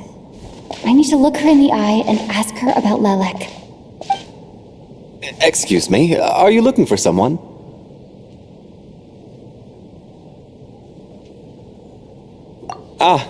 A fan, I'm guessing? Today's just a dress rehearsal, so Miss Odette won't be meeting with fans. She's taking a well-earned rest right now. Sorry, but that area is currently off limits to everyone except the cast and crew. Huh. Bad timing, I guess. Well, I might as well stick around. I doubt Odette will be leaving before the snow lets up in any case.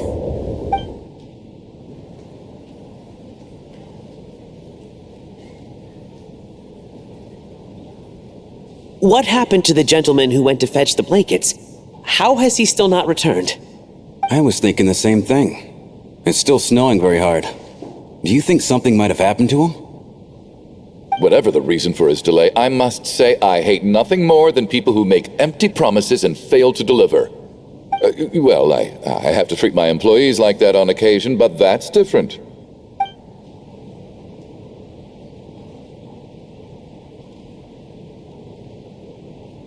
You seem anxious, Mr. Valeri. It's been nearly 4 hours since I left the armory. The army should have arrived to extract us by now. They know how much I despise tardiness and disrupted plans. There's simply no reason that they shouldn't have shown up by now, barring exceptional circumstances. Surely a snowstorm like this one counts as such. Few things in this world can stop the Snezhnayan army, Mr. Mitya. And a snowstorm is certainly not one of them. Why don't you go out and take a look? They might be right outside, waiting for your orders before they dare come in. An absurd hypothesis. I have no intention of leaving your side for even a moment until I have escorted you back to the Armory Palace. This doesn't look like an ordinary snowstorm to me. That guy who left earlier, it looked like he just vanished into thin air. Either that, or my eyes were playing tricks on me. A man-eating snowstorm? Come on. Night hasn't even fallen yet. Spare us the ghost stories.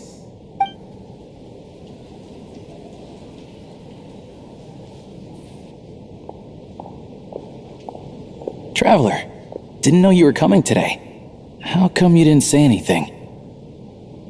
Oh, right.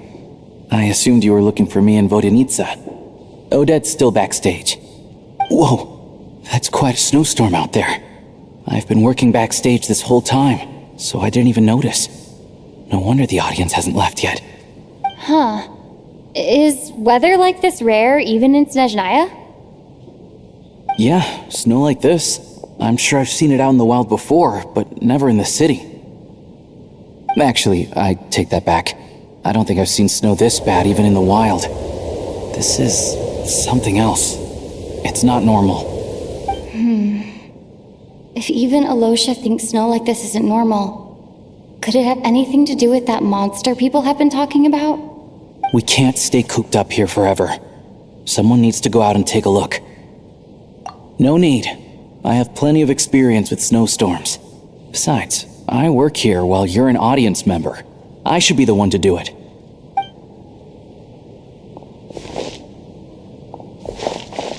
Everyone by the door. Careful not to let the snow soak into your shoes. In a snowstorm, you gotta look after your toes above all else. Heading out, my man?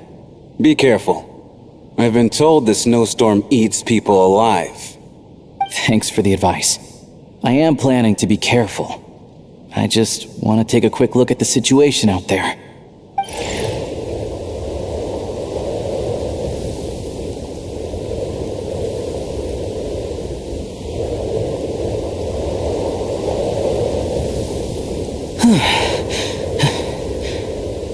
He's back! He's back! How was it?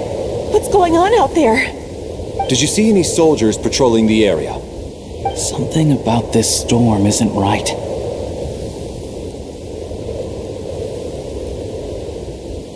There's no one out there. I didn't see a single soul. And something in the air gives me the creeps.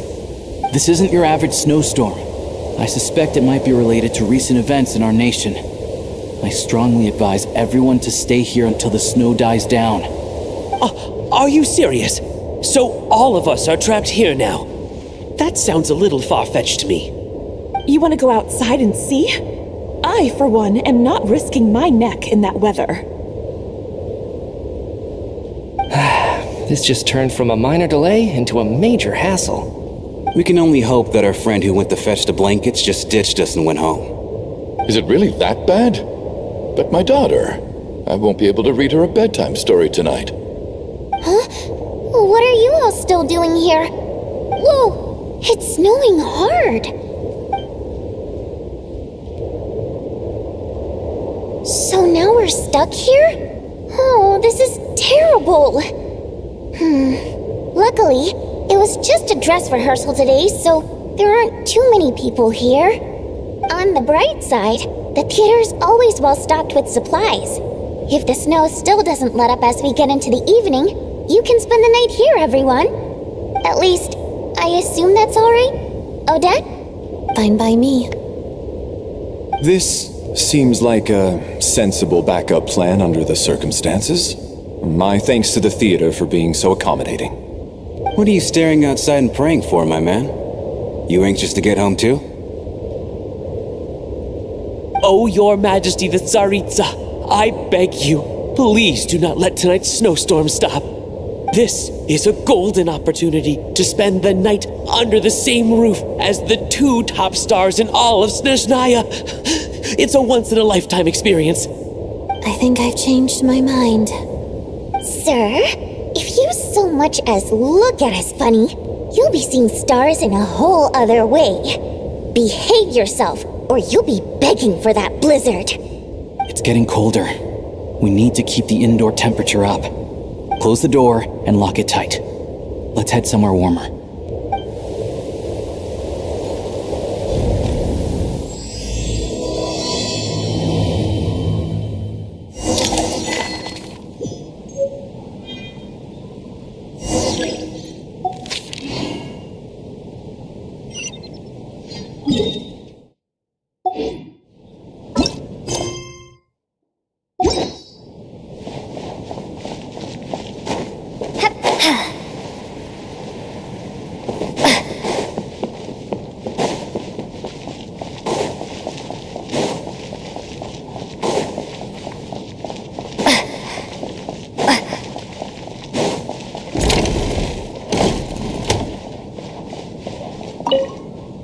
And then there's the aristocrats.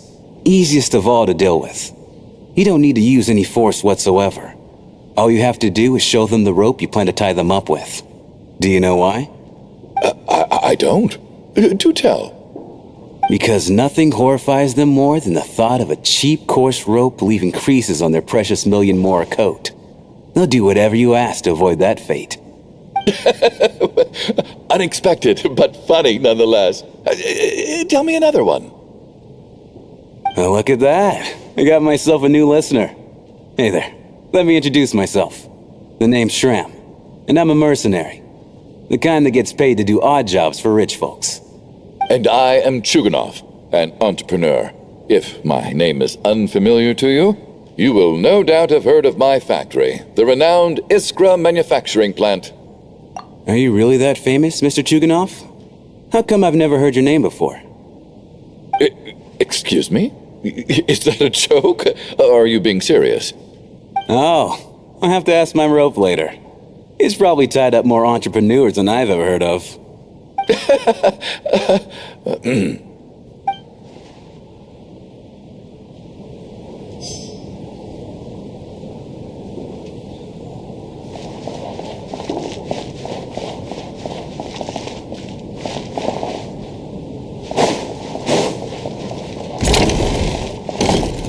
How are you feeling, Tonya? I'm fine. Sorry to worry you. I'm used to it by this point. I take medicine for it. My brother usually helps to get it ready for me. Child must take great care of his sister. He's never mentioned Tonya's illness, though. You know, I actually find this whole thing kind of exciting. Stuck in a strange place thanks to a snowstorm. Having to spend the night with a bunch of interesting characters. It's pretty cool, don't you think? Exactly. It's like one of those stories where an ordinary school trip turns into a magical adventure. I've always wanted something like that to happen in real life.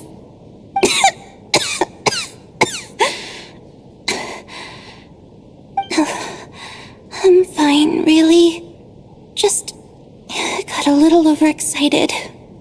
Look after yourself. Otherwise, your brother will come after me.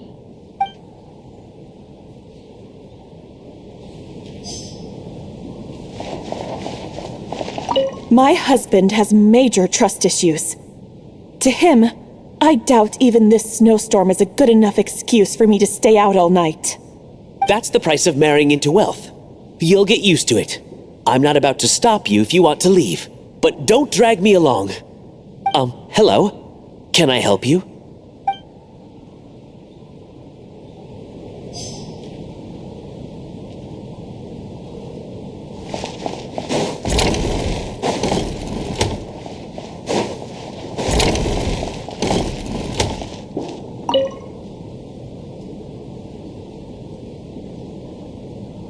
I don't think it's ever been this lively backstage before. I didn't know you were coming today. Hey, have you seen Chuganov? I heard he was coming today. Have you spoken to him at all? I'm with you. This could be just the chance we need. Yeah, I gotta figure out a way to coax some more intel out of him. I want to know why he suddenly changed his stance on Project Stuzha. What exactly happened before the most recent Vecha vote?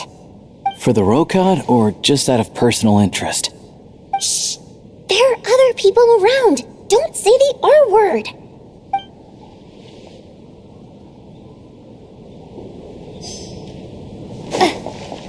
I have to say, even though today was a rehearsal and there were some hiccups along the way, Miss Odette's performance was one of the best I've ever seen, even compared to an actual show.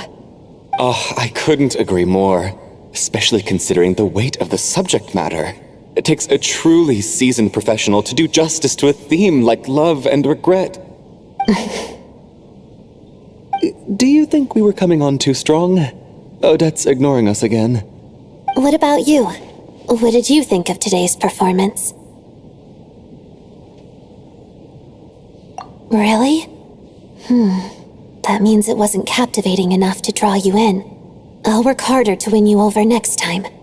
I'll make sure to save a ticket for you when the show's performance ready. This doesn't seem like the time or place to bring up the subject of Lelek. I need a chance to speak with her in private.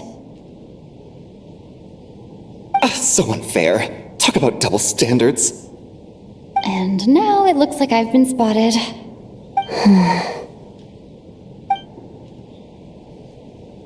You know Mitya too?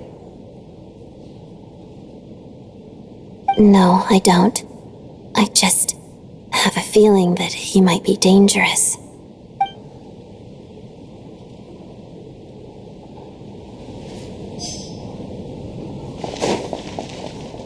This is highly irregular.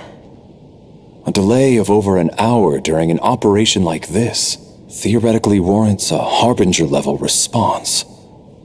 I wonder what the issue is. The storm, or something else.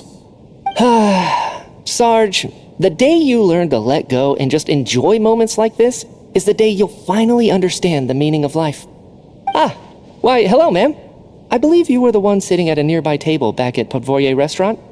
Any friend of the theater's star performers is a friend of mine. It's a pleasure to meet you. I'm Mitya from the Energy Commission. Greetings. Major Valeri, head of the Special Assignments Battalion. Armory Palace Royal Grenadier Guards, 1st Regiment. I am here to ensure Mr. Mitya's personal safety. Please let me know if I can be of any assistance. Miss Traveler, I cannot help but notice that Miss Odette is stealing glances at me. Any idea what that could be about? I've racked my brains, but I can't think of anything I might have done to offend her. Perhaps she noticed me spacing out during her performance? So, Mr. Mitya, is your work related to Project Stuzha? Yes, that's right. The higher-ups in the Fatui transferred me from the Energy Commission to the Armory Palace because they wanted me to... Really? I can't even talk about that? Pretty sure it counts as part of my private life. All right, I won't say anything. Sorry, Traveler.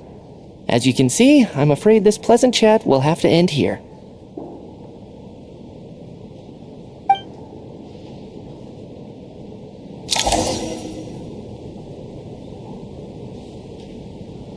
How's it looking, Alosha? No change from this afternoon. Heavy snow with no sign of slowing down. have your attention, please? The storm is unlikely to stop tonight, and it'll be even more dangerous outside at night than it was during the day. We at the theater owe everyone here a duty of care. Therefore, we strongly suggest that you stay on site overnight and avoid going outside unless absolutely necessary. In a few short moments, we'll give you a tour of the theater's various quarters. You can choose to sleep in the VIP room, the office, or backstage. Or on the stage if you'd prefer. We won't mind. I'll pass on sleeping on the stage. What if the snow is stopped by tomorrow morning? The early birds in the audience might think we're part of some experimental new show. A drama about sleeping? That could be fun. Maybe we could come up with a title for the production. Not bad. Clear selling point at least. Could be a big hit. Anyone who doesn't wish to sleep on the stage, please follow me. I'll show you to the rooms.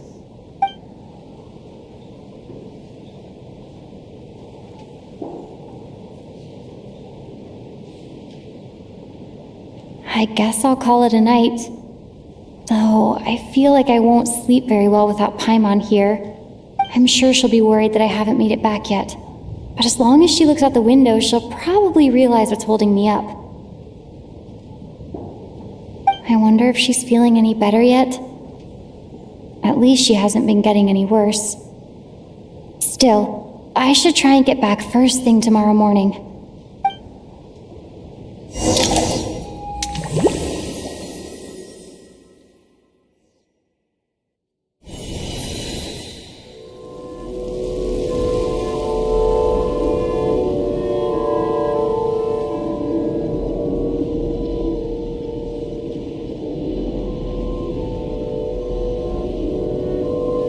Finally! Welcome back to the world of the living, lazy bones. I was about to wake you. The black mist is almost on us. Still waking up, huh? You know, the black mist. It's been chasing us from below ever since we were born. You're just dozy. There's no way you've forgotten.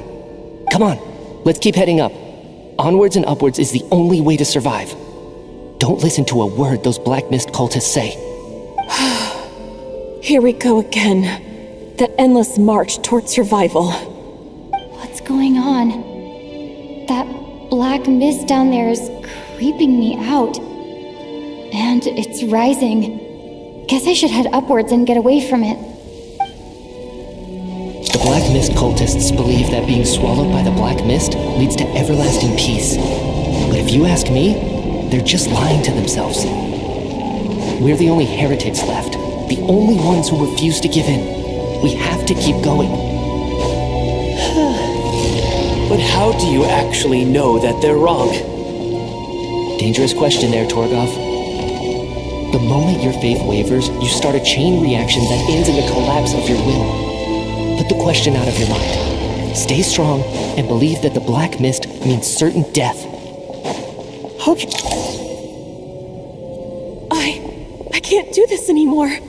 I've had enough of being forever on the run. What's the point of it all? All this will pass eventually, I promise. Keep fighting. It will be worth it. You accuse the Black Mist cultists of being liars. But you're lying too. There is no end to this path. It keeps going up forever. There was never any hope to begin with. The cult of the Black Mist has poisoned your mind, Sobolova. Are you thinking of giving up as well? I am. I think I'll take my chances with the Black Mist over this perpetual torture. As much as I detest the Black Mist cultists, I'm just too weary. Then I bid you both farewell. Let me put my personal opinions aside for a moment and say, I hope that you both find peace within the Black Mist. Fate always appears so impossibly complicated. But at moments like this, its raw simplicity is laid bare. Their fate was sealed from the instant they entertained doubt. From then on, the outcome was both inevitable and irreversible. Let's go.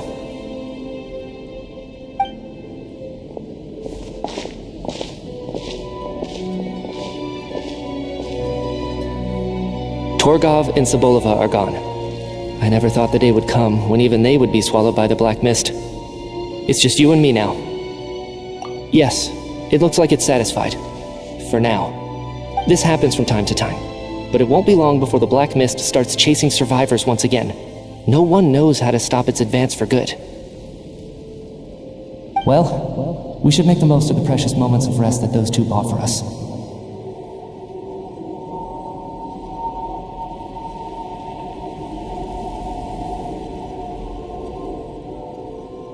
Huh? Are you really that sleepy, Traveler?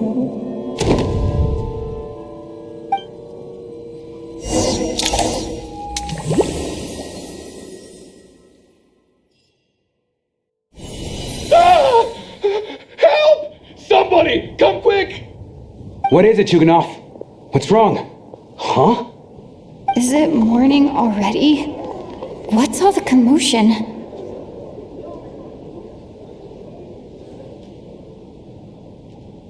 Sounds like it's coming from next door. I should check and see what's going on.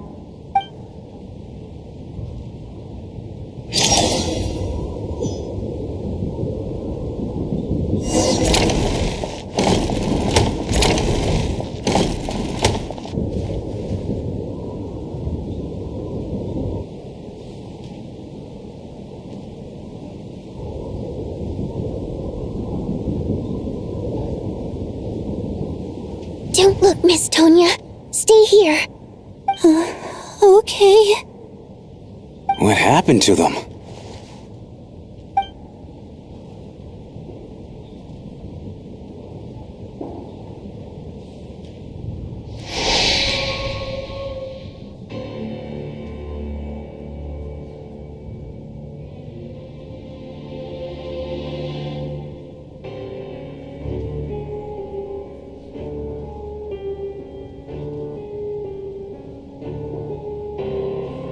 These two people have passed away. And the strange thing is that somehow I knew this was going to happen. I knew that they would be the ones to die. Have I seen this moment before? Or did I have some kind of premonition? I can't remember what it was. Let me take a look.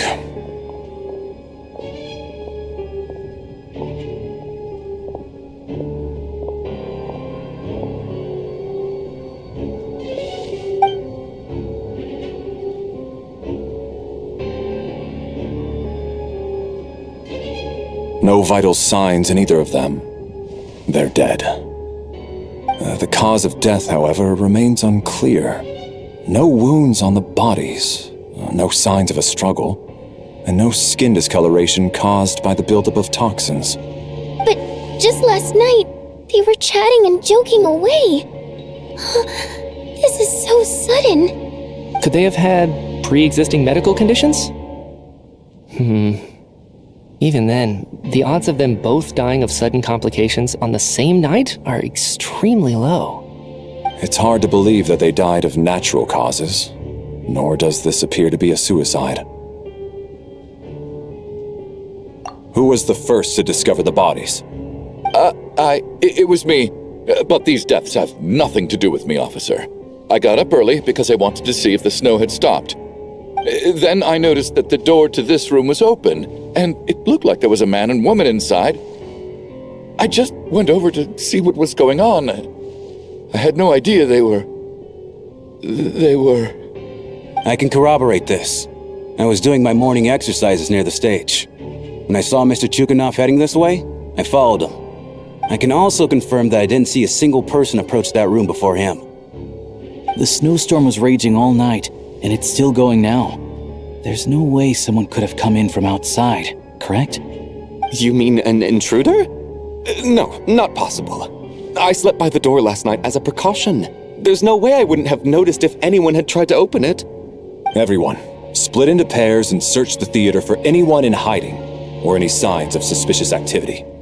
I'll follow up with a full search of my own shortly. Go, there is no time to waste.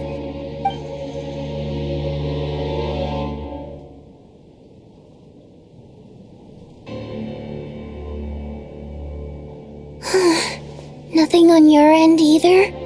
Backstage is clear. No signs of suspicious activity. We checked the basement. Also clear. I don't think there's anywhere here that a living person could hide. Are we certain that the theater doesn't have a back door? Or any tunnel or passageway wide enough for a person to fit through? No, there's nothing like that. If people were sneaking in through some secret tunnel to avoid buying a ticket, we'd have sealed it off ages ago.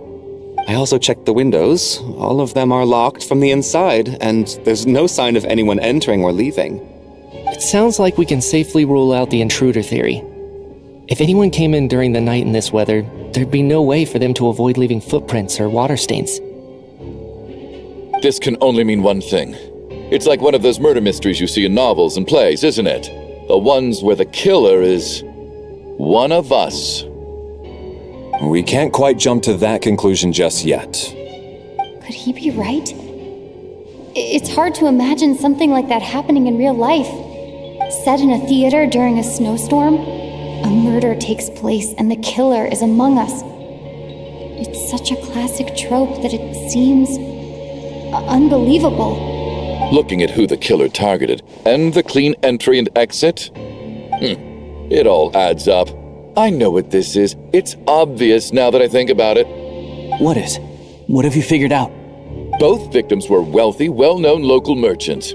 And the door was deliberately left open so I would discover the bodies and witness the crime scene first thing in the morning. Such ruthless methods. This was your doing, wasn't it, Lelik? Lelik? You mean Lelik is among us? And he's the killer? Lelik. I know this code name. Member of the Rokot, anti-Project Stuzha. Always works alone. I've read the case files at the Armory Palace. Walk me through your reasoning, Mr. Chuganov. What do you know about Lelik?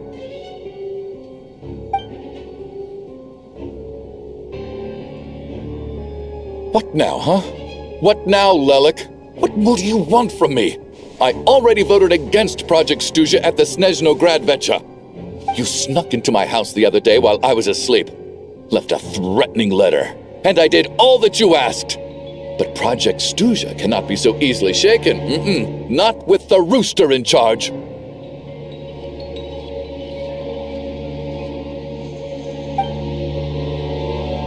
So he really was threatened by Lelik.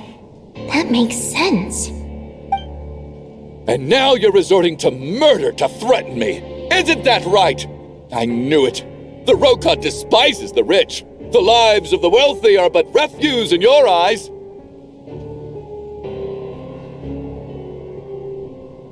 Show yourself!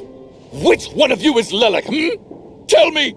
I'll do whatever you want! Just stop playing these mind games!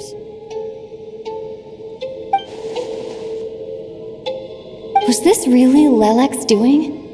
Would Odette really do something like this? If Odette really is Lelik, this seems out of character.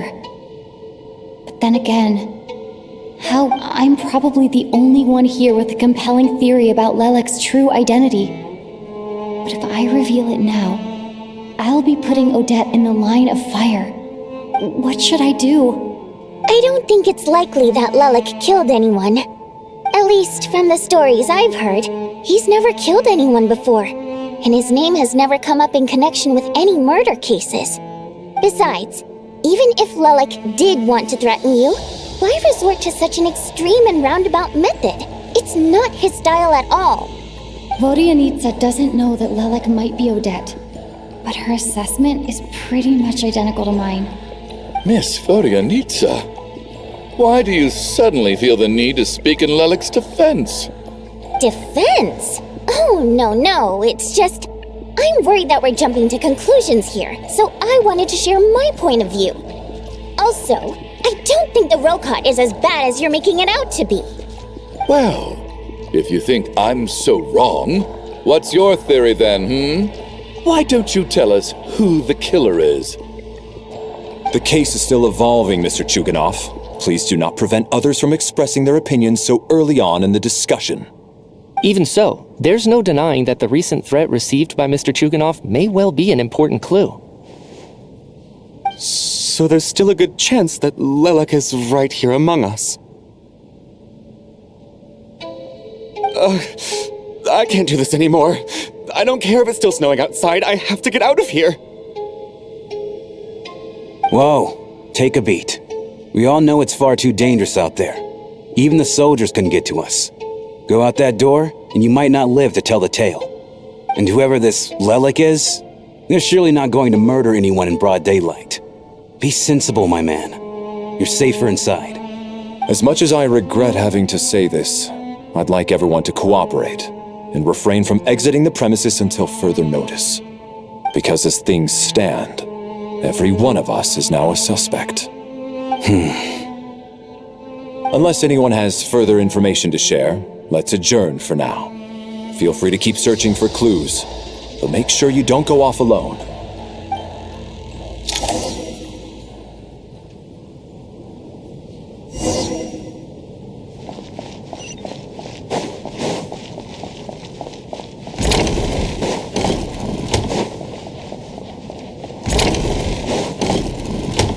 You're right, that was my bad. It was a knee-jerk reaction. I didn't think it through.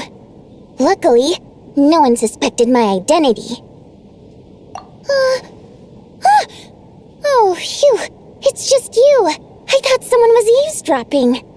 Since Vodianitsa and I were on the same page earlier, I think I should share my thoughts with the Rokot members first.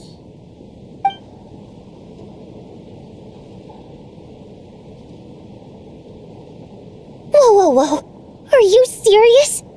I don't know if this counts as gossip, but it's definitely on track to be the juiciest this whole year. Odette? Really? Odette? Oh God, how dumb does this make me look? Lelek has been right under my nose this whole time, and I didn't notice a thing. Actually, it's exactly what you'd expect. Sometimes, hiding in plain sight is the best strategy. And now that you mention it, the more I think about it, the more sense it seems to make. It all adds up. What are we up to now? 1, 2, 3, 4... Odette's identities. She's my coworker, specifically a ballerina, and also a Fatui, a member of the Rokot. Now, Lelek. It must be so exhausting. I just want to give her a hug. I guess since I've always known her as a member of the Fatui, it never even crossed my mind that she could be involved with the Rokot, let alone be Lelek. I don't understand. If she's with the Fatui, what reason could she have for being so opposed to Project Stuzha? Probably best if you ask her that in person. Well, since you waited until now to bring this up instead of announcing it to everyone earlier, does that mean we're all on the same page here? Yeah. Lelek may not follow orders from the Rokot leadership, but as far as I'm concerned, she's never crossed the line. If anything, her actions benefit the poor. We need to confront her face to face. Do you think she'd really admit to being Lelek? I don't know. We'll have to see how it goes. For now, we'll work on the assumption that she didn't kill anyone, and see how much she's willing to tell us.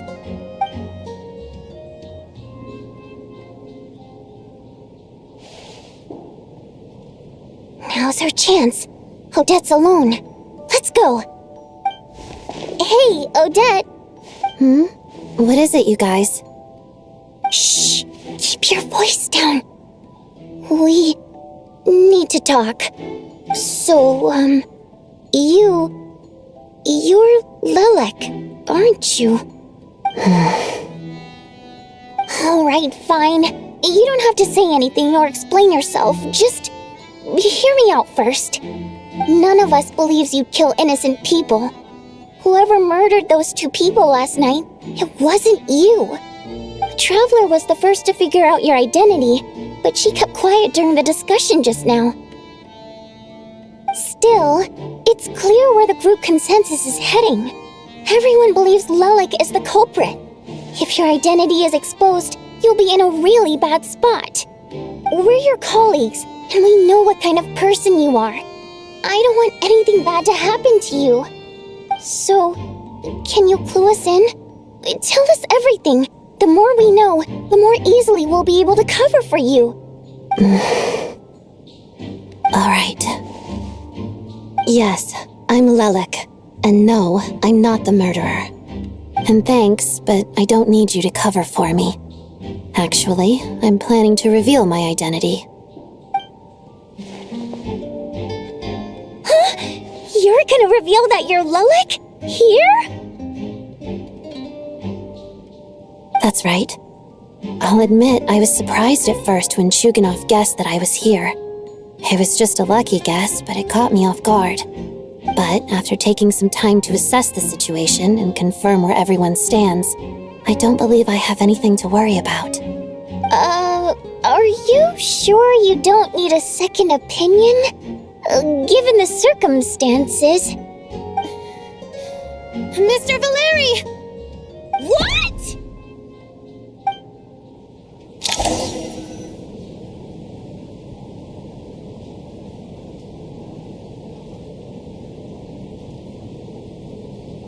So, Odette is Lelik? I don't know what game you're playing, but you've got a lot of nerve. It's just one identity. So what if it's exposed? I can disappear and adopt a new identity anytime I please. I made my peace with this when I chose to become Lelik. But more importantly, I promise I am not the murderer, which means that someone else is. So, if anyone still insists that I did this, you'd best produce the evidence now. Otherwise, I suggest that you bite your tongue. Because if you really believe I killed 2 people without making a sound or leaving a trace, pointing fingers at me would surely only make you my next target. Is this really the truth, Miss Odette? That's confidence, all right. I believe you. A real no-nonsense attitude. I can see why Marionette said that she's on track to inherit the title of the Fair Lady. Are you seriously buying this? Hey, officer! She just admitted to being Lelik. Aren't you going to do something about this?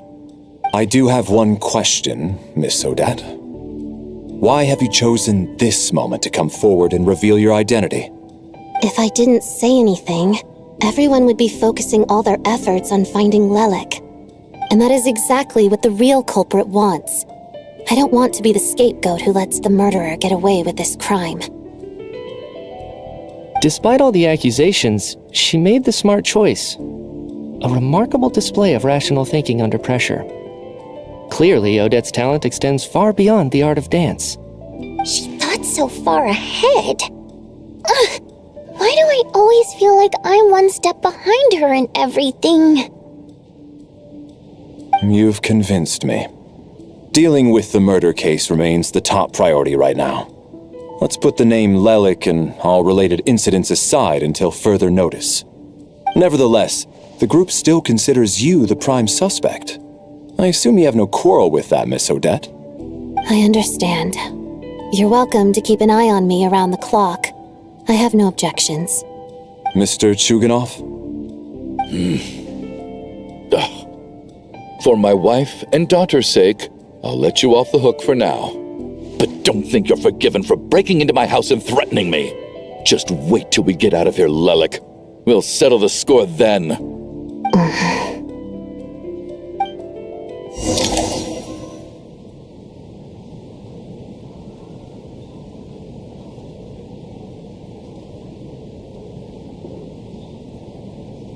Good work, Lelik Guard Team. And Lelik, too. Here, have some hot water.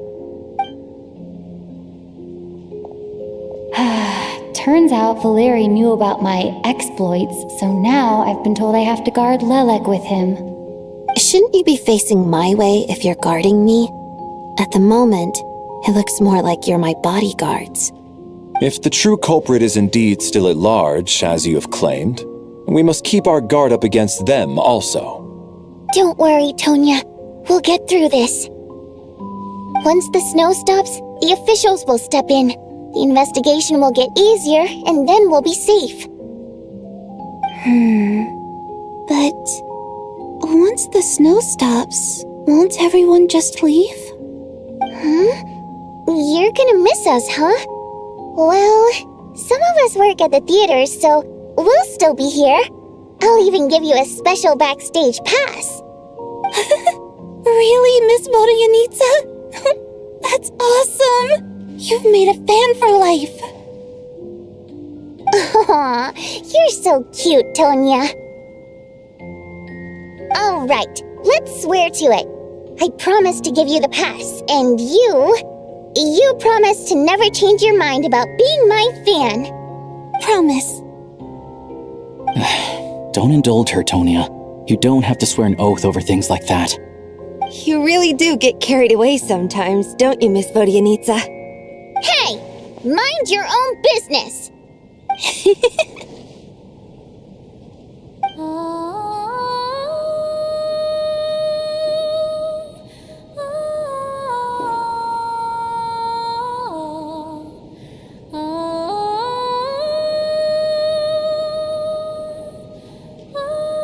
Don't be nervous, Miss Wateramp.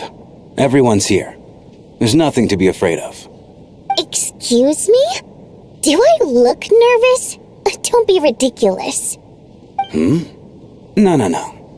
You sound nervous, lass. Oh. Wait, but how... Okay, plenty of people know that I'm a water imp, but still... How come you understand our primary mode of expression? Primary mode of expression. I've not come across that concept before. Do enlighten me, Vodyanitsa. Well, it's just... We water imps tend to communicate our emotions to each other by singing rather than facial expressions. The emotions we convey through song take precedence over our facial expressions.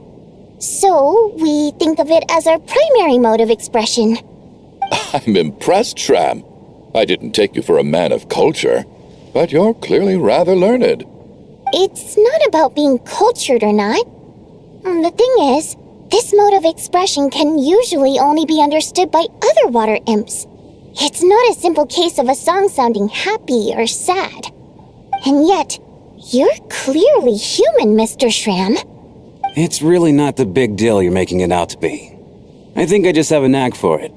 Plus, I have a... very close friend who's a water imp. A delightful lady. But keep that a secret. Anyway, we spent so much time together that before I knew it, I noticed I could understand her expressions. Oh, I guess that makes sense. Still, the fact that you have a water imp friend is even more surprising.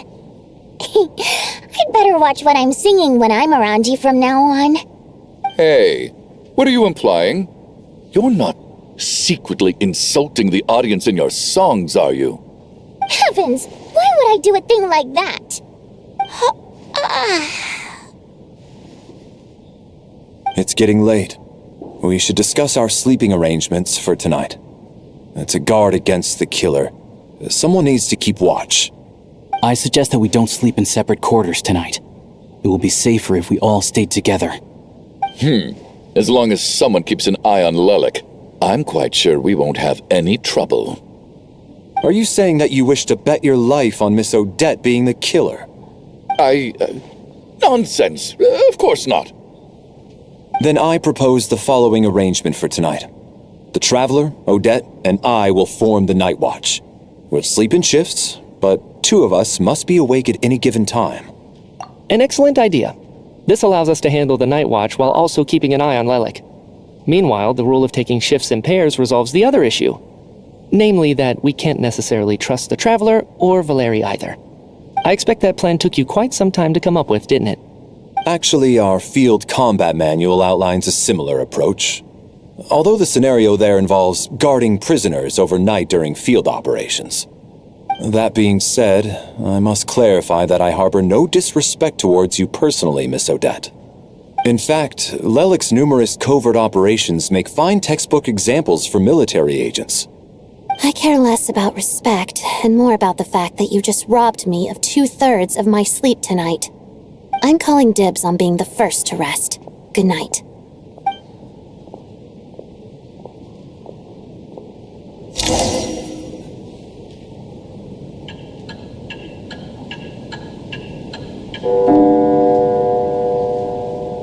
It's almost time. We should wake Odette. How are you faring? Oh, not going to argue with that. I'll take a quick nap. If you start to feel sleepy, wake me up anytime. It's finally time for Odette and I to share the night watch. I should wake her up.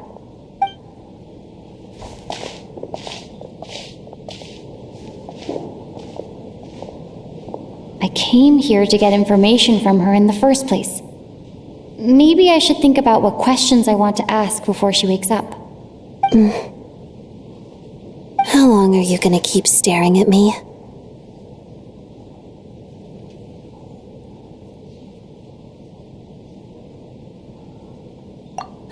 Couldn't sleep.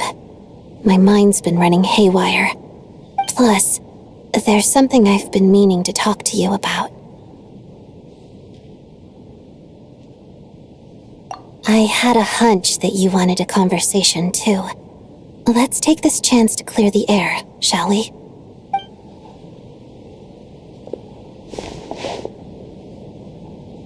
I just had a simple question for you, really. It's, Rosaline. In her final moments, did she have any last words or anything? I see. Well, that was all. I have no other questions. No. She was utterly ruthless in pursuing her goals. That kind of person should be hard to miss. And yet, even though I never approved of her methods, and she was an abrasive person, the fact remains that I am indebted to her. Oh, she told you. I guess that makes sense. I think she and Rosaline were on pretty good terms. Yes, Rosaline wasn't the kind to gossip about this sort of thing. Not that it's any huge secret to me, though. When I was a child, I had to join the Fatui for the sake of my mother and me. I trained under Rosaline. It was extremely grueling, and it didn't exactly come naturally to me. All I could do was try to ignore the biting cold and practice. I was a newcomer who'd managed to make a good first impression on a harbinger. There was pressure to live up to her expectations, to be worthy of the fair lady's reputation. Every day was a struggle against the cold, pain, and fatigue. And most nights, I struggled to fall asleep. After enduring all that, I've become almost immune to the sensation of pain. I suppose that was the cost of survival. Surely, any child who had to experience that would grow to hate her lot in life, don't you think? So, I put an equal amount of effort into my ballet. Because in my young mind, that was the only way to defy my fate. It was my way of telling her, the Fatui's demands and your expectations of me are not what I wish for. One day, I will leave.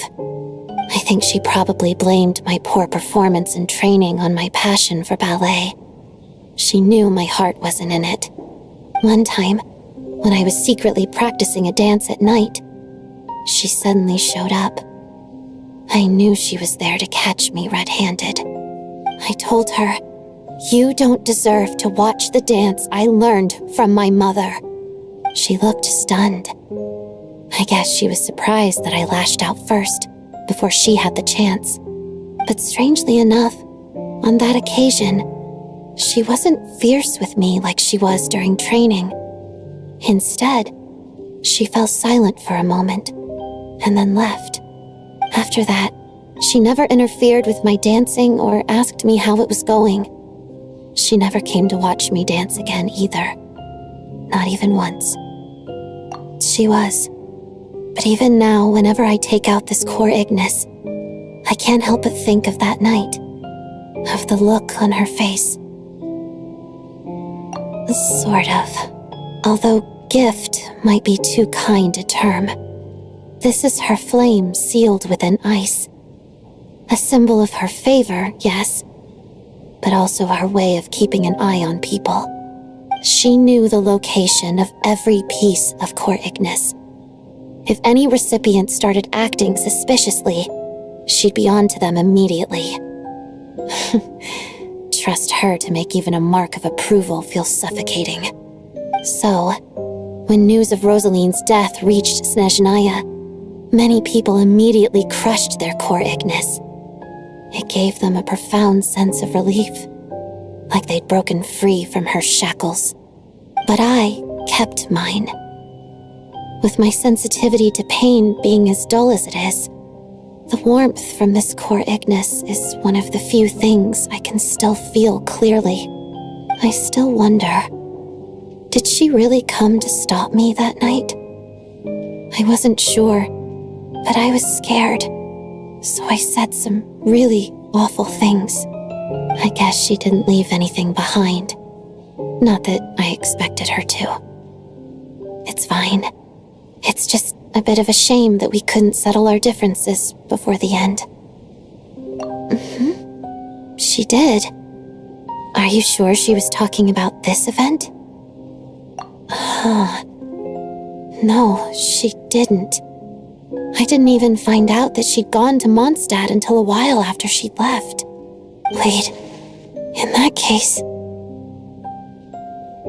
Okay, I will. Thanks for letting me know. There's something I'm trying to figure out. I'm beginning to suspect that Paimon's mystery illness is being caused by the energy research behind Project Stuzha. Paimon's very important to me, so I have to get to the bottom of this. I figured that since you're Lelek, you might know something about all this. The ultimate goal of this energy experiment is to create a weapon for the final battle. The weapon's construction was completed in Nodkrai. Now, all that remains is to arm it with a sufficiently powerful energy. Yes, the weapon's development and all the related experiments are overseen by Lord Piero, the Jester, and the lab is located deep within the Armory Palace. I'm not sure why this experiment would be making Paimon feel unwell, though. The best way to get to the bottom of it would be to go there in person. Once we get out of here, I'll help you apply for an entry permit. And I'm hardly the organization's proudest member, as you know. You answered my question about Rosaline. I want to do you a favor in return. It's that simple.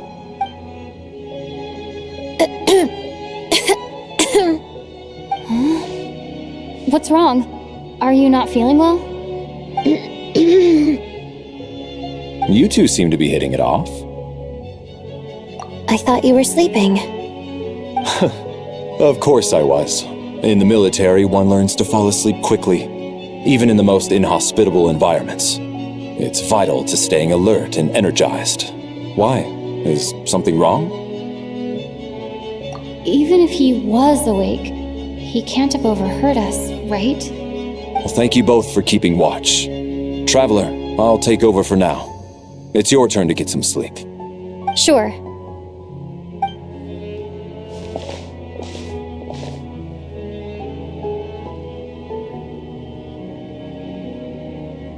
This is our second night here, but at least I found out a little more about Paimon's condition. I hope she's been sleeping well the past couple of days. Why do I feel like I'm being watched? Seriously? Is this payback for when I stared at her earlier? But I thought she was asleep. Never mind. I'd better try and get some sleep myself.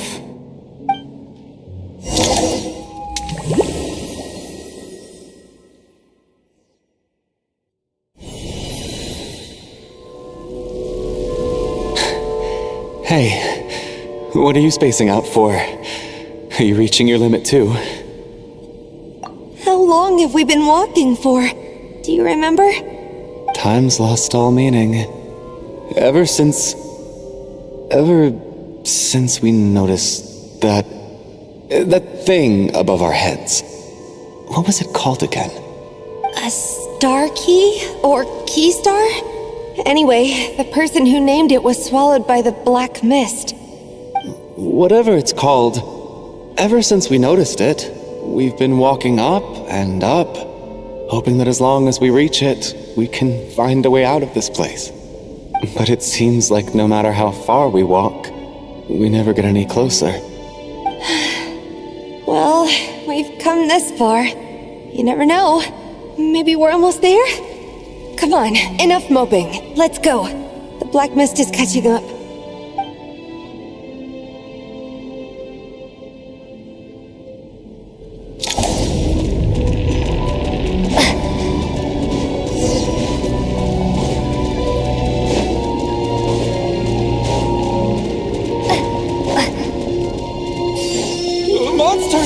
Watch out! Not again! I lost count of how many times we run into them. Be careful.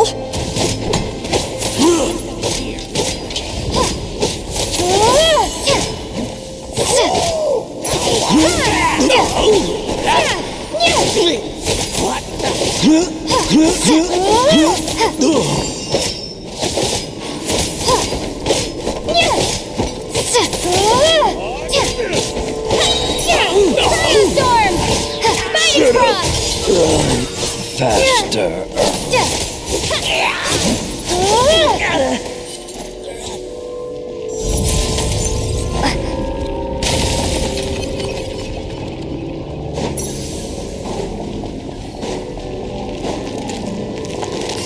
Here they come again! Get ready! You wanna fight? Let's go!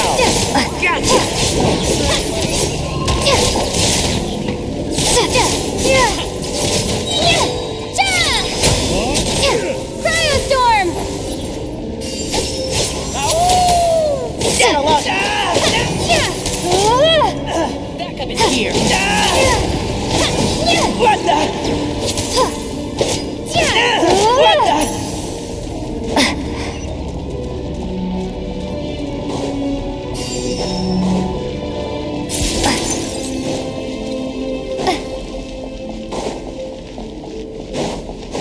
Monsters ahead of us, the black mist behind us. It feels like there's no escape. Fine. Shut up. Run faster.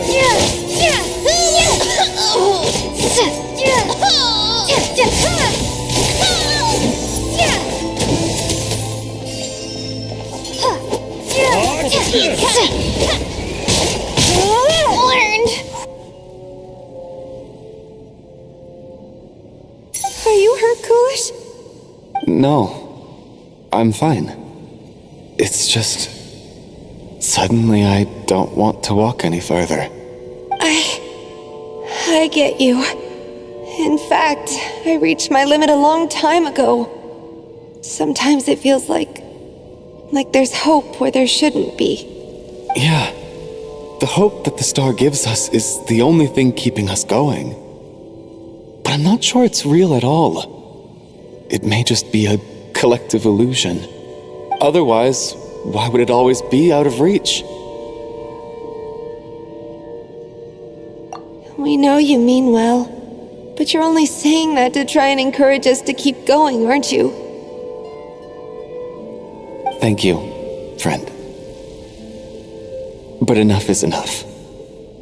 Please don't give me any more false hope. Hope is poison in this place. You're going to continue, aren't you? I admire that. I've given up, but I wish you the best. May there come a day that you catch up to the star and leave this godforsaken place.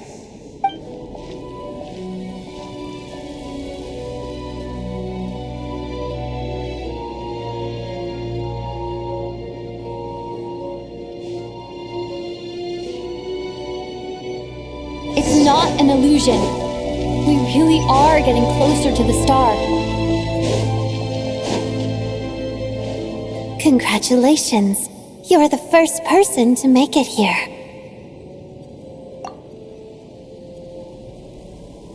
I'm the star's envoy. The black mist has stopped rising, Its hunger is satisfied for now, having devoured your two companions. This is a good opportunity. I'll let you get some rest before we continue. What do you mean, leave? The star represents the starting point. It's the waypoint for the beginning. Congratulations on reaching the starting point. Once you are ready, we will head out and walk upwards. I will be right by your side the whole way.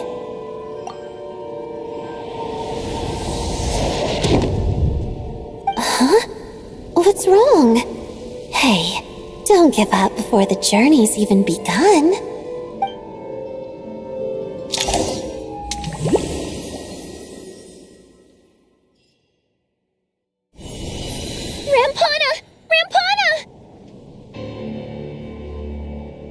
Is that Vodyanitsa's voice? What happened? Coolish, wake up! Please wake up!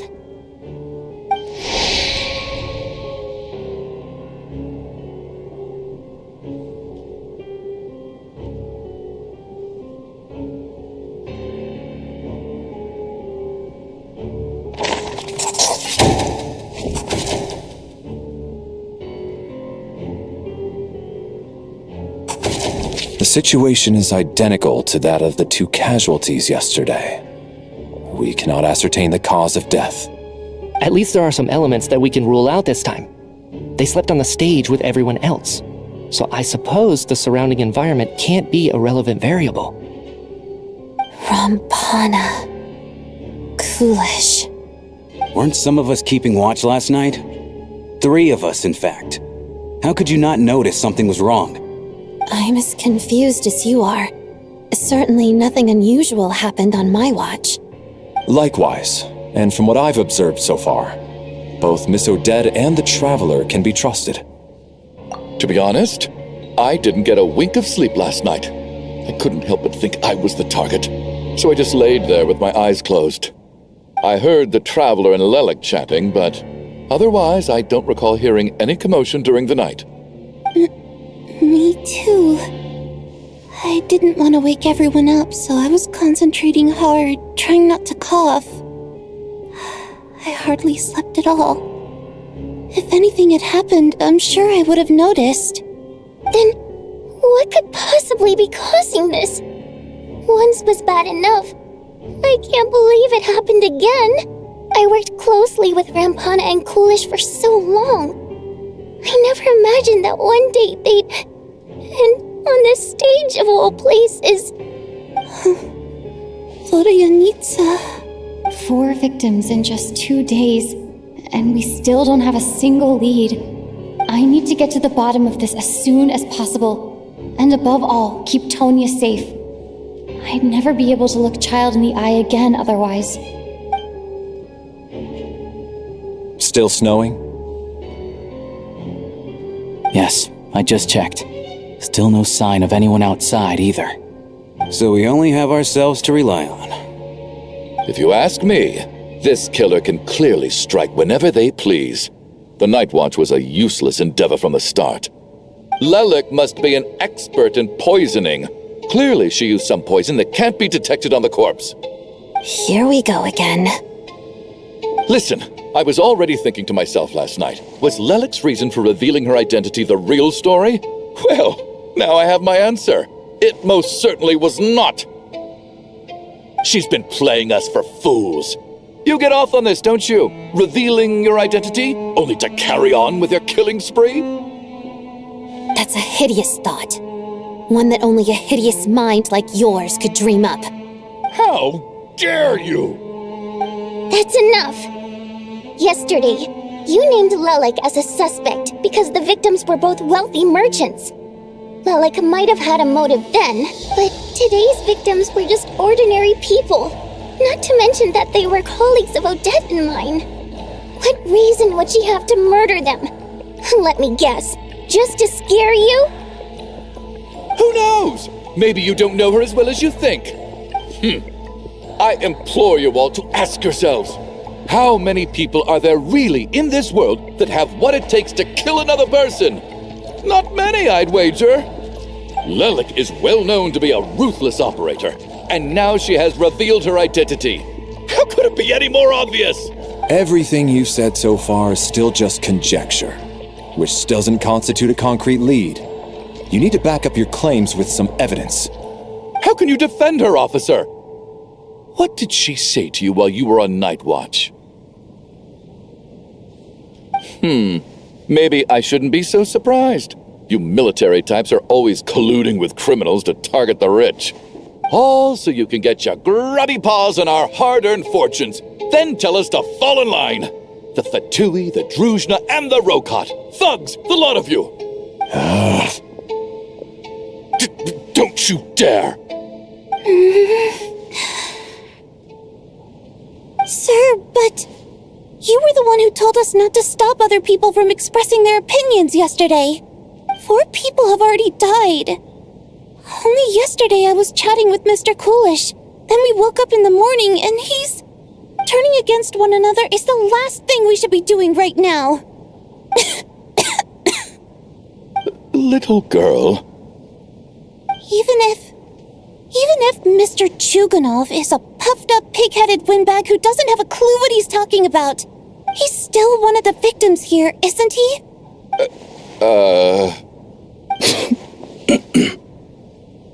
I had no intention of resorting to violence. But you're right, Miss Tonia. I ought not prevent him from speaking his mind. In any case, I believe Mr. Chuganov has calmed down a little now. We may resume our discussion. I don't think there's any need for that. What is there to discuss? Nothing about this situation is normal. Did you have an idea, Mitya? You're the brainiac here, right? Come on, clue us in. I've been mulling something over. All the leads we have so far concern things from outside the theater. Miss Odette's alter ego, the threats Mr. Chuganov received. But then there's the 2 double murder crime scenes themselves, which have given us absolutely nothing to go on whatsoever. That's highly unusual. Even with the most careful killers, there's always some evidence left behind. So what are you suggesting? I think this could be a supernatural event. It isn't characteristic of human-on-human homicide at all. Correct me if I'm wrong, but aren't you supposed to be a scientist? That doesn't sound like a conclusion someone like you is supposed to make. I got into scientific research because of my insatiable curiosity. But if the present situation defies all known scientific explanations, I don't mind shifting my curiosity toward the paranormal instead. Now that you mention it, I remember when I first came to the theater. I heard rumors about this place being haunted. Haunted? Yeah, I think I heard the same thing. But I mean, they're only rumors, right? We've worked here for years. Surely we would have noticed any spooky goings-on by... Well, this has taken an unexpected turn. A haunted theater? If Paimon were here, she'd probably be hiding behind me in fear right now. Why don't we take this opportunity to look for clues again with a more open mind? Maybe a different perspective will help us see something different. Very well. Whether it's criminals or ghosts we're looking for, the same rules apply. Everyone needs to tread carefully. I'll move the bodies into the same room for now.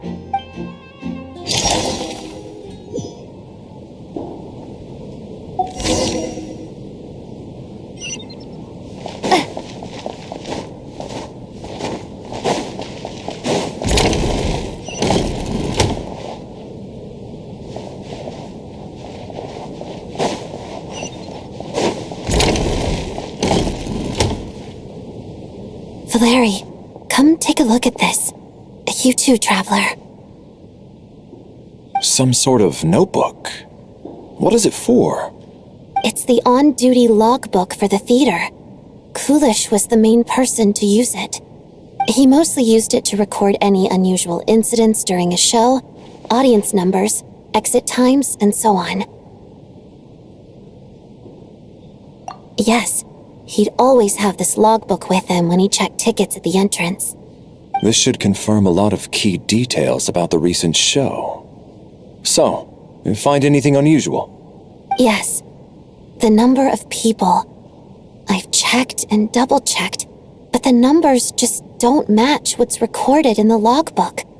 Apparently, we have an extra person among us. Are we certain that logbook is accurate? Could someone have sneaked in without buying a ticket or something? Unlikely. Coolish took his duties very seriously. I've rarely seen any errors in his work. Not to mention that this was a dress rehearsal, meaning smaller audience numbers and tighter ticket restrictions than usual. Everything would have been well within his control. We no longer have our tickets with us, do we? They got collected on entry. I assume there's no way we can check them again. Unfortunately not. The theater recycles tickets. Once people are in the door, they don't tend to leave until the show ends, so we collect the tickets at the point of entry.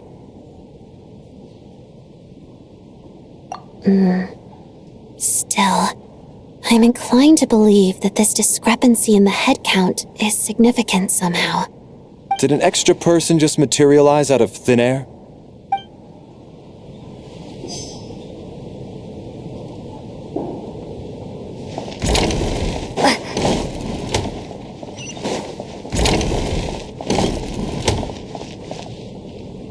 Tonya?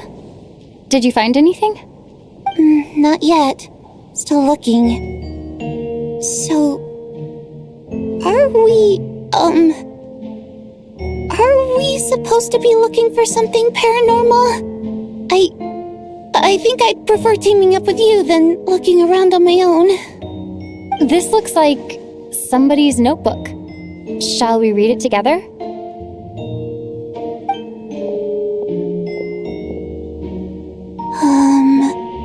Well, it doesn't look scary or anything, so I guess it should be fine. All right, let's read it together.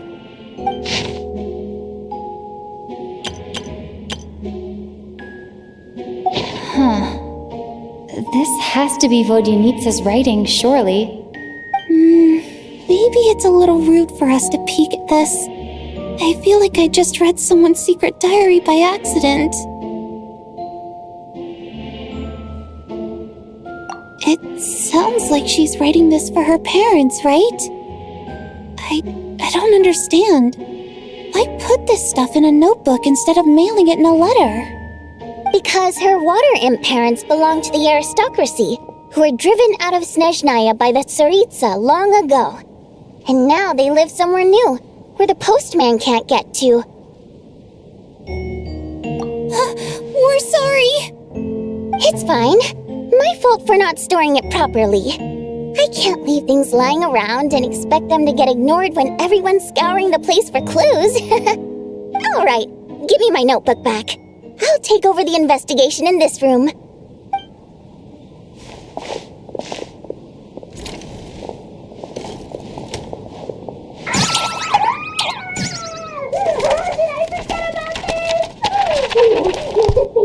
Oh, God, and this one. Oh, my. Why am I so embarrassing?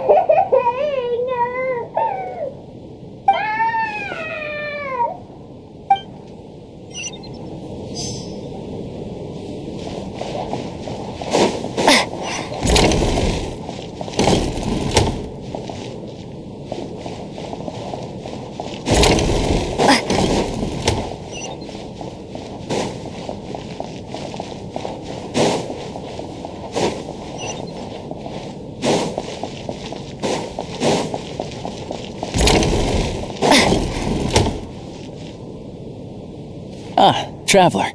Since you're here, come take a look at this. Alosha found it. We're both curious to hear your perspective. It appears to be an investigation report. And the focus of the investigation was the rumors of haunting we heard about earlier.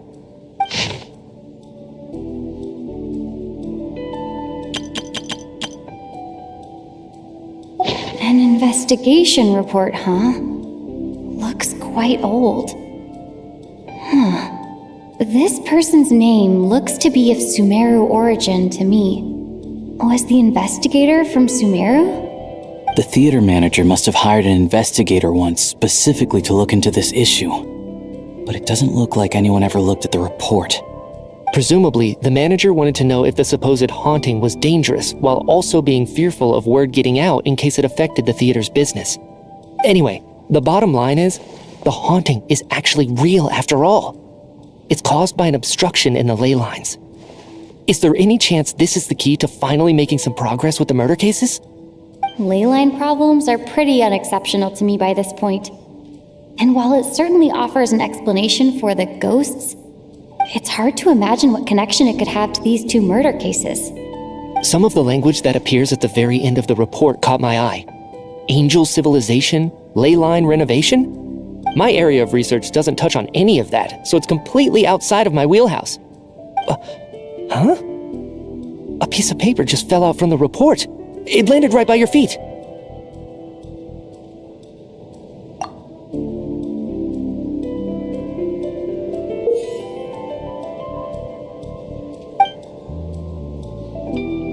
How unnerving. It was tucked inside the report, so it must be a note left by the author. Death is near. Is that supposed to be what's going on here? With us, in the theater? But if so, how did the author foresee it? Could he predict the future somehow? Maybe things are more complicated than we thought. No, wait a second. If we take the report and the note at face value, they completely contradict one another. The report definitively concludes that the hauntings in the theater are harmless and cannot affect the real world. But the note seems to be warning of potential danger. The question is, what exactly does the note mean by death?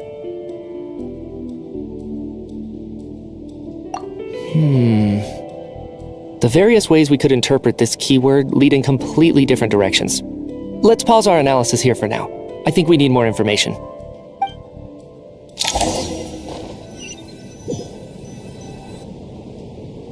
If we take all this together, it's not impossible, is it? If anything, it's the natural conclusion. Oh, I beg to differ. This sounds to me like a product of a researcher's vivid imagination. And perhaps it's because I'm still viewing this through the lens of a typical murder investigation. But still, I'm struggling to be persuaded by your theory. Does it really sound that far-fetched? Alright, well, let's treat that as speculation for now. I do agree with what you've said, so let's go with your idea for now. Good. Okay, now that we finally have some meaningful leads, I think it's time to reconvene. Let's get the others.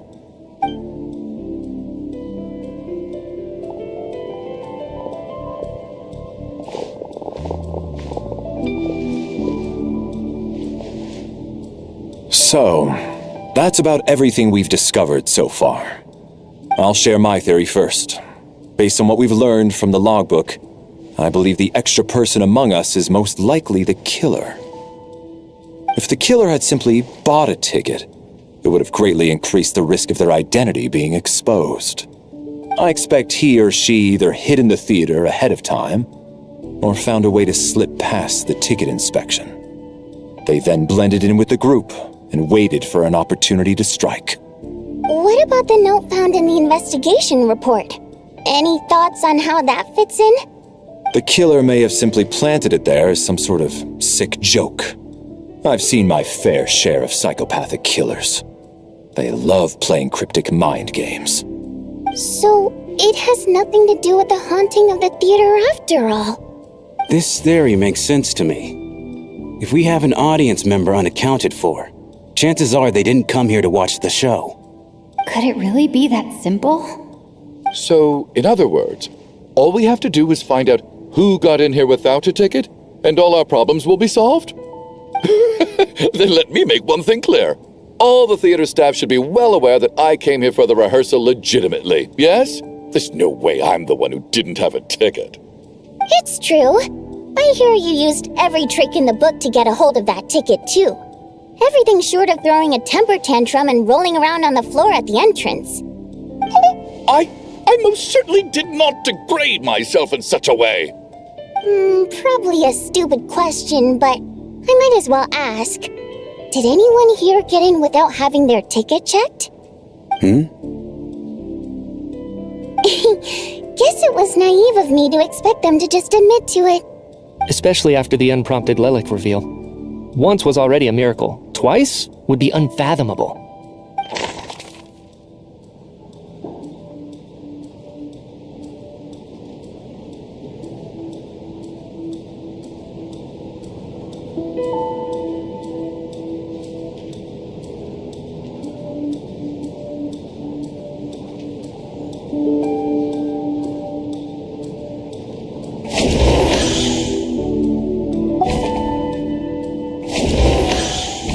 Tonya received her ticket. Valeri came to the theater to catch. As things stand,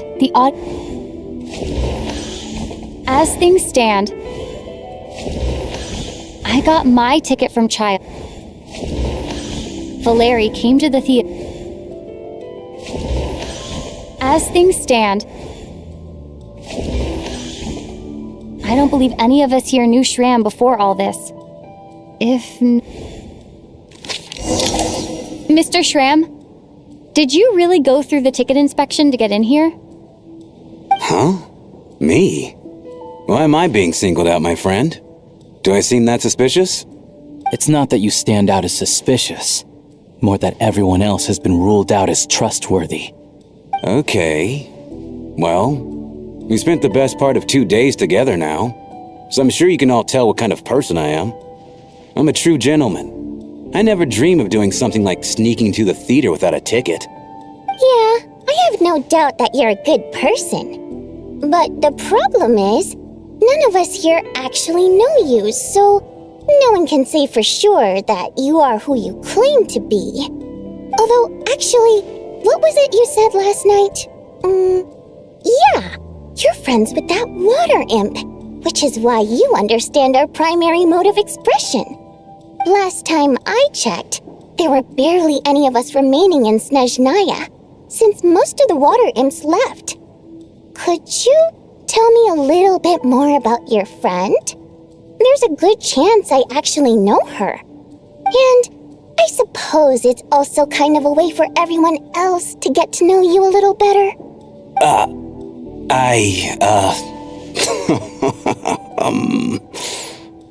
Good grief. Are you blushing? Pull yourself together, man. Stop giggling like a teenage boy. It's revolting.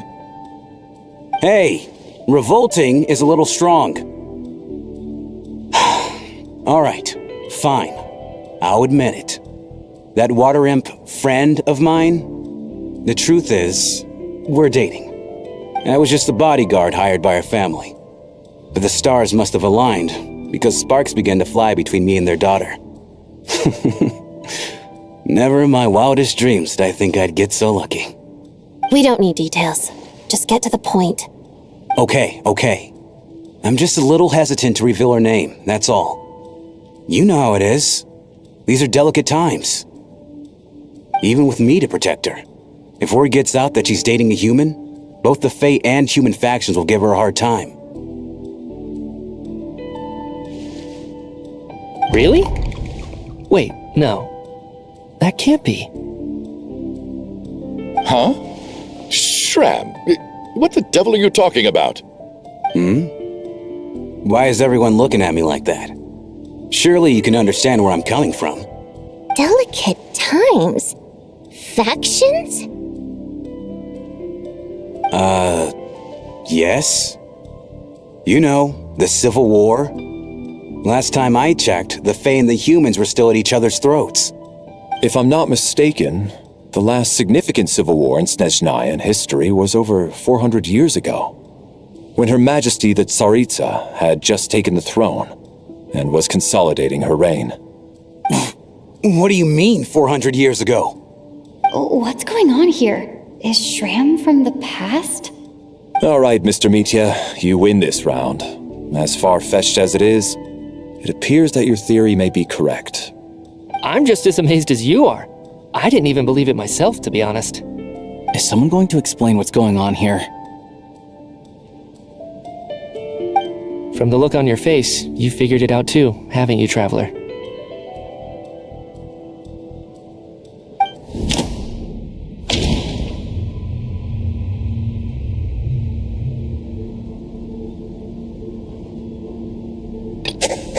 That seems to be the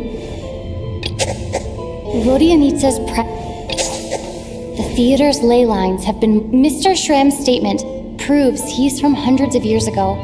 And, according to the investigation report on the theater hauntings, Mr. Shram is very likely a lost soul wandering the theater.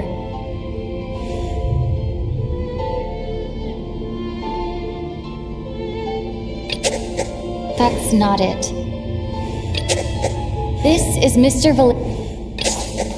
For some unknown reason, the soul that has been wandering the theater due to the ley line issues has joined our group and blended in. Yeah, that must be the immediate reason why the ticket count doesn't match the number of people present.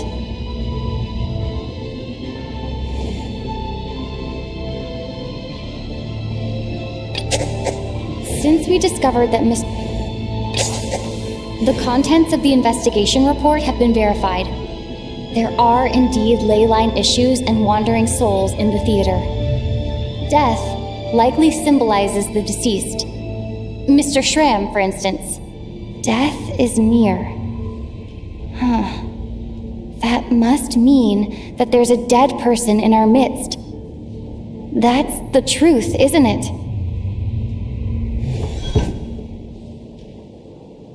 Yeah, the logic is clear now.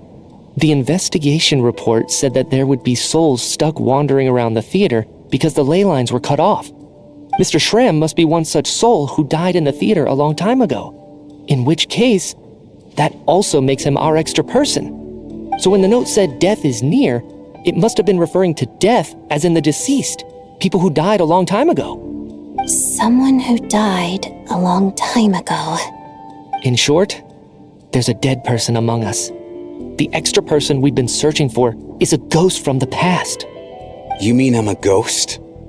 No. Don't make jokes like that, my man. There must be some mistake. But even if I was dead, I know for a fact I didn't kill anyone these past 2 nights. Yeah, even if all that's true, the report also said the souls inside the theater can't affect reality, right? They're harmless. Then what if the problem isn't the souls at all, but the ley lines themselves? The ley lines have a powerful ability to attract and devour souls. Let's say that the ley lines are like a black hole, constantly seeking to engulf souls. But the souls that don't want to return are trying to avoid being sucked in. Why does this analogy sound so familiar? What happens when the black hole can't achieve its goal? I'm only speculating here, but what if it ended up swallowing innocent souls by mistake, or intentionally taking other souls to compensate? That could explain why we weren't able to determine a cause of death. If you're right, and their souls were devoured by the ley lines, it does make some sense. It does seem to explain a lot of the things we couldn't make sense of. Does that mean it's true? Except there's no concrete evidence. Mitya is relying on a lot of logical leaps. Still, it seems like the best explanation we have under the circumstances. All right, so how could Shram not know that he's dead? Seems a little unlikely that he hasn't noticed anything unusual even after several days interacting with us. On the contrary, it's perfectly normal for a soul to wander the theater for centuries without questioning their existence or reason for being there. It's simply what's natural for them.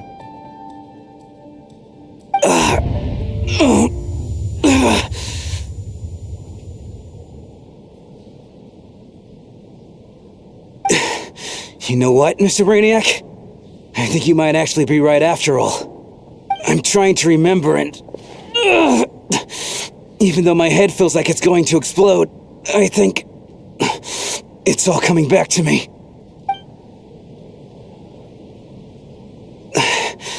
I was the one who didn't want to remember my own death, so I forced myself to forget. Well, I'm sure those are painful memories. My lady and I snuck out to go on a date one day. We bought tickets for the theater. It wasn't really my thing, but I was just happy to be together.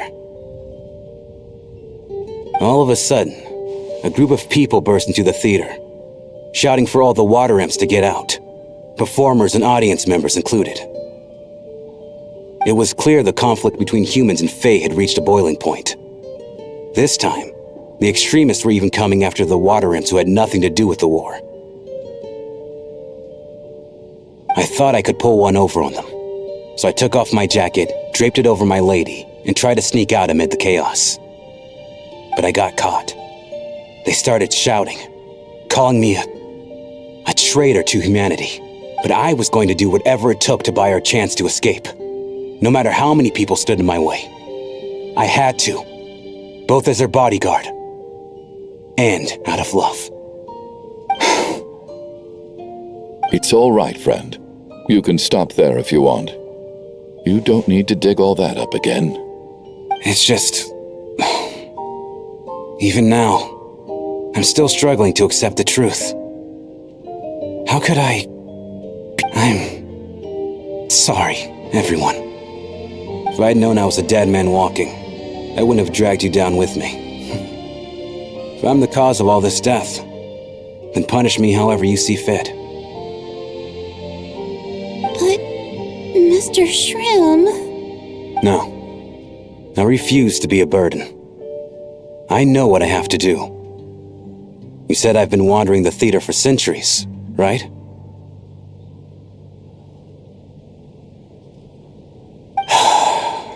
I guess it's high time I got a breath of fresh air.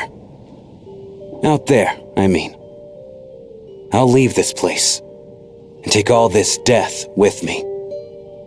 Go out on my own terms. Mr. Shram, I'm sure we can figure out a different course of action.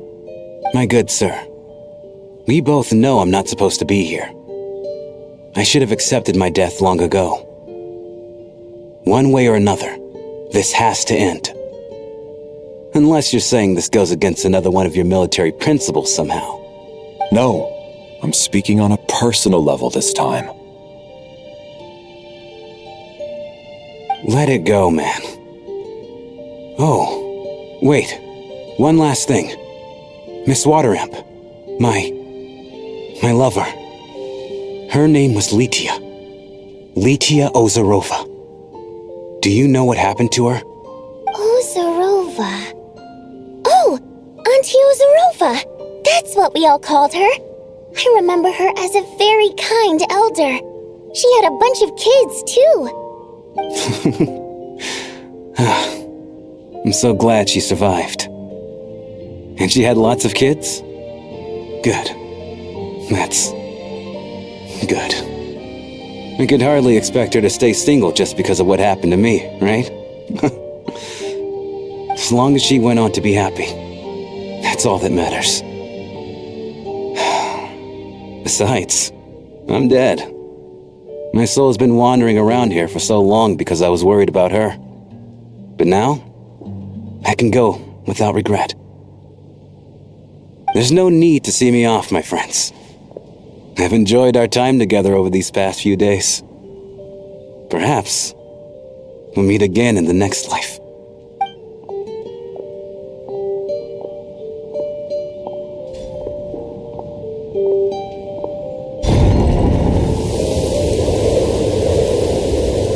Take care, my man. I know Mr. Shram was already dead, but I still feel so sad. Death is cruel, no matter how we might try to make sense of it. So, was the conflict between Fae and humans really that bad back then? I was only little, so I don't remember much. It's terrible to think that so many innocent people had their lives turned upside down. Even the historical records about that time period don't say much about it. All people know is that the Tsaritsa founded the Fatui, drove out most of the Fae aristocracy without explanation, then used her terrifying power to suppress the humans. It seems to me like the Tsaritsa chose to make herself the enemy. She downplayed the conflict, directing whatever animosity both sides had for each other at herself instead. That's also why, despite how brutal the conflict was at the time, there hasn't been much lingering tension between humans and Fae since. Things have been fairly harmonious for the past few centuries. So, the Tsaritsa banished the Fae to protect the Fae living in the city? She offered herself up to be hated in exchange for peace. Maybe it's not quite as bad as it sounds. I don't think Her Majesty is too concerned if mortals hate her or not. And besides, there are very few who truly do. All this time, I had no idea. All right. If Mitya's theory is correct, then I think we can consider this matter settled. Let's all take a break.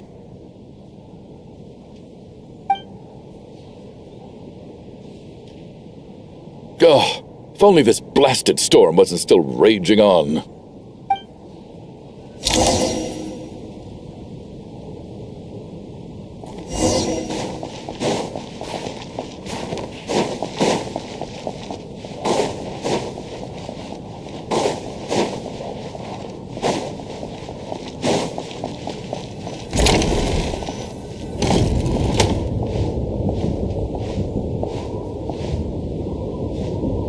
Looks like now we can just rest until the snowstorm stops. I still can't believe Shram turned out to be a ghost who'd been in the theater for hundreds of years. To think he was dead this whole time. What a strange turn of events. Knock, knock. Knock, knock. You know the door isn't closed, right? You don't have to knock. Think of it as a signal then. When I'm entering someone else's room and I knock, I'm here as Odette. If I don't knock, it's Lelik. Thanks. So, why did you come to find me? Is there something I can help with? Vodyanitsa said you knew about my secret identity from the start. But when everyone was discussing who Lelik could be, you were worried that revealing what you knew would be unfair to me, so you kept it to yourself, right? Yes, I'm extremely grateful for that. It's nothing. I mean, you didn't hold what happened with Signora against me, so I should thank you for that as well. Actually, there's something else as well. I found myself in a situation similar to the one you were in when you helped conceal my identity. So I thought I'd come and ask you for advice. It's about Mitya. Before all of this, the last time I saw him, he was dead. As I'm sure you know, my goal as Lelik was to stop Project Stuzha. Well, when I found out the tech lead for the experiment behind Project Stuzha was Mitya, I immediately started planning to track him down and threaten him to back out. I often saw him around the theater, but I soon concluded that making my move there would risk exposing my identity. So I decided to infiltrate the Armory Palace and go directly to his lab. That way, the threat would be much more effective. Well, I suppose there was a bit of luck involved, but I am a Fatus, so I already had some familiarity with the building's layout. But when I finally made it to his lab, Mitya seemed to be dead. I checked his breathing and his pulse. He had no vital signs whatsoever. I'm certain of that. I thought maybe another anti-Project Stuzha activist had beaten me to it and chosen a much more brutal method, so I made myself scarce. That's why you were so on guard around Mitya that first night here. Yes. When I saw him sitting in the audience during the performance, I could barely contain the shock. To me, it was a miracle. Somehow, he'd come back from the dead. But then, the murder started happening and things got so complicated that it wasn't really at the front of my mind. That is, until Mitya himself said there must be a dead person among us. Then I couldn't ignore it any longer. And yet, you thought that bringing it up right away would single Mitya out, just like when everyone was suspecting Lelik. Exactly. I thought there could be something I was missing. Besides, we soon figured out that Mr. Shram was a ghost, and we knew there was only one extra person, so we thought he had to be the one. But now it seems like there's another candidate. I understand why you kept it to yourself. There was so much information being thrown around during that discussion. Bringing up Mitya would have just introduced more confusion. So, what do you think we should do? Let me confirm one thing first. When was it that you found Mitya dead? Around a week ago. Sometime in the afternoon. A week ago? That's earlier than I thought. I saw him just a few days ago at a restaurant. That definitely would have been after you found him dead. He seemed completely normal to me. Chatting with Vodjanitsa, trying to avoid Valeri. So he was definitely alive on that day. Huh. Well, all I can say is I know what I saw. Here's a thought. The reason we even suspected a dead person could be among us was because of the problem with the theater's ley lines. But Mitya's death happened inside the Armory Palace. The ley line issue affecting the theater shouldn't reach that far. You're right. I guess he doesn't fit the profile of the person we were searching for. I think the chances of it being him are very low. Surely he can't have died for real in the Armory Palace.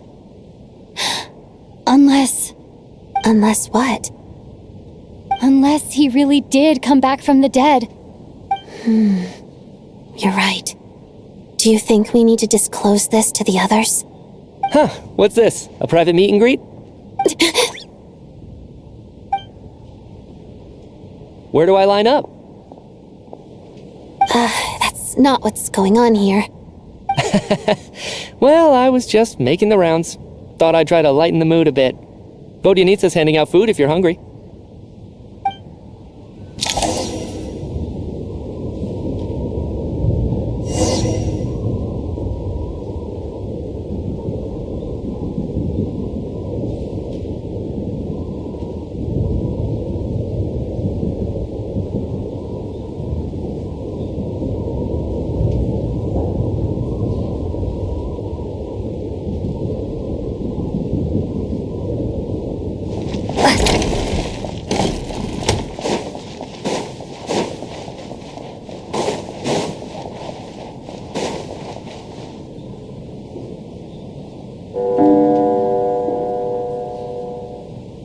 What is going on with this storm? Could it be connected to that monster that just arrived in Snezhnaya? I almost hope it is. Her Majesty the Tsaritsa left to vanquish that beast herself. We just need to wait for her triumphant return. Do you think people still feel the cold after they die?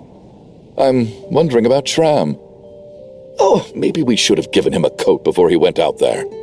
Death itself is cold, isn't it? I'm sure the storm will embrace him. Well, I hope he has a safe journey. I'm going to miss him, I think. It's not like we can blame him for Rampana and Kulish's deaths. Thinking back on it, we barely made it out alive ourselves. Once we get out of here, how are we going to explain what happened to their families?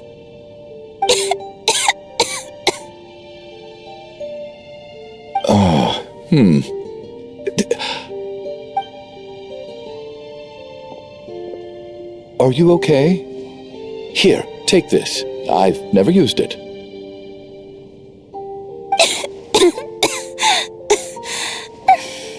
Thanks. Look who's Mr. Nice Guy all of a sudden. Is it because Tonya stood up for you this morning? At least you know how to return a favor. Yeah, without Tonya, who knows how badly he would have been hurt. I told you already, I never intended to resort to violence. Bunch of rascals. Little girl? I was rather surprised when you spoke up for me this morning. I didn't think I had many admirers here, so, thank you. Oh, no need to thank me. I said some bad stuff about you too. I've been, too embarrassed to admit it, but, you remind me a lot of my daughter. So kind to everyone, but never lets her old man off the hook. Unless my wife and I are having a fight, then she's always on my side. Especially when she was little. Every time I took her out...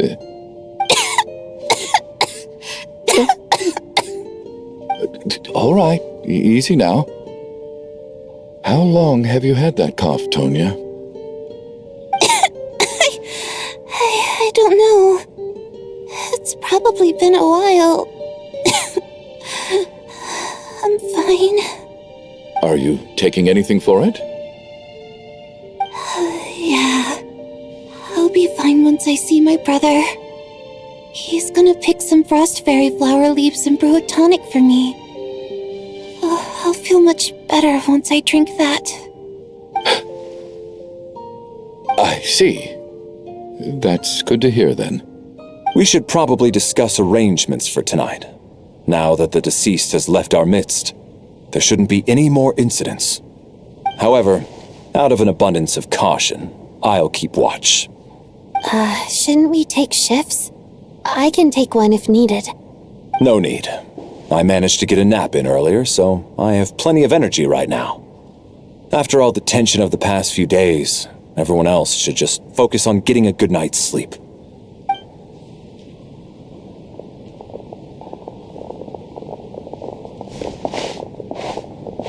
What a long day. This whole situation turned out to be way more complicated than I expected. But Valeri's right. I should just try to calm down and get some rest. The last thing I want is to give myself nightmares.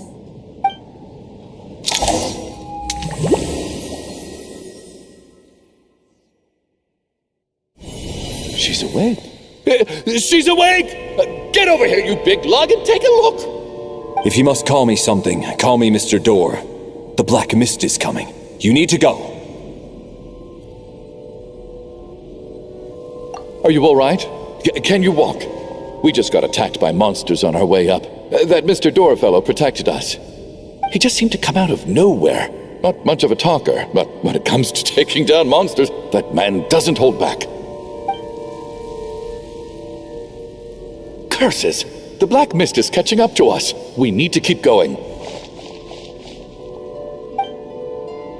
Mr. Door, I don't believe I've ever seen you around here before. Why is that? There's no need to try to get to know me. I'm just Mr. Door. Mr. Door! Trouble! Quick, get rid of them! I can just push these ones off. Oh. Well, anyway, we're lucky to have you here. Thanks for saving us earlier. No need to thank me. This is where my duty lies.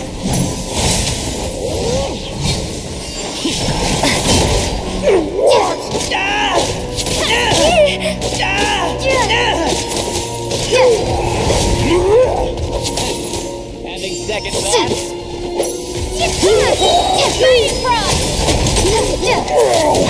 Blade! You Just What the? Cryo Storm!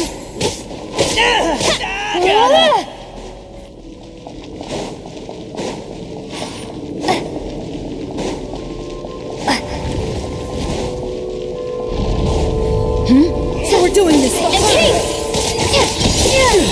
How?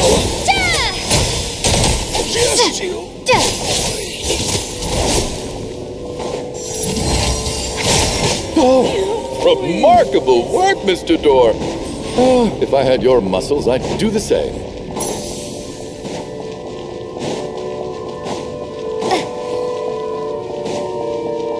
Are none of these doors the one you're looking for? No.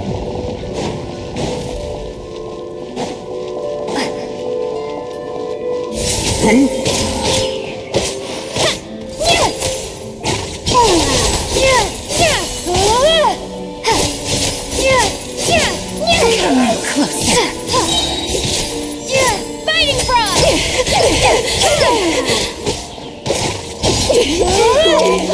Impossible. I'm so exhausted. And the Black Mist is still rising. Oh. Wait, look! There's more monsters down there. Are they coming from within the Black Mist? No! They're gaining on us! Quick, keep going, or they'll be at our heels any second!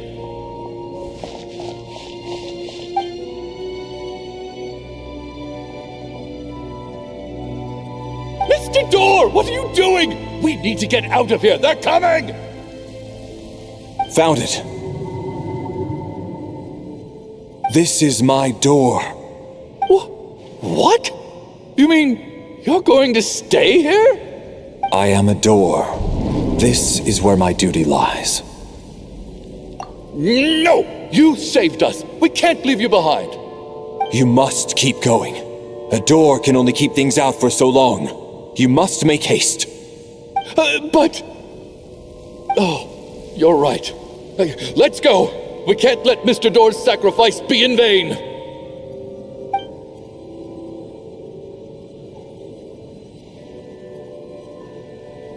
The black mist isn't moving anymore.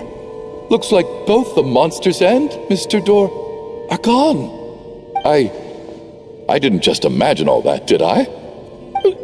Surely I wasn't so scared out of my mind that I hallucinated a door as a human being.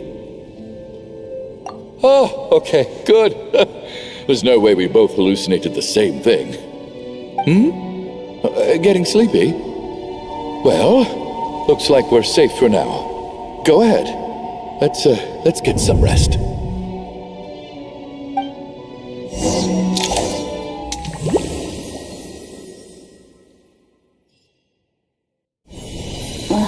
What time is it? Is it morning? I think I had a nightmare. Oh, I guess everyone's still asleep. These past 2 days have been exhausting. Valeri's keeping watch though, so he's probably the only one awake. Valeri?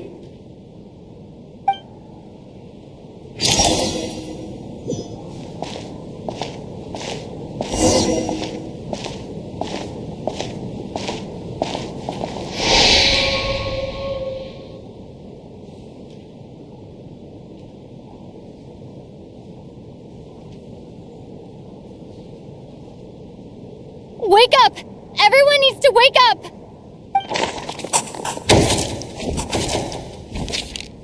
Just like the last 2 nights. No clear cause of death. I've been a real thorn in your side, haven't I, Mr. Valeri? Now you can rest in peace. But for me, life will be all the duller for not having to run away from you, my friend. How's Tonya? Is she okay? I just checked on her, and it doesn't seem like anything serious. She's just exhausted from the past couple of days, and she's still recovering from her illness. We should let her sleep a bit longer. That means Valeri was the only one who died last night. If Valeri was awake and keeping watch, it would have been impossible to kill him without waking everyone else up. That much is certain. This is so frustrating. Why has nothing changed since yesterday? I thought we already dealt with the dead person causing all this. Actually, one thing has changed. There's only one victim this time, not 2. Does that mean...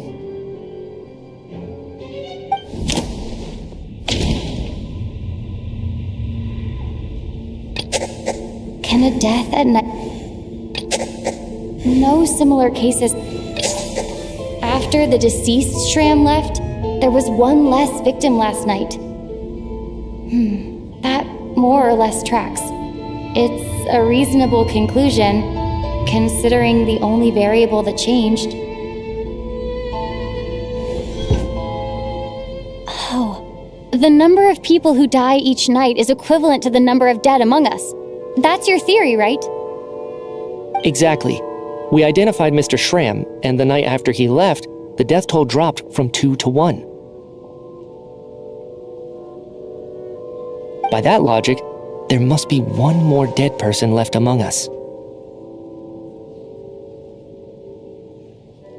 Another one? But there was only one person unaccounted for in the ticket checks, right? The head count should match up now. Having an extra person was definitely a cause for alarm, but being one person short isn't nearly as unusual. Someone could have left in the middle of the show, or made it out before the storm hit. One more dead person among us. If Mitya's theory is right, then what Odette told me seems a lot more relevant. It's just, at the time, we had no reason to think there was more than one dead person. If only we'd taken it more seriously as a possibility, maybe this could have been avoided. I'm sorry. This is my fault. I had information that could have been helpful, but I held back. I should have brought it up right away. I'm partly to blame as well. I was too quick to dismiss Odette's concerns. What is this about? What have you two been getting up to behind my back? Sounds like there's some big news you've been keeping from the rest of us. Well, we're all ears.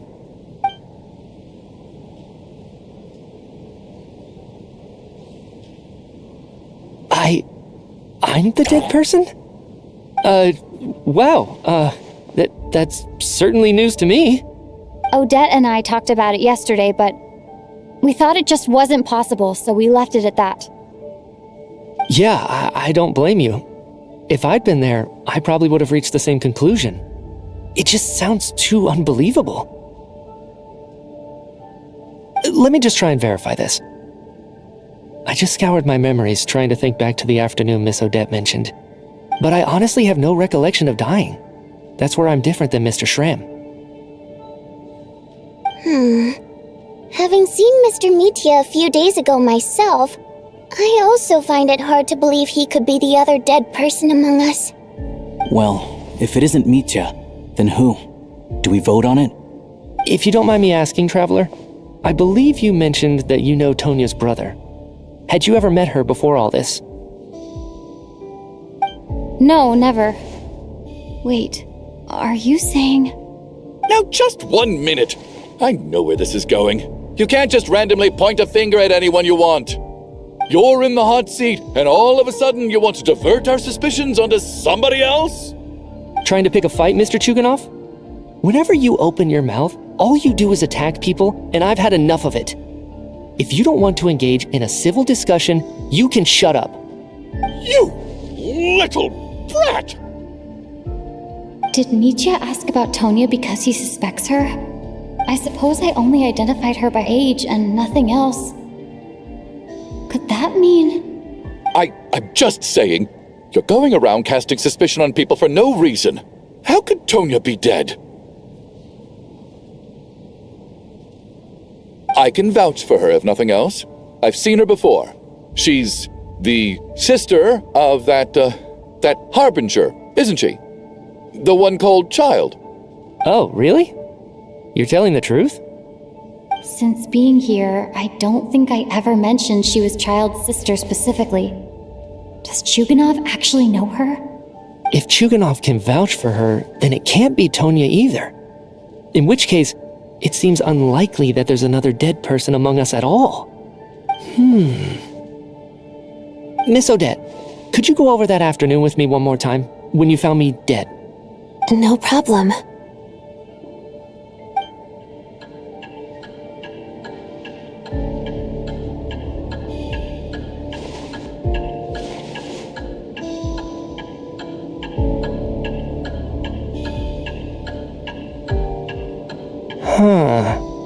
No matter how hard I try, I just can't remember anything about dying. But I do remember something else. Miss Vojanitsa, during our last meal together, I told you how some of the researchers were suffering from temporary memory loss. Do you remember that?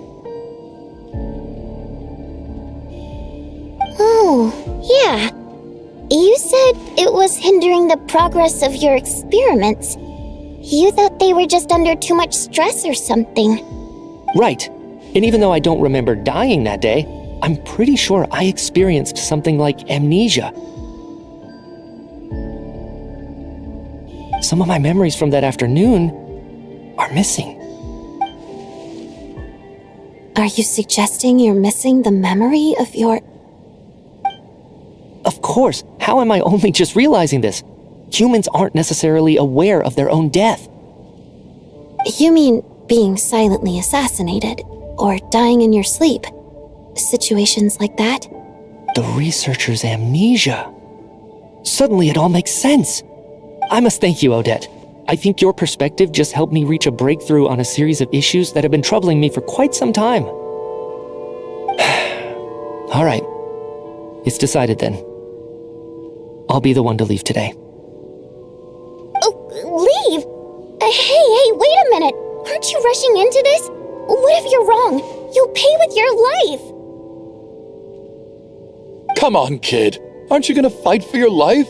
This seems like a rash decision. I have other reasons beyond what's been discussed. In fact, thinking back, I remember during Miss Odette's performance, while I was sitting in the audience stalls, a brilliant new idea for my research popped into my mind. But then, my train of thought suddenly cut off. I can't remember it now at all, and I didn't take any notes. I guess that must be another instance of temporary amnesia. No. Hold on. I see where you're going with this. You're suggesting that each instance of temporary amnesia is a death, right? There's a glaringly obvious flaw in that idea, no? How can one person die so many times? I believe Miss Odette's account. During the period where my memory is blank, I must have been either dead or in a similar state. All it would take is for the same thing to happen in the theater, and I would come under the effect of the ley lines in this vicinity. This increases the likelihood of me being the deceased, does it not? But... There's no evidence to suggest that anyone other than me is a candidate for the deceased. So allow me, as a scientist, to treat this as an experiment. Please relax, everyone. I don't think things are as bad as they may seem. If I really am the deceased, then to leave the theater will be a relief for me. If, on the other hand, I'm still alive right now, well, apparently you've all witnessed my resurrection recently anyway. Who's to say I won't return from the dead again this time? Mitya's right. This is the only thing we can try right now. I think he's deliberately downplaying the gravity of the situation, though. He probably doesn't want to burden everyone. What is a scientist if not someone who gambles on experiment after experiment in an attempt to obtain the truth? With this snowstorm, the ley line phenomenon, ghosts of the dead, and my amnesia, we've been paralyzed by not knowing and powerless to do anything about it. It's a terrible feeling. But if I do get resurrected, you can be sure that I'll come back with the truth of all this. Just you wait.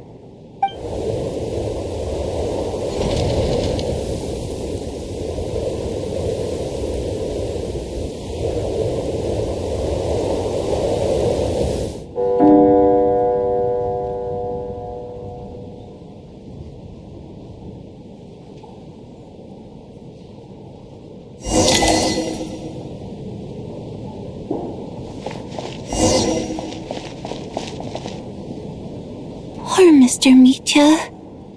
I didn't even get to see him one last time. Maybe it's a good thing that you weren't there to see it. It was a hard thing to watch. I hate goodbyes. Why does it feel like everyone around me is slowly disappearing? Not just in here, I mean. In the outside world, too. Maybe it's the realization that, at the end of life, everyone has to face it alone. Come to think of it, the main reason we're still alive right now is pure luck. Each morning here, for every one of us, there's the chance that we might not wake up. You could take it a step further and say that the same is true outside, too. Who can never be 100% sure when they drift off to sleep that they'll open their eyes again in the morning? If I make it out of here, I'm going to cherish every moment that I'm awake and live without any regrets. Without regrets? I feel like a strange sense of anxiety has been quietly growing inside me over the last 2 days.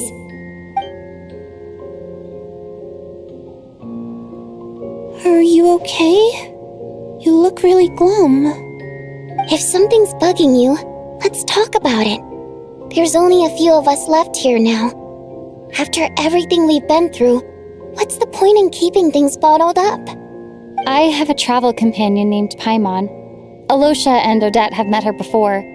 She's been feeling unwell recently. You're worried about her, aren't you? That makes sense. We've been trapped in here for days. To be honest, I used to feel like I was just a spectator in this world, watching everything that happens from the sidelines. Maybe it's because I'm a descender? A descender? But With Paimon by my side, over time, I slowly felt my connection to this world growing stronger. She loves eating, sleeping, and having fun, but she's also a great guide. It's her authenticity that makes this whole world feel more real for me. Over the last few days that we've been apart, I've often caught myself wondering, what would Paimon say if she were here right now?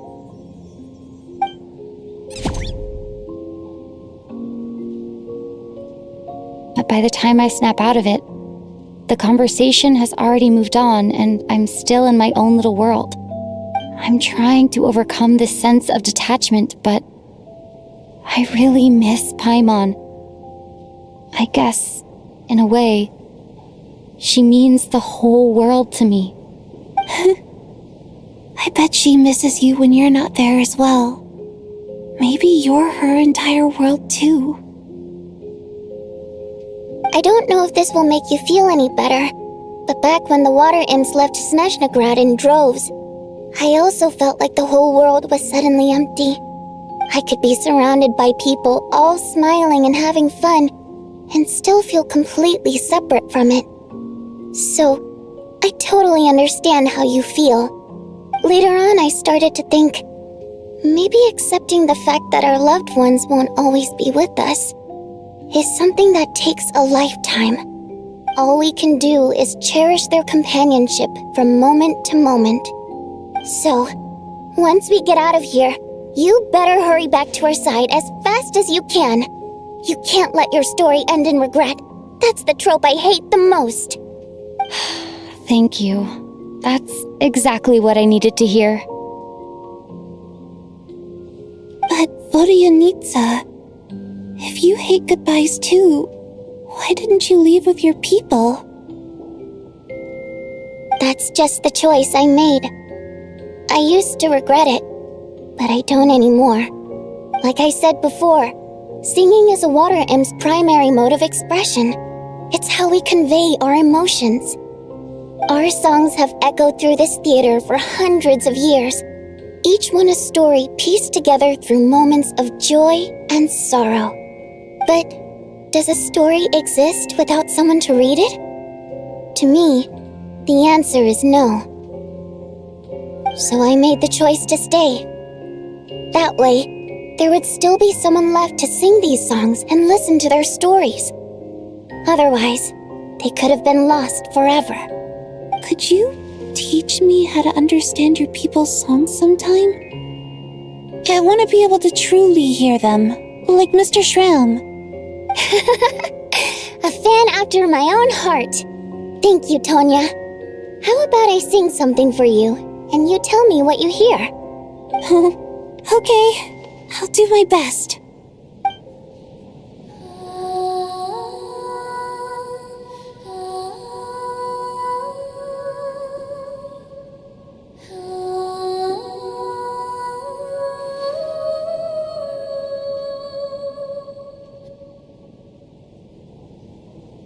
I've never heard that one before. I feel like I can hear a sense of longing somehow. I wonder why that is. Color me impressed, Tonya. You're a keen listener. Most people can only tell if a song is happy or sad. I didn't think you'd be able to pick up on such specific details. So, what's the song about then? Come on, tell me. I've actually never performed this song in the theater before, because it has more of a ceremonial purpose for our people. It's not meant for the stage. It means something like, "May those we have lost watch over us, and follow this song back home in the night, so that we might be reunited once more." No wonder I could hear that sense of longing. You sing it for loved ones who have passed away. I hope it reaches them. It's getting late, Tonya, and you're not well. We should all turn in early. I suppose there's no reason to keep watch tonight. Okay, but, before I go to bed, could you sing that song a couple more times for me, Vodyanitsa? Of course. anything for my #1 fan.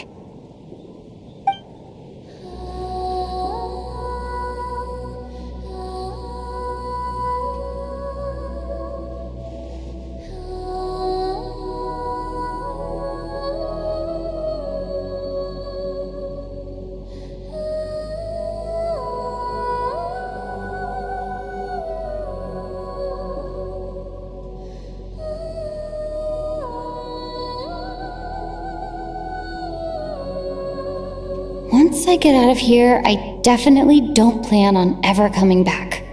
But I guess that means I'll never get to hear Vodianitsa sing again. That's a sad thought. Before I fall asleep, I should cherish this moment of companionship while it lasts.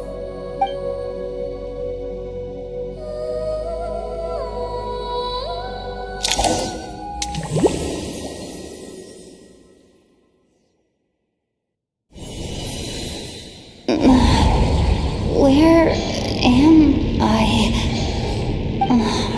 It's so dark in here, and I feel kind of dizzy. Am I alone? Huh? What was that noise?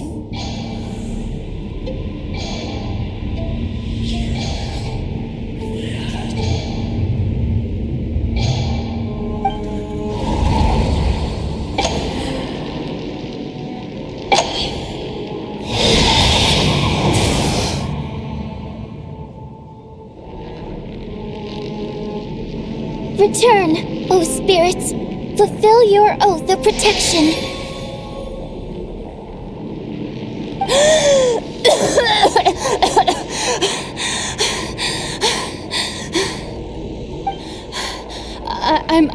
I'm alive? What just happened? No time for questions. Quick, over here. Turn on the switch. We need to bring back the light.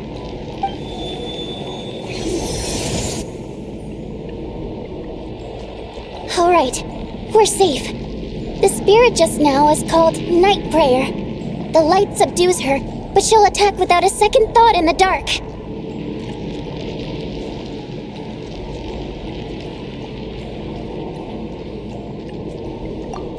Sort of. I know it's hard, but you can't let this place go dark, or she'll kill you again. Yep. Luckily, I was here to resurrect you. Otherwise, that'd have been a real bummer. A bit more than a bummer, I'd say. Wait, so you have the ability to resurrect people? Sure I do. I'm your guardian spirit, after all. I specialize in soul recall. Oh, it's nice to meet you, by the way. Thanks. It's nice to meet you too.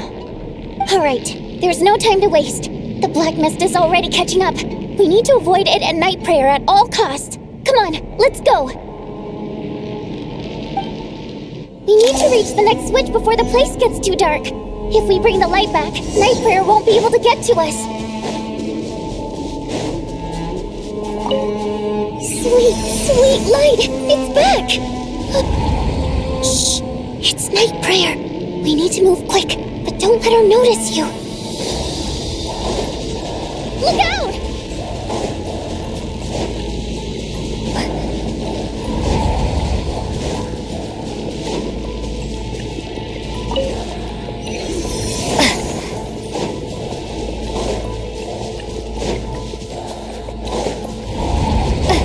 The next switch is over there.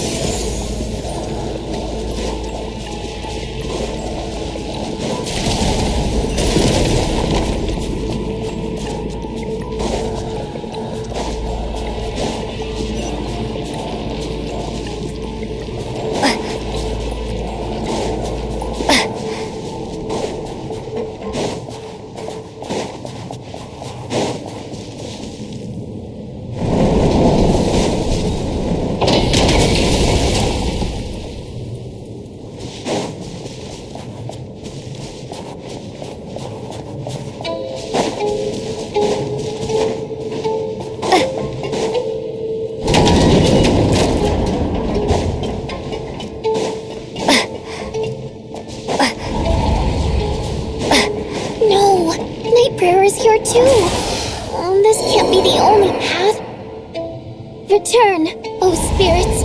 Fulfill your oath of protection.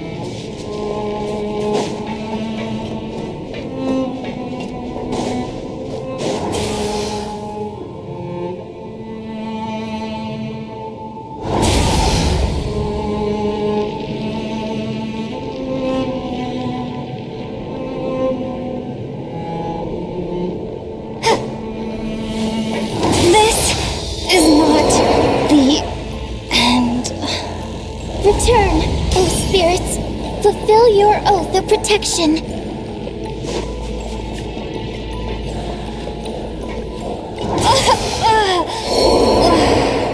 I won't let you die like this. Not on my watch.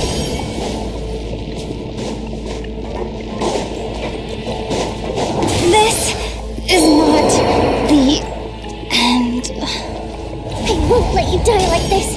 Not on my watch.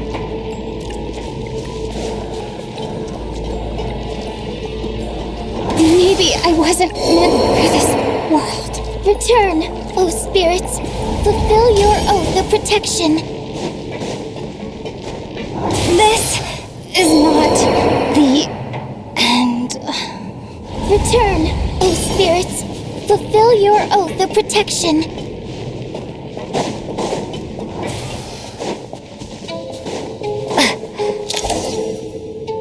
It's too dark. We're not gonna make it. Come on, faster!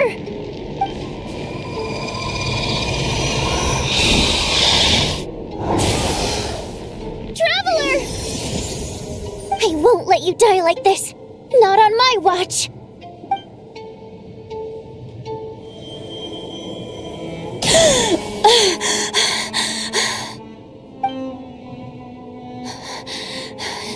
Even though it's not permanent, dying is definitely not a pleasant experience. Great. You're back. Yeah, thanks to you. Time for you to get out of here. Quick, before the light runs out. What about you? You're not coming with me? I can't. I've already been used up. A guardian spirit's skills are finite. I can only resurrect someone so many times. I might not look any different, but my essence has been exhausted. Now, I will slowly start to fade away. I can go no further. The black mist is where I belong.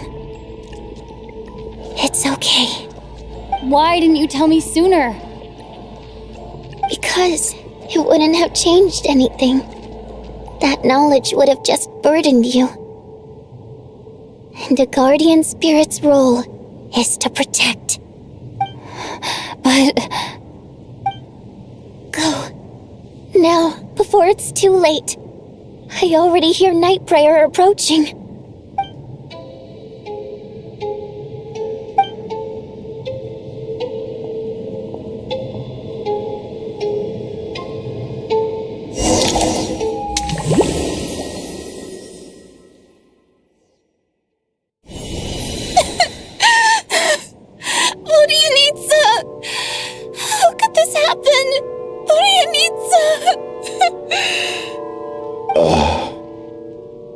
Well, I guess there's no need to inspect the body.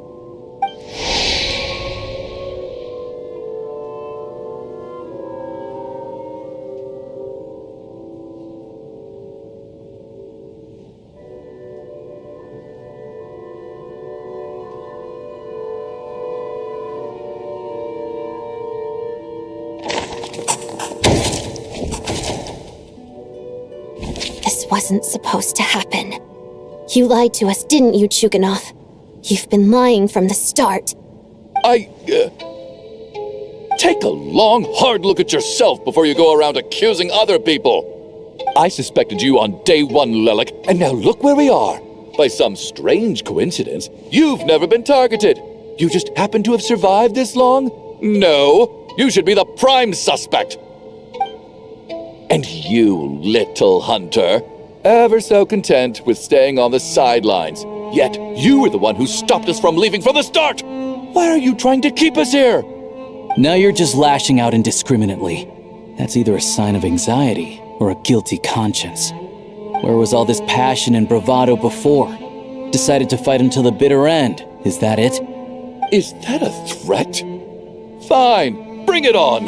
You think I'm afraid to die after all this? You want to kill me? Go ahead.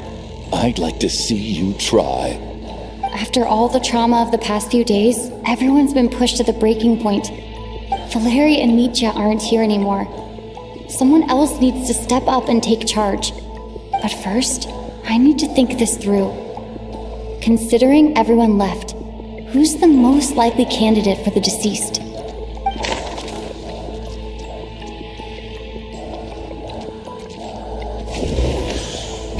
I clearly remember Mr. Chuganov from the first time I visited the theater. He made quite an impression. That was just a few days ago, so he's unlikely to be the deceased.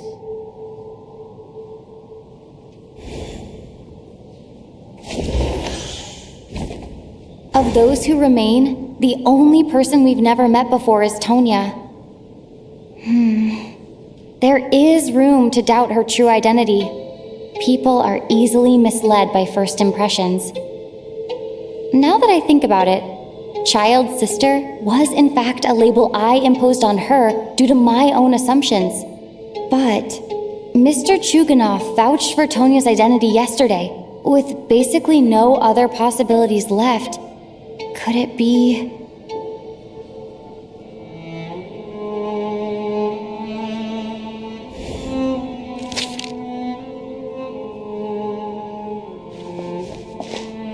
Tonya, how's Tusser been lately? Tusser? Your brother Ajax must have mentioned me in his letters home, right? Did he say anything about a blonde traveler? No. And my brother's name is Razik, not Ajax. Chuganov, looks like it's your turn to do some explaining. Yesterday you said you could vouch for Tonya. Why did you give us a false testimony? I knew you were behind this, Chuganov. You've been lying through your teeth from the start. Everything about you is fake, down to the wife and daughter you're always talking about. Your entire family man persona is a charade, isn't it? That night, when I infiltrated your place as Lelik, I noticed you were home alone. Didn't think much of it at the time, just thought everyone else was out. But thinking back on it now, that doesn't seem very likely. My guess is, you live alone, don't you? Even that was a lie? But why would he lie about having a family? Curses! Oh, why is there no end to this blasted snowstorm? If it would just stop! If it would just stop. I think I remember now. I know how I ended up here. It feels like a distant memory. But at the same time, it's just like it was yesterday. The reason I'm always coughing is because I got sick with frostbite. The locals usually call it the snow cough. It's not a very common illness. It's partly genetic and partly caused by the cold climate, but it can be fatal. They sent me to the hospital as soon as they found out I had it, and I spent so long lying there in that hospital bed. After a while, I felt myself growing weaker and weaker. Nothing seemed to be working anymore. Neither the treatment that the doctors were giving me, nor the medicine my brother was brewing from frost fairy flower leaves. So one day, I told my brother that I wanted him to take me outside for once, so things could be like they used to, just for one day. I wanted to meet loads of friends, experience new things. He agreed. He snuck me out of the hospital, and we escaped. We got to the theater, bought tickets, and went inside. It was all so exciting. I remember the show very clearly. It was amazing. But I found myself getting sleepier and sleepier. Oh, Tonya. When I woke up, I couldn't find my brother anywhere, so I guessed he'd already left. But there's no way he'd leave me behind. So I decided to stay here and wait for him. At the time, I figured he'd probably gone to brew some more medicine for me. I was planning to chew him out for abandoning me when he got back. Tonya, it sounds like by then you'd already... Yeah, I know. I understand now. Dead, aren't I? This cough and the feeling weak, it's probably just my body's memory. After all of that, it turns out I can't blame my brother after all. I was the one who abandoned him. I'm sorry, everyone. I realized this much too late. It seems like death skewed my perception, and now I've dragged you all into this mess. Your name probably isn't even Tonya, is it? Didn't that ever strike you as odd over the last few days? Well, when I was little, my brother and I read a storybook, and Tonya is the name of one of the characters. When we escaped from the hospital, our family and the hospital security were looking everywhere for us. So when you first approached me and said my brother had sent you, and called me Tonya, I thought he must have chosen a fake name that only the two of us would know. Because he was afraid of getting caught. Now, it seems like that was just wishful thinking. At least your memory of death isn't painful. That is a small comfort. Now it's your turn, Chuganov. Talk to us. I believe no lie is ever told without a reason. You're right. I was lying. I happen to know that the Harbinger child and his sister Tonya managed to get tickets, so I lied to you and pretended I knew them. And yes, I was lying about my family too. The truth of the matter is, I lost them a long time ago. I just refused to accept reality. And now I've spent the second half of my life living a lie. I'm a joke. My daughter's name was Iskra. And before you ask, yes, Iskra, as in Iskra Manufacturing Plant. She also died from the snow cough. She was just 6 years old. If she were still alive today, she'd be around the same age as little Tonya here. After Iskra passed, my wife couldn't bear to face those memories either. So she chose to start a new life without me. One day when I came home from work and saw the empty room, I felt like I couldn't breathe. Subconsciously, I started to imagine that they were still there. I soon discovered that this was the only thing that made me feel any better, so I just embraced the delusion. Nothing more than a pathetic means of escapism, I know. But at least it's not a crime. So explain your false testimony then. The night before last, when I was chatting with Tonya, she mentioned that her brother would brew medicine for her from frost fairy flower leaves. Combined with her various symptoms, I suddenly understood everything, including the fact that she was deceased. The snow cough used to be an incurable illness. I would pick frost fairy flower leaves to brew medicine for Iskra too. It took hours and hours on the stove.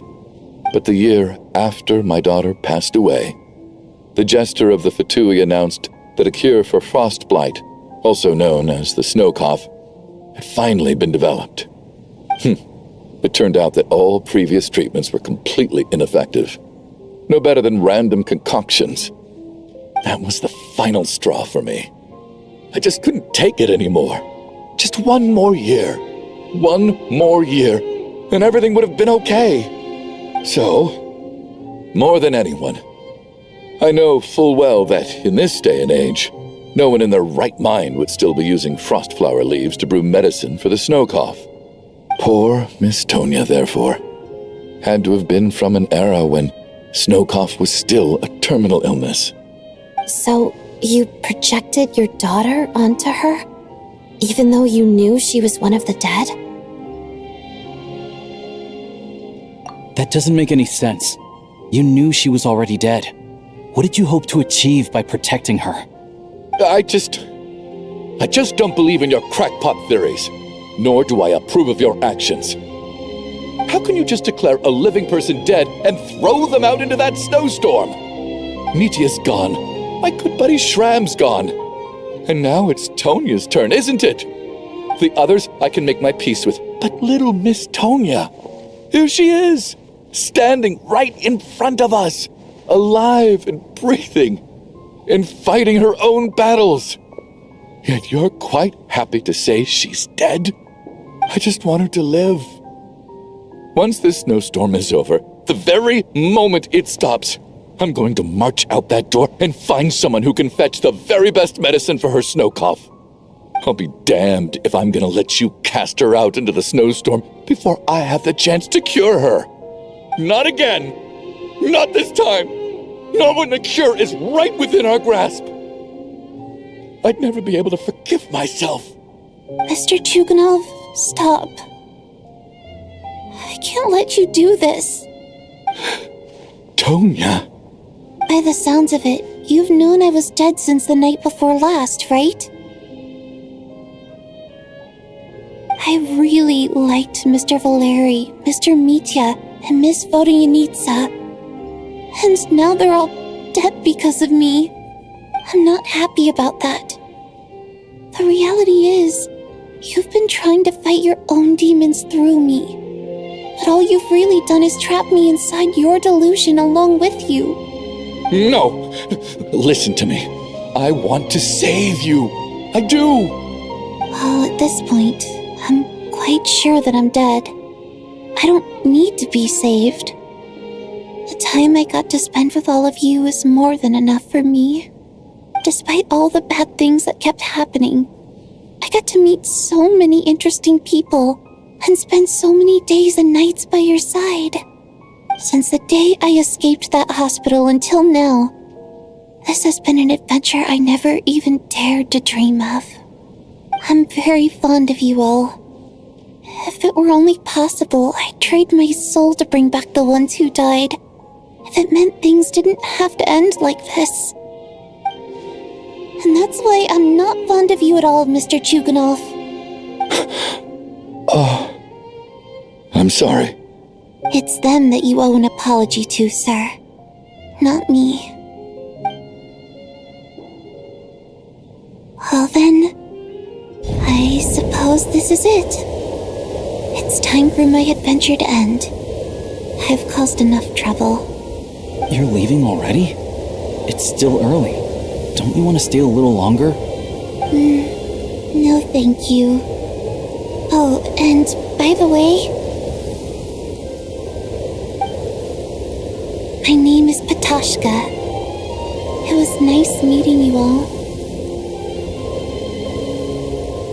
Feels strange that we're only being properly introduced now that it's time to say goodbye. Tashka.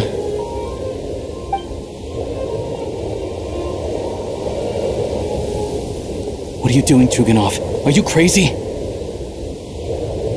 Let me leave. I can't keep lying to myself anymore.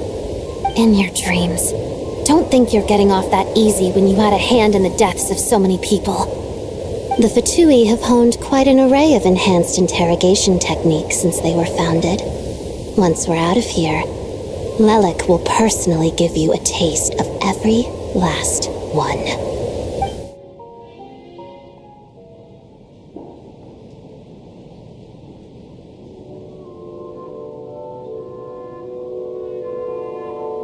I think we should leave. I doubt this snowstorm is ever going to stop. For all we know, this storm might have destroyed all of Snezhnaya by now. Maybe even the whole world. Wait, we finally solved the mystery of the haunted theater today. Maybe let's at least try to enjoy tonight? Fair enough. I don't particularly feel like dying in Chuganov's company anyway. And yet you won't let me die first. Hey, Chuganov, on a serious note, if we do make it out of here, you should close down that factory of yours. A lot of people are freezing thanks to you. Is this really the time to be discussing my factory? All right, fine. I'll shut it down. Doesn't matter to me anymore.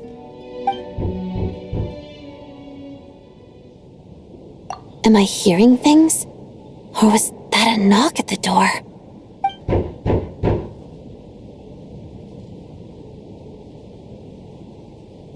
There it is again. But I don't understand. The snowstorm hasn't stopped, has it? Should we open the door? Is this it? Is this nightmare finally over?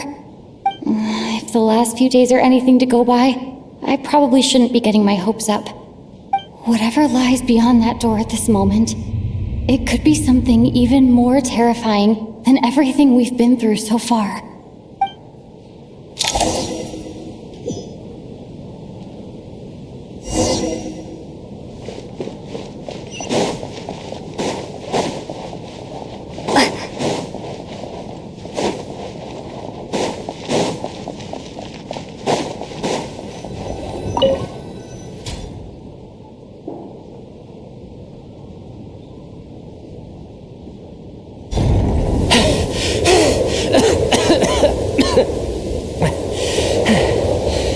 Hey everyone, I'm back.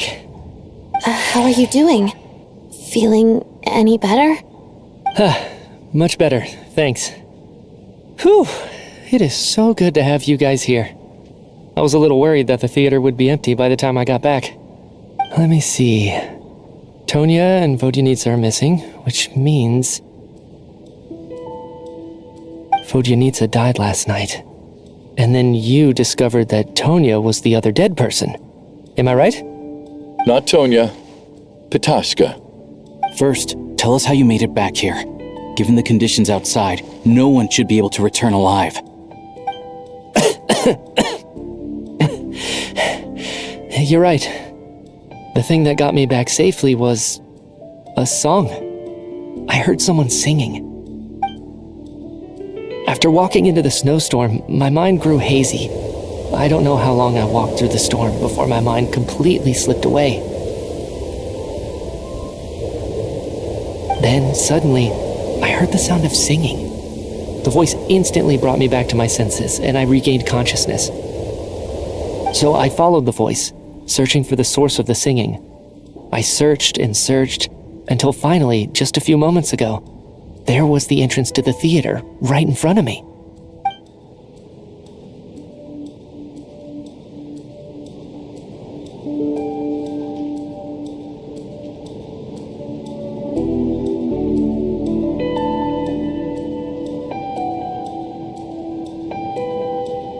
I've actually never performed this song in the theater before, because it has more of a ceremonial purpose for our people. It's not meant for the stage. It means something like, "May those we have lost watch over us, and follow this song back home in the night, so that we might be reunited once more." That must have been Vodyanitsa's Requiem. Who knew it actually worked? That song is meant to guide the souls of the dead. Mitya, that must mean that you... Huh. No kidding. Huh, seemed like I guessed right then. This is what I've been so desperate to tell you about. When I first stepped out of the theater, I was still quite lucid. My memory of it is still pretty intact. I remember the outside world being completely different than what I'd expected. It was like this was a world where only the snowstorm existed. There wasn't a trace of any humans or buildings ever having been there. I don't know how else to describe it, except to say that it just didn't seem like the real world. And as for the Requiem, if I was guided here by Vodyanitsa's song, it can only mean that I must already be dead. And this is my soul, not my body. but I didn't experience a clear moment of death while I was out there. Nor do I feel any different now than before I walked into the snowstorm. You don't seem any different to me either. In fact, this is something I've been wondering about for a while now. If souls aren't physical, shouldn't they lack tangible form? Both Shram and Patoshka were clearly deceased, and yet their souls didn't look or feel like ghosts at all. They were visible, tangible, no different than you or me. This raises a truly terrible thought. Is that really what Mitya is suggesting?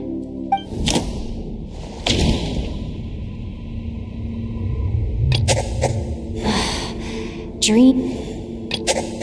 Mitya said, the Requiem Mitya's soul was summoned back by the Requiem, confirming that he is indeed already dead. And yet, he looks no different from us. Of course, if even the long deceased like Mr. Shram can blend in with us undetected, then maybe we've all been dead from the very start. And all of us are now souls wandering the theater.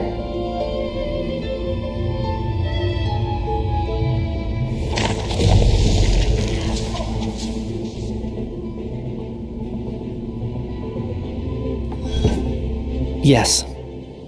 I think that this is probably the afterlife. What did you say?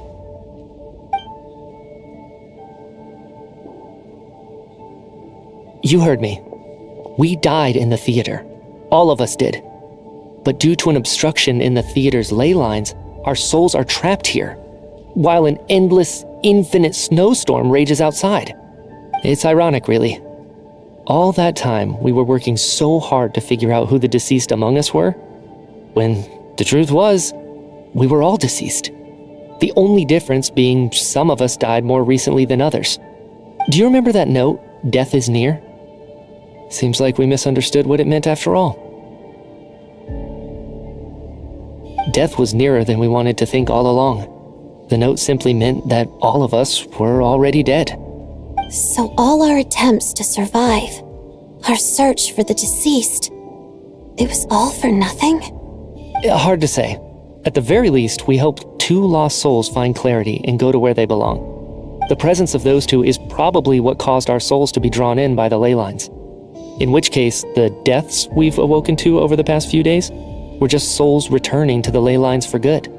If what you're saying is true, doesn't that make us the lost souls now? Huh, no wonder. This afternoon, when I was moving Vodyanitsa's body, I noticed that the other bodies in the room hadn't decayed one bit after all these days. That's further proof that those aren't physical bodies at all, but merely our shells here in the afterlife. Am I really dead? This doesn't feel... No, that's impossible. This cannot be how it all ends. I still find it hard to believe that all of us are dead. How exactly did we die in the real world? None of us have any memories of dying, right? Not even knowing how we died is preposterous. Good grief! Surely there has to be some reason. Exactly. It's hard to rest in peace when you don't even know how you died. It gave me lots to think about as I strode out into the snowstorm. I racked my brains trying to remember the cause of my death, the exact moment I died, the root of all of this, right up until my consciousness faded. Wait. Hold on. Right before I lost consciousness, I think I saw something. I can't remember. And I think I lost my notebook and pen. Mitya, your hand. Is that blood on your fingers? Huh? You're right. There's blood on the fingertips of my right hand. Looks like it's already dried. When did that happen? What the? I guess this was what I saw. I must have desperately drawn it in my own blood right before losing consciousness. What's wrong? Do you recognize the symbol? It's... Renova, the ruler of death. Alosha, do you still remember that Snezhnayan folktale you told me about? It was about the Grim Reaper. When someone's about to die, he appears as an incarnation of someone familiar to guide their soul into the afterlife. And as soon as you recognize his face, your life is over. I heard a similar tale when I was little. You think the Grim Reaper in this story refers to the ruler of death you mentioned? That's right. In which case, death is near could also mean that the Grim Reaper is here, disguised in a familiar form. Death, the deceased, and the Grim Reaper? So it's a triple entendre. When I first saw this note, I thought it contradicted the investigation report. But now it seems like that was the whole intention. So the Grim Reaper deliberately misled us. Then, we started suspecting each other and searched for the deceased while they hid in plain sight. By that logic, the one person most likely to be the Grim Reaper incarnate is...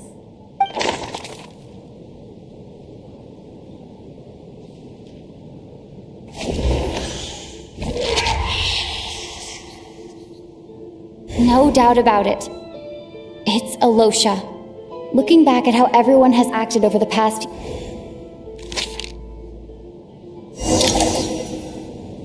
Is it you, Alosha? You were the first to discover the investigation report, and you had plenty of time to slip the note inside to mislead us.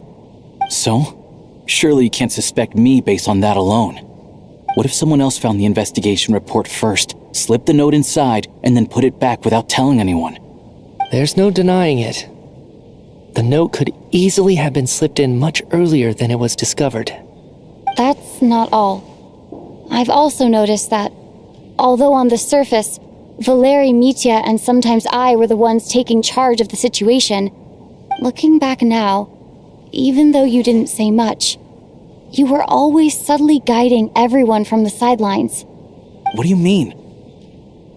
You were the one who emphasized how dangerous it was outside and insisted we all stay here. It was also you who suggested that we all sleep in the same place. And earlier today, you tried to convince Patashka to stay. I don't understand why, but it was out of character. So, you didn't understand my intentions, and now you're assuming the worst. Seems pretty unreasonable if you ask me. He still won't admit it? Fine. Let's see how he responds to the most damning evidence of all. The biggest question I have right now is, if the Grim Reaper is impersonating Alosha, then where's the real Alosha? When did they switch?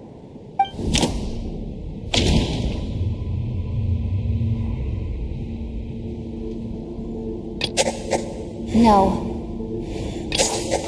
That's right. This was the moment. Right at the start, before any victims had even emerged, Alosha was switched with the ruler of death while everyone's guard was still down.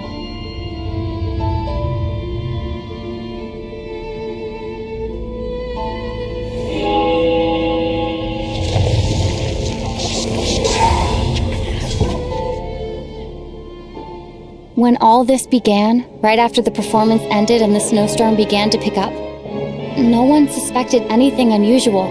We just assumed we were snowed in. It wasn't until we discovered the bodies the morning after that we realized something out of the ordinary was going on. But it's clear now that the oddities actually started earlier than that, when Dimov walked into the snowstorm and never came back. Right. So Mr. Dimov was the first victim, not Sobolova and Torgov. And if we pinpoint that moment as the beginning of this incident, then one thing becomes clear. Alosha, you are the only person who walked into the snowstorm and came back without the help of Vojenitsa's Requiem. More precisely, Alosha never came back at all. The one who came back was the Grim Reaper. Not bad. Well, since you've backed me into a corner, I suppose there's no point in keeping up the act anymore. Alosha? You're the Grim Reaper? I am no such tired cliché. Mortals should address me as the ruler of death.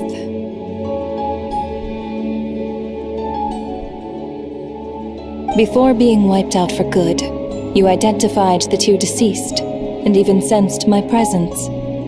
A commendable achievement, far beyond what I expected. I heard you can ferry souls. Those deaths each night. Were they your doing? Your initial conclusion was correct. Due to the existence of the two deceased, the ley lines yearned to reclaim those long-lost souls. Every night they devoured an equal number of souls to fill the void. This required no intervention from me. Though, of course, here, take a look.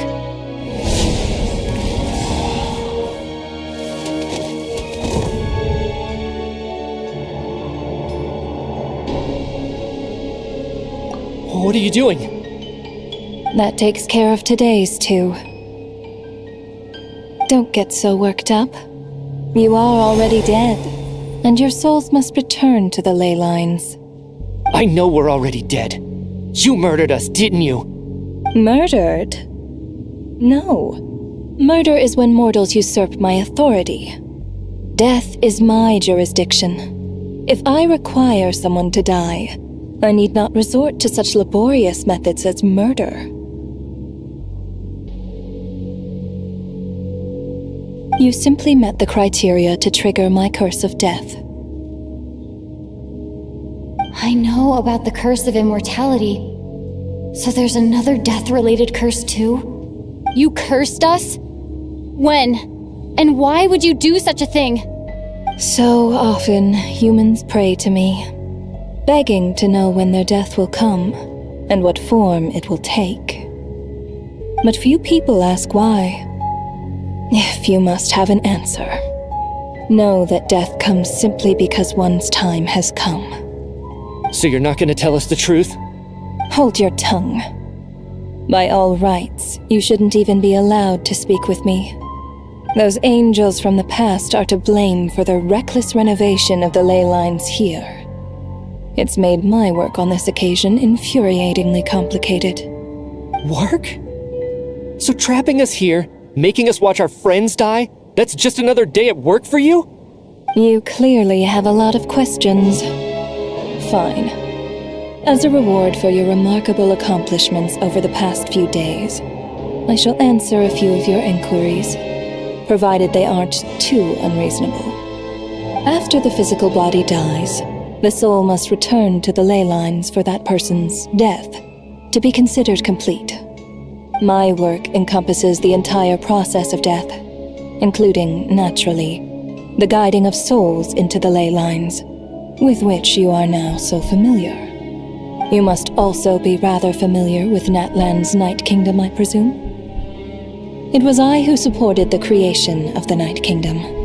It provided a convenient means of guiding the souls of Natlan. Here, too, the ley lines connected to the theater underwent some modifications.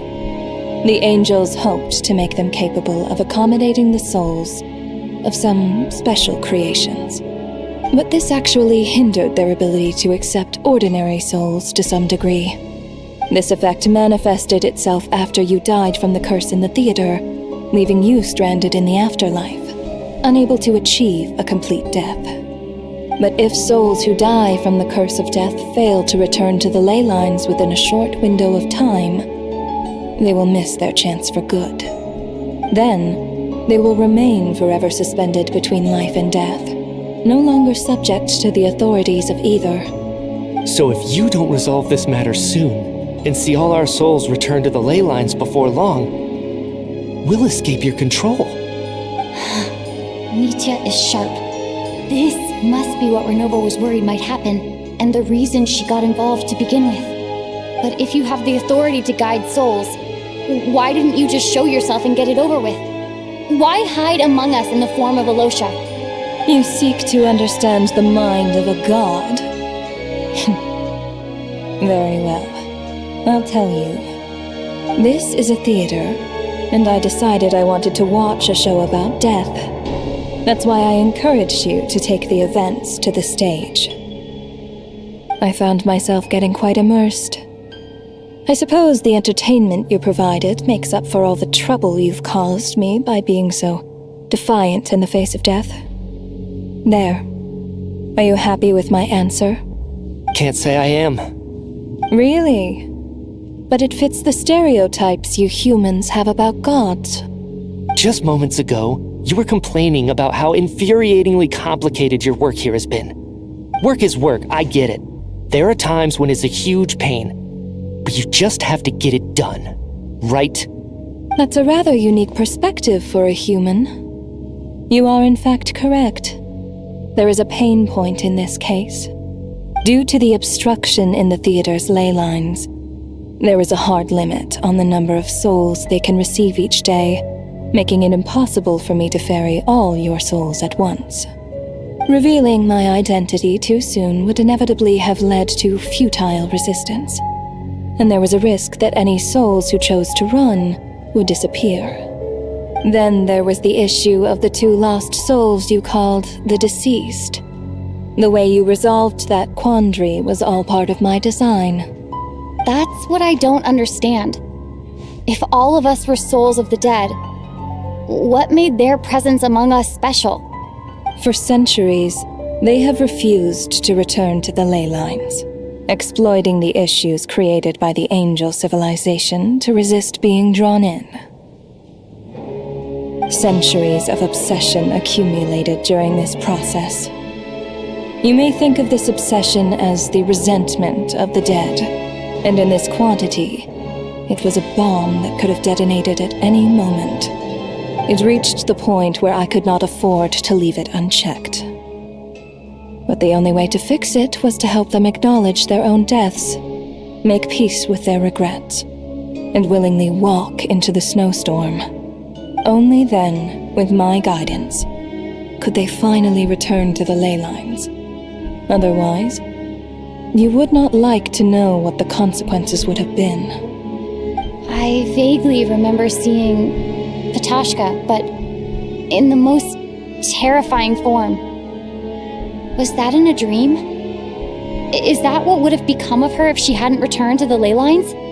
I see your dreams brought you many revelations.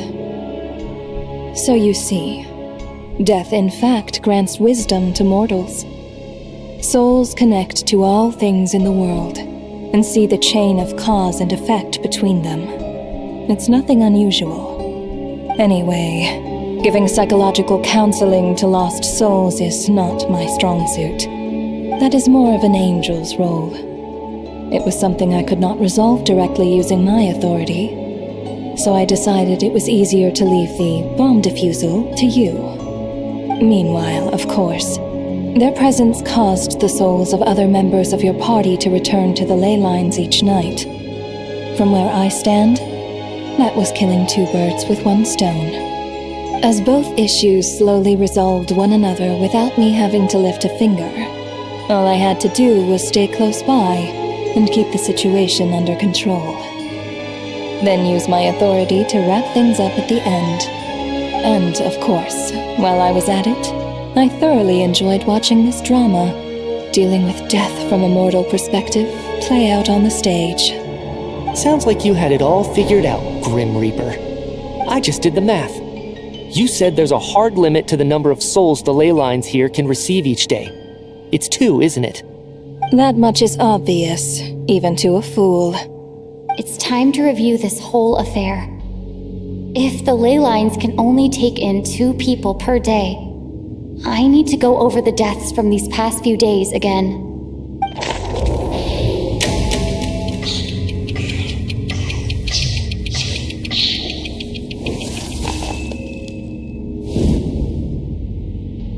Looking back now, none of us had the faintest idea at the time.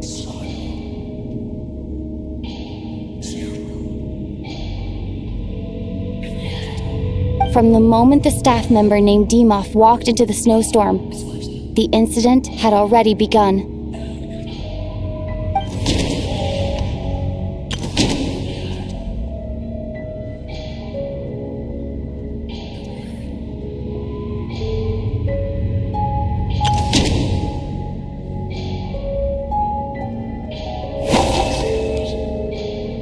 No. Let me go over this again.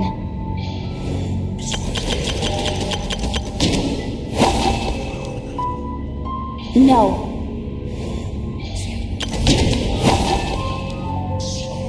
No. Let me...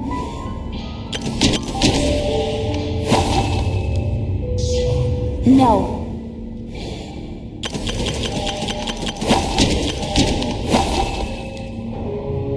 No. Alosha was the second to walk into the snowstorm after Demoth to investigate. During this process, the ruler of death assumed his identity, making him one of the victims.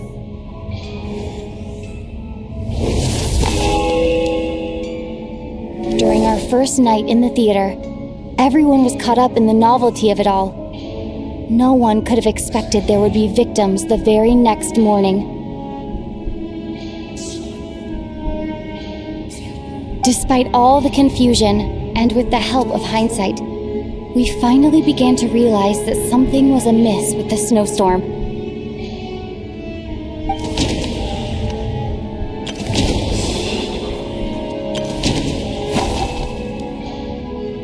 No.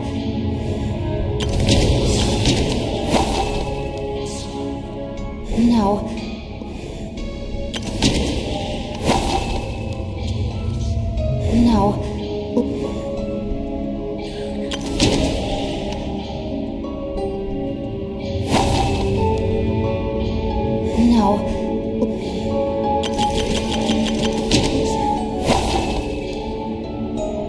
No.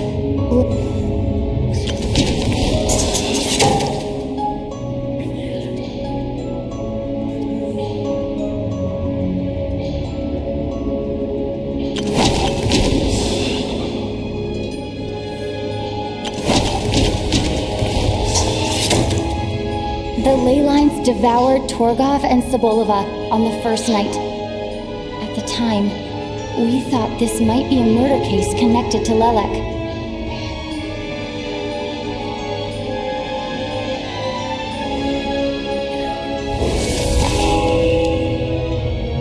Odette and I spoke a lot that night. 3 people were on watch, but in the morning, we discovered that someone had fallen victim all the same.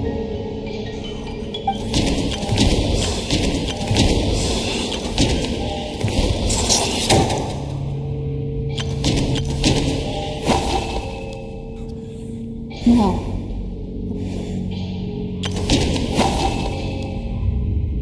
No. Let me... No.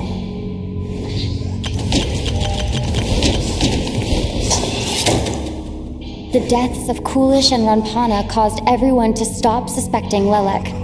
Unexplainable phenomena occurred one after another, leading Mitya to suspect that we were caught up in a supernatural event.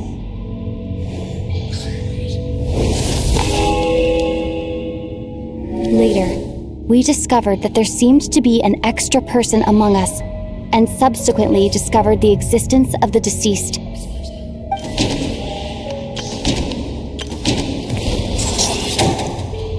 Mr. Shram realized he was the deceased and walked into the snowstorm to return to the ley lines of his own accord. It turns out there really was a dead person among us.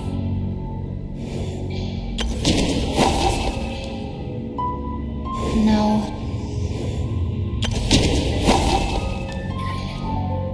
No.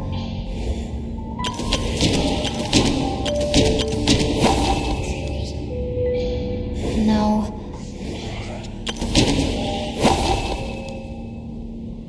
No. We thought it was all over, but Mr. Valeri's death was a rude awakening for everyone. Once again, the ley lines consumed him during the night. A lot happened today. Mr. Valeri's death led us to discover the connection between the number of deceased and the number of victims during the night.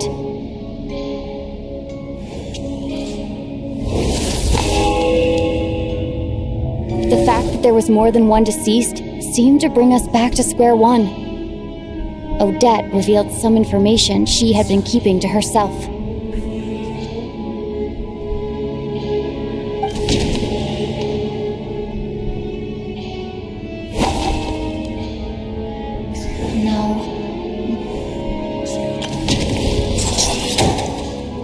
As it happened, Patashka filled the void left by Micha's return from the ley lines by walking into the snowstorm this morning. The girl I thought was Child's sister, Tonya, turned out to be another of the theater's deceased.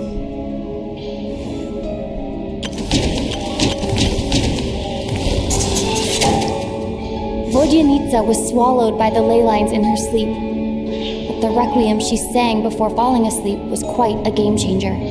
Come to think of it, Patashka was about to walk into the snowstorm at that time, and Renova, unaware that Micha would return, was concerned that her soul would overflow from the ley lines. That's why she used Alosha's voice to try and persuade her to stay behind. Looking back, I suppose that was an early slip-up on her part.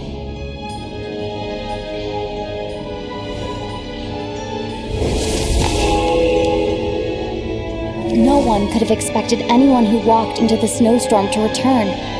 But just after nightfall, Micha returned, bringing crucial information with him. Various truths began to surface, including that all of us were already dead, and that the ruler of death was here among us. Then, after revealing her true form, Renova callously claimed 2 souls.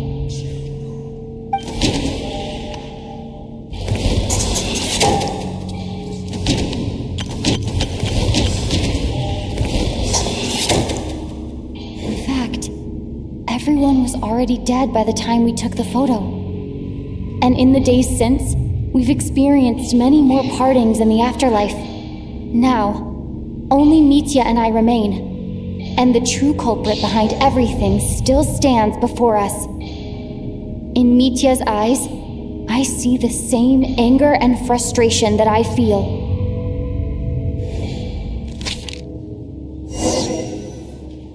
That covers everything. It's all clear now. Your work isn't finished here yet, is it? The Traveler and I are still standing here, safe and sound. The water imp's song threw things off a little, but it is of no consequence. The ley lines have already anchored your soul, and the first ray of light tomorrow morning will take you back. I, meanwhile, need to review my attitude towards the water imp race. So the reunion in the night that Vodyanitsa mentioned, I suppose that was never meant to be a permanent reunion. That just leaves you, Traveler. My power only allows me to temporarily separate your soul from your body.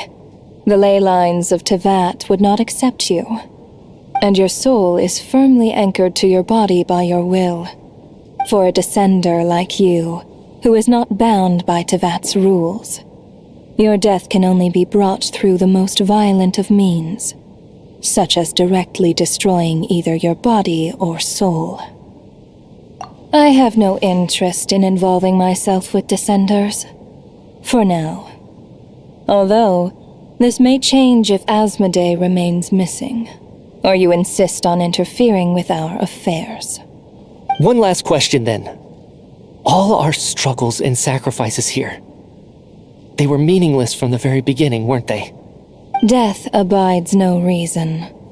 Besides, what you call sacrifice is merely a concept created by humanity. To me, it is nothing more than a self-indulgent charade in the face of death. Mere mortals fantasizing that their actions could reclaim something from my grasp. A truly laughable idea.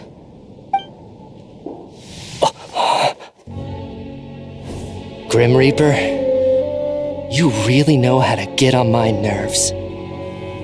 I'm not here to ingratiate myself with you. I kill merely because your deaths are necessary. Oh, you've made that quite clear. But humans don't take well to being scorned. Not even by the gods.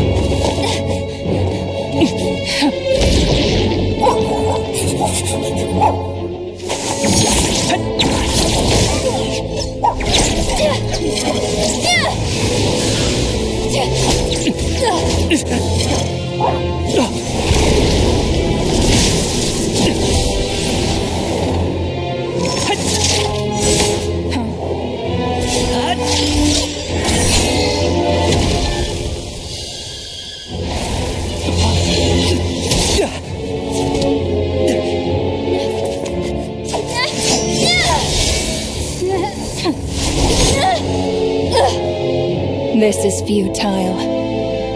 You must know that you are powerless against me in my own domain. I suggest that you save your strength. For what? Maybe we can't change it. But if nothing else, we can at least teach you to have some respect for the dead. Audacious.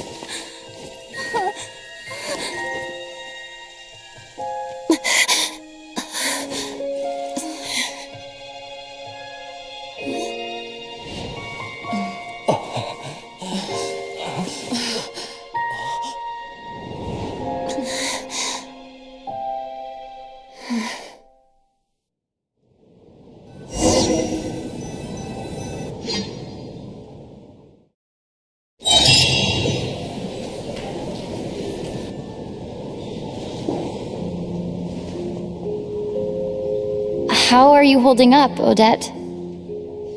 What happened to me? How much do you remember? What do you mean? Is the performance over? I can't seem to recall what happened. Has Odette already forgotten?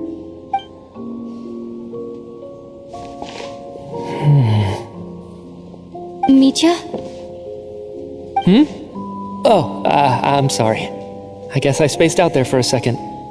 Remind me who you are? Don't you remember anything?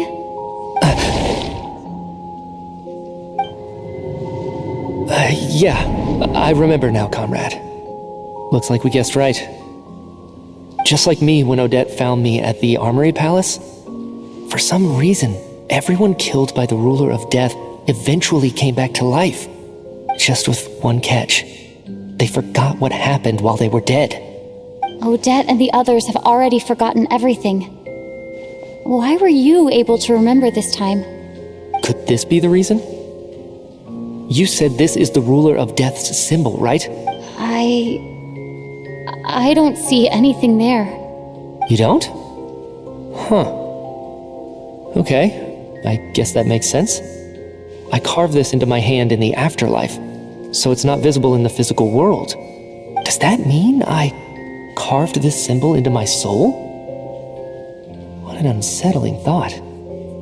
Still, at least I get to remember what happened. I suppose it's a blessing in disguise. What about you, though? The Ruler of Death mentioned that you're a descender? Is that why you can remember? A full explanation would get complicated very quickly, but that's essentially it. Well then, now that it's all over, let's figure out what we've learned. The first thing I notice is that everything here is precisely as we left it, right before our deaths. This confirms that time passes differently in the afterlife than in the real world. They say that right before death, time slows down and your whole life flashes before your eyes. That must be how you know you have one foot in the afterlife by that point. Anyway, clearly the few days we spend in the afterlife probably only amounted to a few short minutes in the real world. This also aligns with previous reports of widespread temporary memory loss among the Armory Palace personnel. Now it seems likely that those were all brief deaths caused by the Grim Reaper's so-called curse of death. To those unaware of the truth, dying and coming back to life must feel similar to a short bout of catatonia. This leaves me with a couple big questions.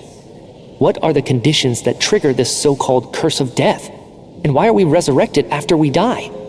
If nothing else, I think it shows that killing us wasn't her ultimate goal. We still don't know her true reasons for subjecting us to death. Right. This time only got complicated because of the situation with the theater's ley lines.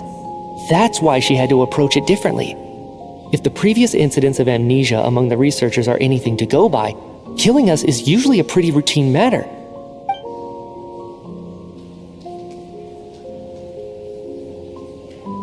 Come to think of it, wasn't I about to note something down before I died? I can't remember what it was, but I think it was something related to my research project. Sorry, Traveler. I'll catch up with you again later. Right now, I have to make a trip back to the Armory Palace. Ma'am, if I may, no one of your description has ever shown up in my investigations into Mr. Mitia's friends. Yet, you two seem very familiar with each other. Could you perhaps tell me where he was in such a rush to get to? And, by the way, have we ever crossed paths?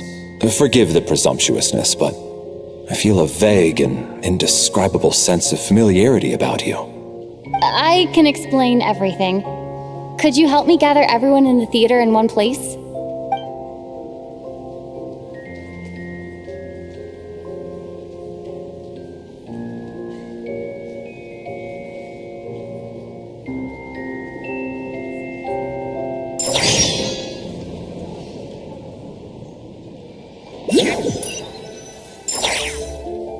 So Chuganov really is going to shut down the factory. I guess this theater incident actually did us some good after all. So, you said I promised to take you to the Armory Palace while we were in the afterlife, yes? I believe you. I think I even have a vague memory of it. Agreed. Let's check in on her first. The whole reason for our trip to the Armory Palace anyway is to figure out what's going on with her health.